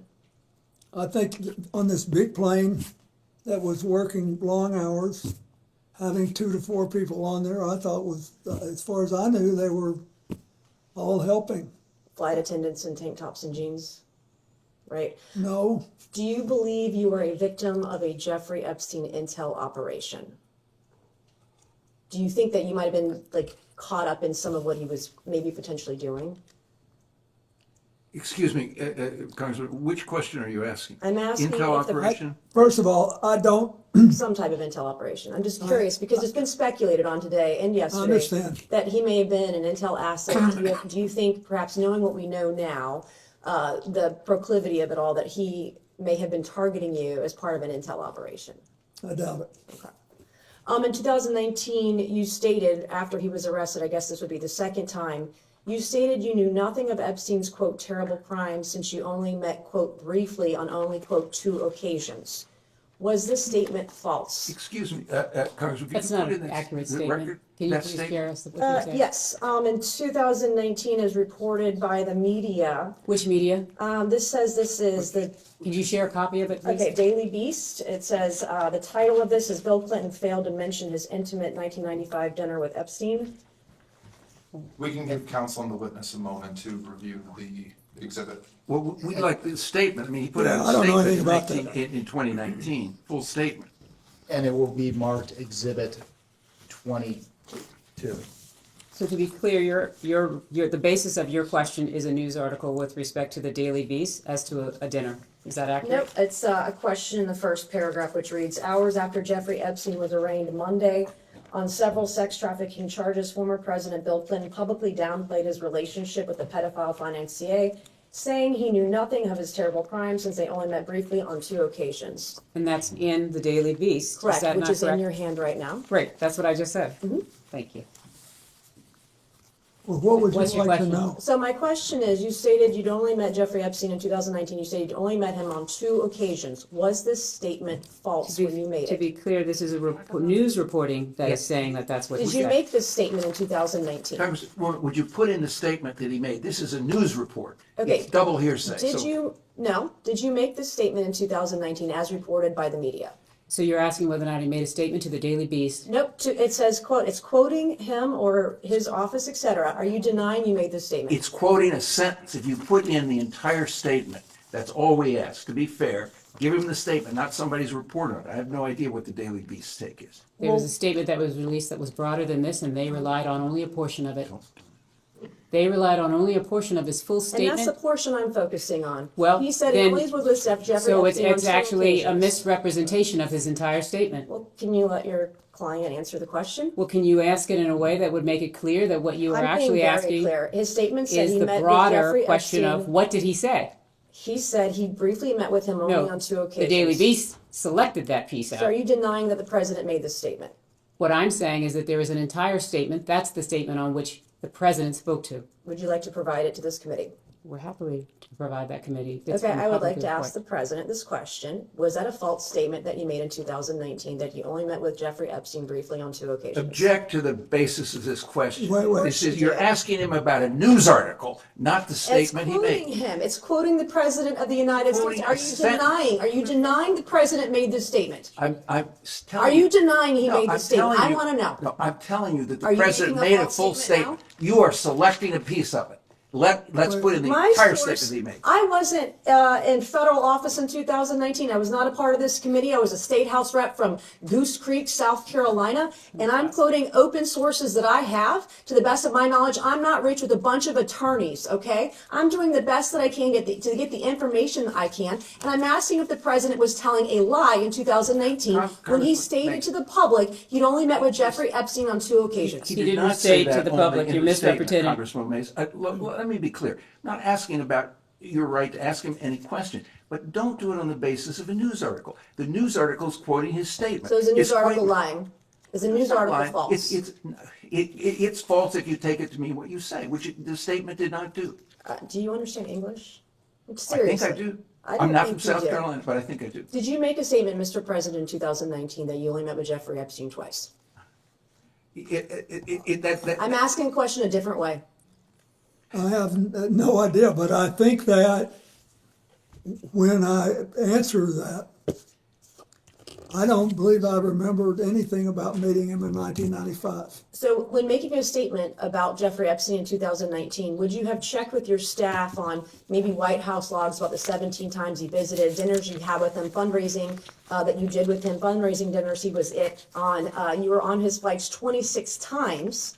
Would you have checked with your staff before making such a statement, or would you have just Congressman Mace, what statement are you talking about? Are you talking about the entire statement that he made in 2019? Ms. Mace, can I just ask you know for what the it purpose? is. Ms. Mace, can I ask you for the record? Excuse me. Ms. Mace, can I ask you for the record? Can you read the article into the record, please? I'm not going to read the article into the record. Well, Ms. Mace, you are indicating that this I'm article quoting misrepresents a from, piece. Could you you have read not the asked article anybody into to the read an record? article into the record. I'm not going to do that. You've Well, not this done is the that yet. basis I'm not on which going you're to. relying. You're not in charge of me. I am quoting I'm from not this seeking to be in article. charge of you, believe me, that is something I would not at all Don't even try. seek to be, so I want to be respectful. But I am asking, if you're asking him to speak to this, can you please put the entire article in the record? The entire article is in the record as an exhibit. What exhibit number is this? 22. 22. And yet, Counselor, It's the already in the question record, has been Counselor. clarified to reflect only the small portion of the larger statement, to whatever extent the witness is able to answer to his recollection of that portion of the statement and any preparation that occurred to make that statement. so in other words, what you have just articulated, that the question's been clarified by Ms. Mace or by you, that what is intended is to actually only be speaking to the selected piece out of the entire statement that was released by the president's office. Is that what you're clarifying? That's what I'm focused on, yes. Okay. So if you read this,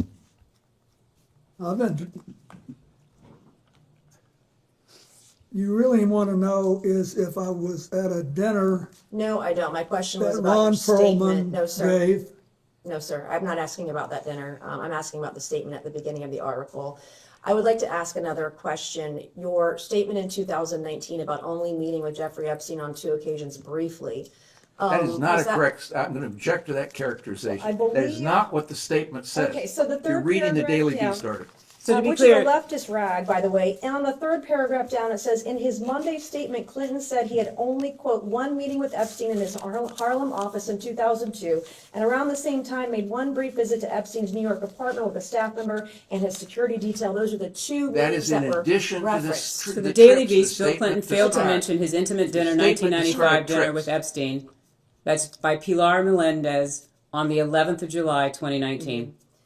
All right, Mr. What? President, your statement saying, only met with Epstein briefly twice, was that part of an effort to cover up your close relationship with Jeffrey Epstein, correct? Object to the form of the question. It misstates the record. She's asking if you were trying to mislead the public. No, Okay, how many times did Ghislaine Maxwell visit your home in Chappaqua? I have no idea. Who invited her? Well, I don't know. I don't know how, she may have been, Mr. President, that's it. Okay. Hillary had political events there. Okay, so is it is it to your knowledge, was she at your home in Chappaqua likely because your wife had her over for Senate events? That's what you testified earlier today, correct? That's not what he testified, but please ask the I would question like as him to to what he would clarify. actually, thank you, I appreciate that. I do not know, but if you are Okay, Mr. President, implying you the don't know. reverse, I will volunteer something. She was never at my house in Chappaqua for any personal reasons. I didn't say anything for anything No, personal. you I didn't, but you had a great tone in your voice, and you're Mr. very President, good Mr. at it. President, that's just, Thank you. I'll take that as a compliment. I It is a admit compliment. Thank you. And I did not go to Yale Law School or any law school for that matter. So yesterday, your wife testified that Ghislaine Maxwell was never at her home, and I believe you stated earlier today you thought if she was over there, it would be for Senate events.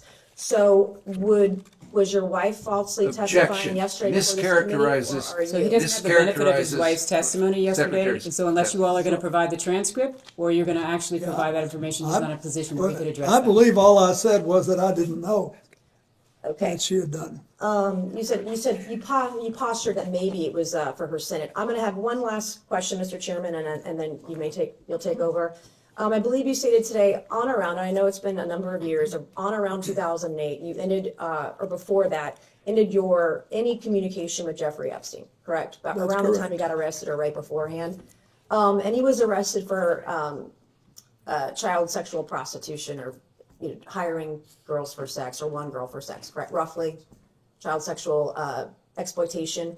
If you were aware in 2008 that Jeffrey Epstein was having sex with kids, and you knew of his close association with Ghislaine Maxwell, why would you still associate with Ghislaine Maxwell, who you dub essentially like your Doug Band? She was the body man to Epstein, Doug Band was the body man to you, and why would you allow Ghislaine Maxwell to associate with your daughter up until, 2004, 2015?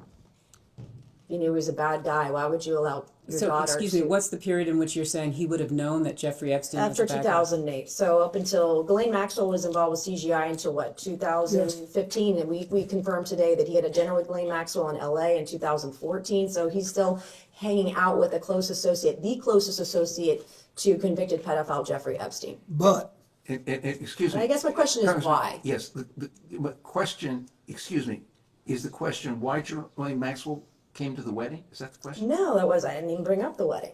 Why are sorry. you obfuscating? Why are you putting words in my mouth? You're smarter than that. no, let me Thank you. finish. I think, first of all,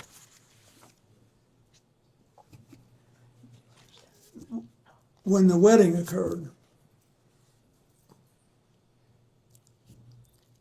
she was with Ted White, and she was for several more years. We did not know when Epstein was arrested that she was still involved with him. I think that clears a lot of this up. We didn't know. And I don't want all of you to get, we're all getting in a lather. There's a logical explanation. We didn't know. And I'm sorry for what she did and what she allowed her life to become, and now she's living with it. And I have one final short question. I promise I'm done. I was severely and heavily duped by an individual in my life about 2.5 years ago. It's very publicly well known. You graduated from Georgetown and Yale, correct? Yeah. How do you think Ghislaine Maxwell and Jeffrey Epstein duped so many powerful and smart people, fully connected, powerful people all around the world? I really don't know. But I don't know. I've thought about it a lot. And if you can figure it out, I'd like to know, but. Thank you, Mr. President. And Mr. Chairman, I yield back. Yeah.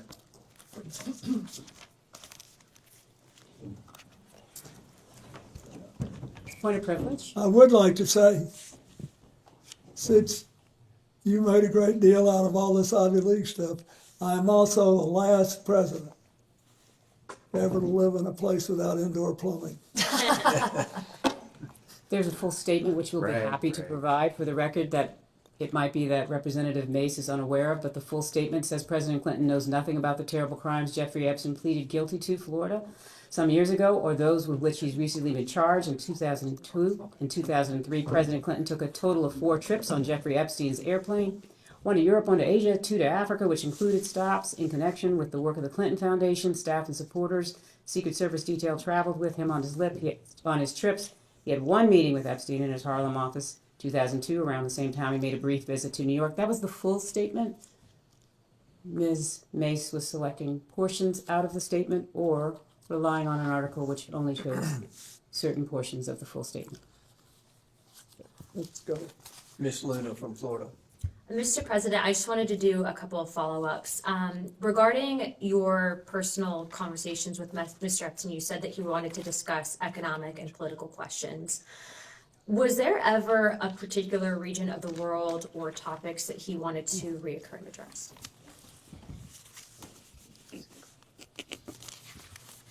I do remember that he was interested in the 2 places that I was setting up the AIDS mark, in Asia and Africa. In Asia, he wanted to know if I thought it was going to be the Asian century and the thing would be sustainable. And in Africa, he wanted to know whether I believed that you could have broad-based prosperity there, whether they could achieve something that they'd never achieved before. It seems that Mr. Epstein also had asked a similar question about America's prosperity and economic policy. Did you feel that when he was asking questions, particularly maybe pertaining to the regulation of our stock market and/or derivative trading, did he, on a number of occasions, come back to that and maybe pick your brain about policy or future policy here in the United States? No more than any other big issue. I knew that, everybody lives in New York with money, and look at, he made his money advising Les Wexner, so he had to be interested in markets. Okay, and then I know that Ghislaine was a little bit more probably chatty with you. Did she ever share a similar interest to Mr. Epstein on economics or political topics of discussion? Were there any reoccurring topics that you felt that she would want to focus on? Not that I noticed. Okay, all right. Thank you, Mr. President. Thank you. Good.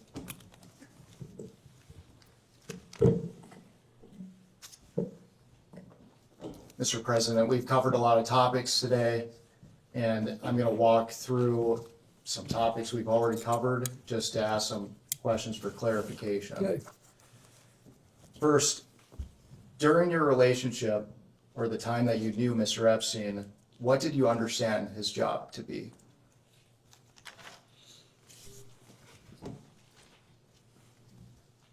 I'm not sure I knew. It was never clear to me. But he could have been living on investing the profits he'd already made. I knew he was his finance guy. And you just testified to Les Wexner being one of his clients. Did he ever make any other representations about who his clients were? No, but I never asked either. During the time that you knew him, did Epstein ever provide you with financial advice? No. Did he ever provide you with tax advice? No. Did you ever personally receive money from Mr. Epstein? No. Did Mr. Epstein ever loan you money in your personal capacity? Not to my knowledge. So to be clear, did you ever exchange money with Mr. Epstein? Not that I remember. I don't believe I did.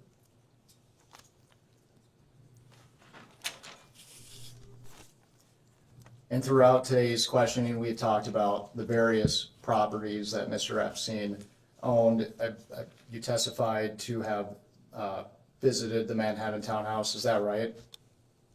Yes, I did go there once. And just for clarification, it's been reported that what we've seen from the files from the DOJ, Mr. Epstein decorated his home with creepy and disturbing artwork.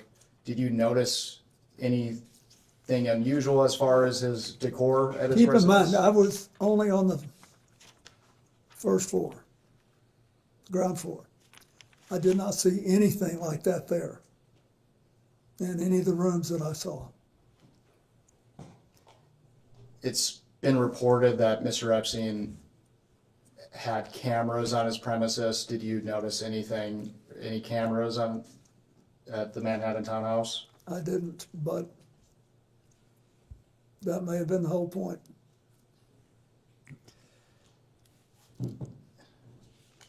Mr. Epstein apparently rented a property in Boston at one point. Did you ever visit that property? No.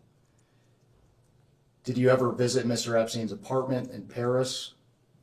No. Did Mr. Epstein or Miss Maxwell ever invite you to his property in Paris? No.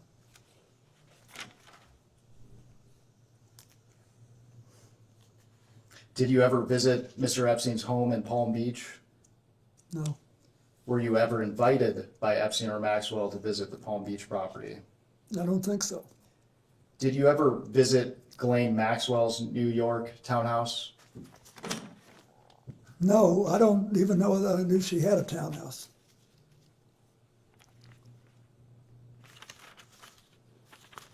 I knew about the only thing that he ever said anything to me about, Jeffrey, was the New Mexico ranch, and I never went there.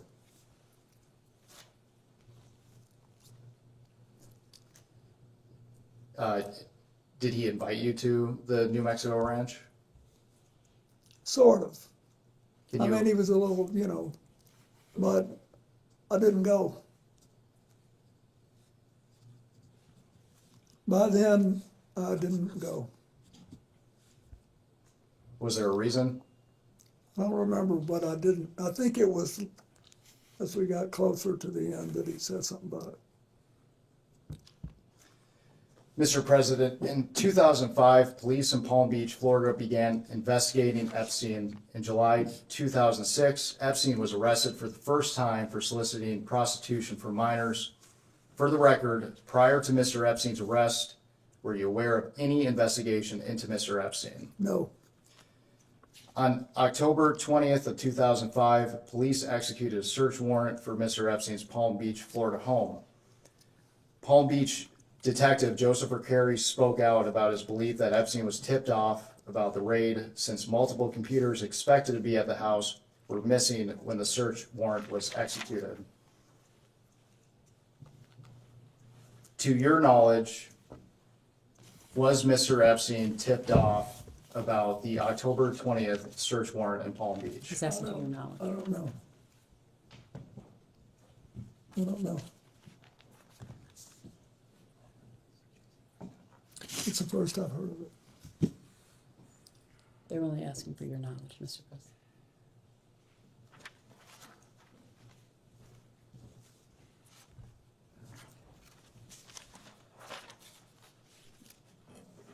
Mr. President, did you ever make any kind of attempt to influence the media's coverage of Jeffrey Epstein? No. At this time, I'd like to introduce what we've marked as Majority Exhibit 23. And this is Bates number EFTA 02792895.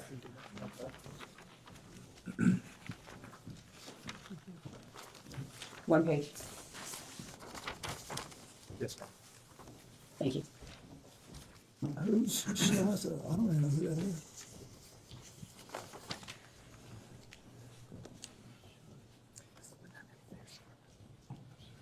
And this is email from Virginia Giuffre, an Epstein victim, that alleged that you walked into Vanity Fair and threatened them not to write sex trafficking articles about your good friend Jeffrey Epstein. Mr. President, is this true? No.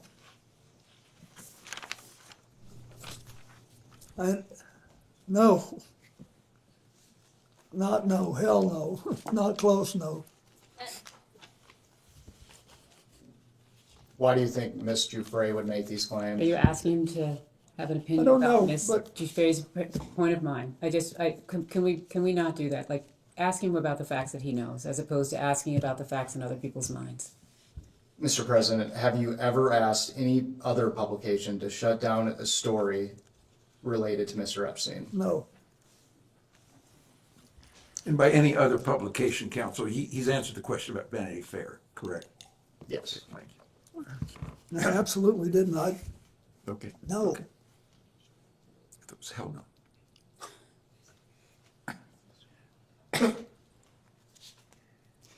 Mr. President, did you ever advocate for or suggest leniency in Epstein's case to any government officials, including those in the Department of Justice or Florida State Attorney's Office? No. On June 30th of 2008, Epstein pleaded guilty in Palm Beach County, Florida State Court to 2 felony charges, 1 count of solicitation of prostitution and 1 count of procurement of a person under 18 for prostitution. He was subsequently sentenced to 18 months in Florida County Jail and began serving his sentence on June 30th of 2008. To be clear, you have not had any direct contact with Epstein after his arrest in 2006, is that right? That's correct. After his arrest or after the publication of when he went to jail in 2008? Can you just clarify the dates there? I will ask another question. To be clear, you have not had any direct contact with Epstein after his arrest and when he was incarcerated in 2008. Yes, to the best of my memory, that's correct. Are you aware of any effort by Epstein to contact you while he was incarcerated in Florida? I'm not. Mr. President, who is Arnold Paul Prosperi? I think that he's a son of a guy I went to Georgetown with, named Paul Prosperi. I think that's right. And I saw in all these things that my staff gave me that he was mentioned, but I don't think anybody said anything to me. I have no memory of that. So is it your testimony today that and actually, let me back up here. So according to jail logs, Mr. Prosperi visited Epstein at least 20 times while Epstein was incarcerated in Palm Beach County Jail between 2008 and 2009. Based on what you just said, is it your testimony that you believe that to be the son of the man you went to college with? It could be. But he didn't talk to me.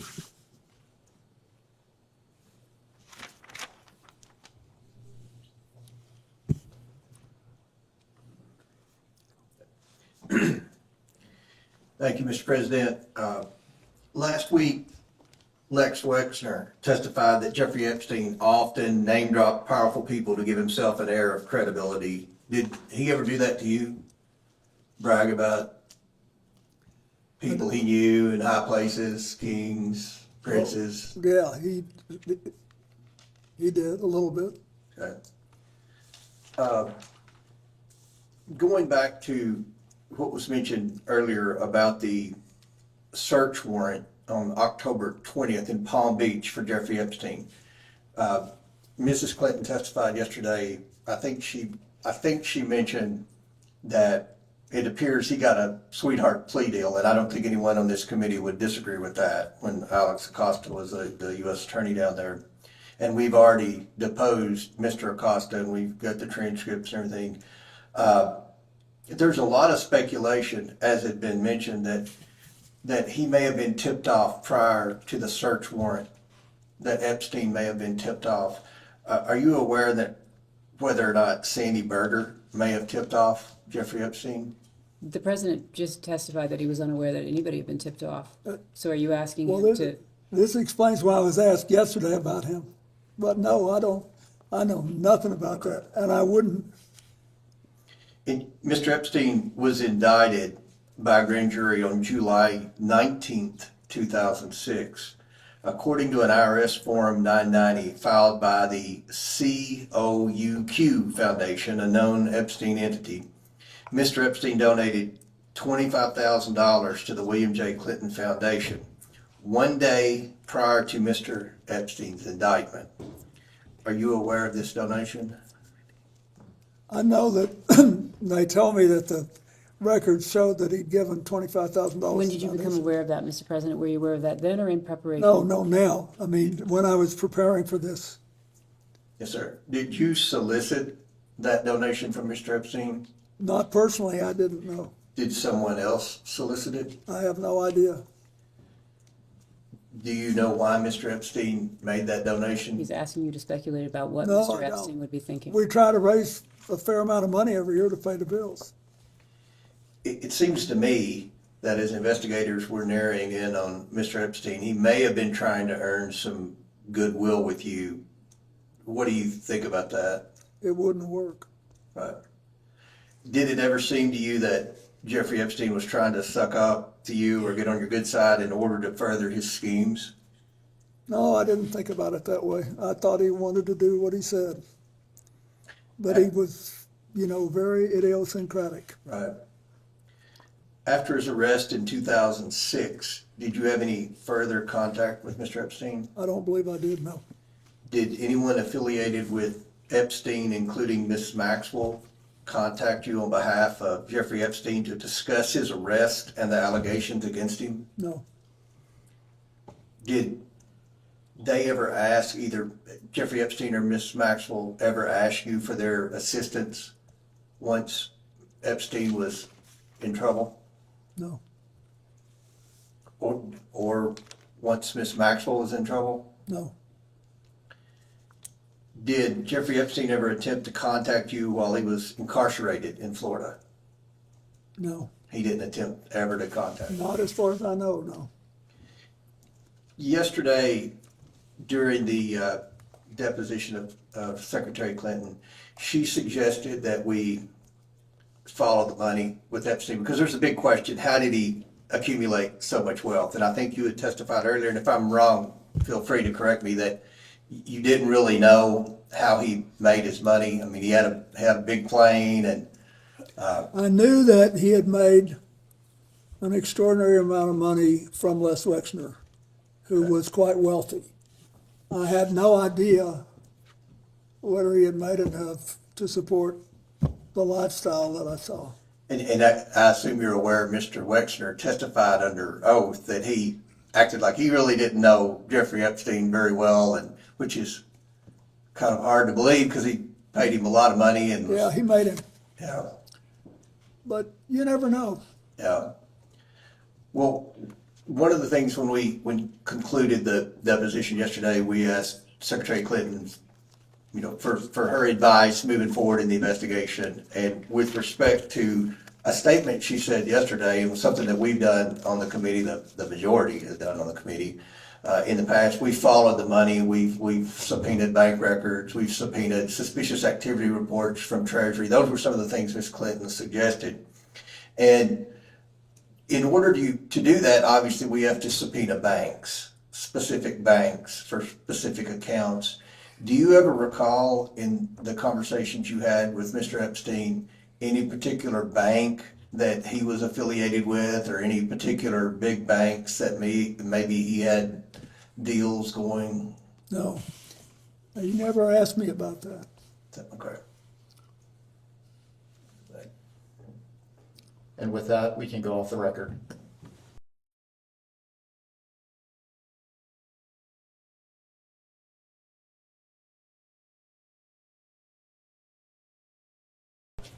We can go back on the record.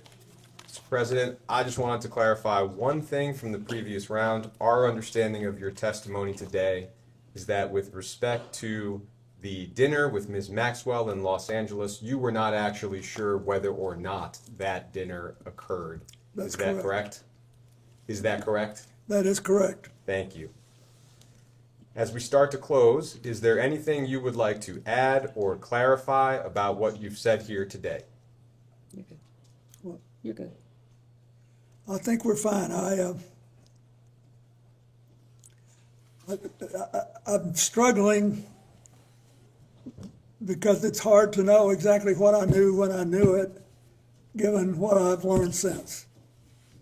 It's become a kind of a compelling challenge, but I've tried to tell you what I knew then, and when you ask what I think now, I think you have, all of you, Mr. Chairman, you've had a chronologically challenging thing. You've got all the stuff that happened with Jeffrey Epstein, some of it as regards to President Trump going back to the late 90s. And that's a long time ago. And then what we learned later, it's been difficult. But I have enjoyed it. You've been very respectful to me and given me a chance to talk to you. Well, we thank you for your time. And I wish you well. I still will say, if you can think of some things to do that will reduce the incidence of trafficking in America, and it should be possible for us to virtually eliminate underage abuse. It should be. We just got to figure out what kind of technology we need and what kind of policies. So thank you. And the answers that you provided today are to the best of your recollection. Is that correct? Yeah, the answers I provided today are what I believed at the time and what I think was in my heart, including about previous testimony. Great, thank you. Unless there's anything else you would like to share, we can go off the record.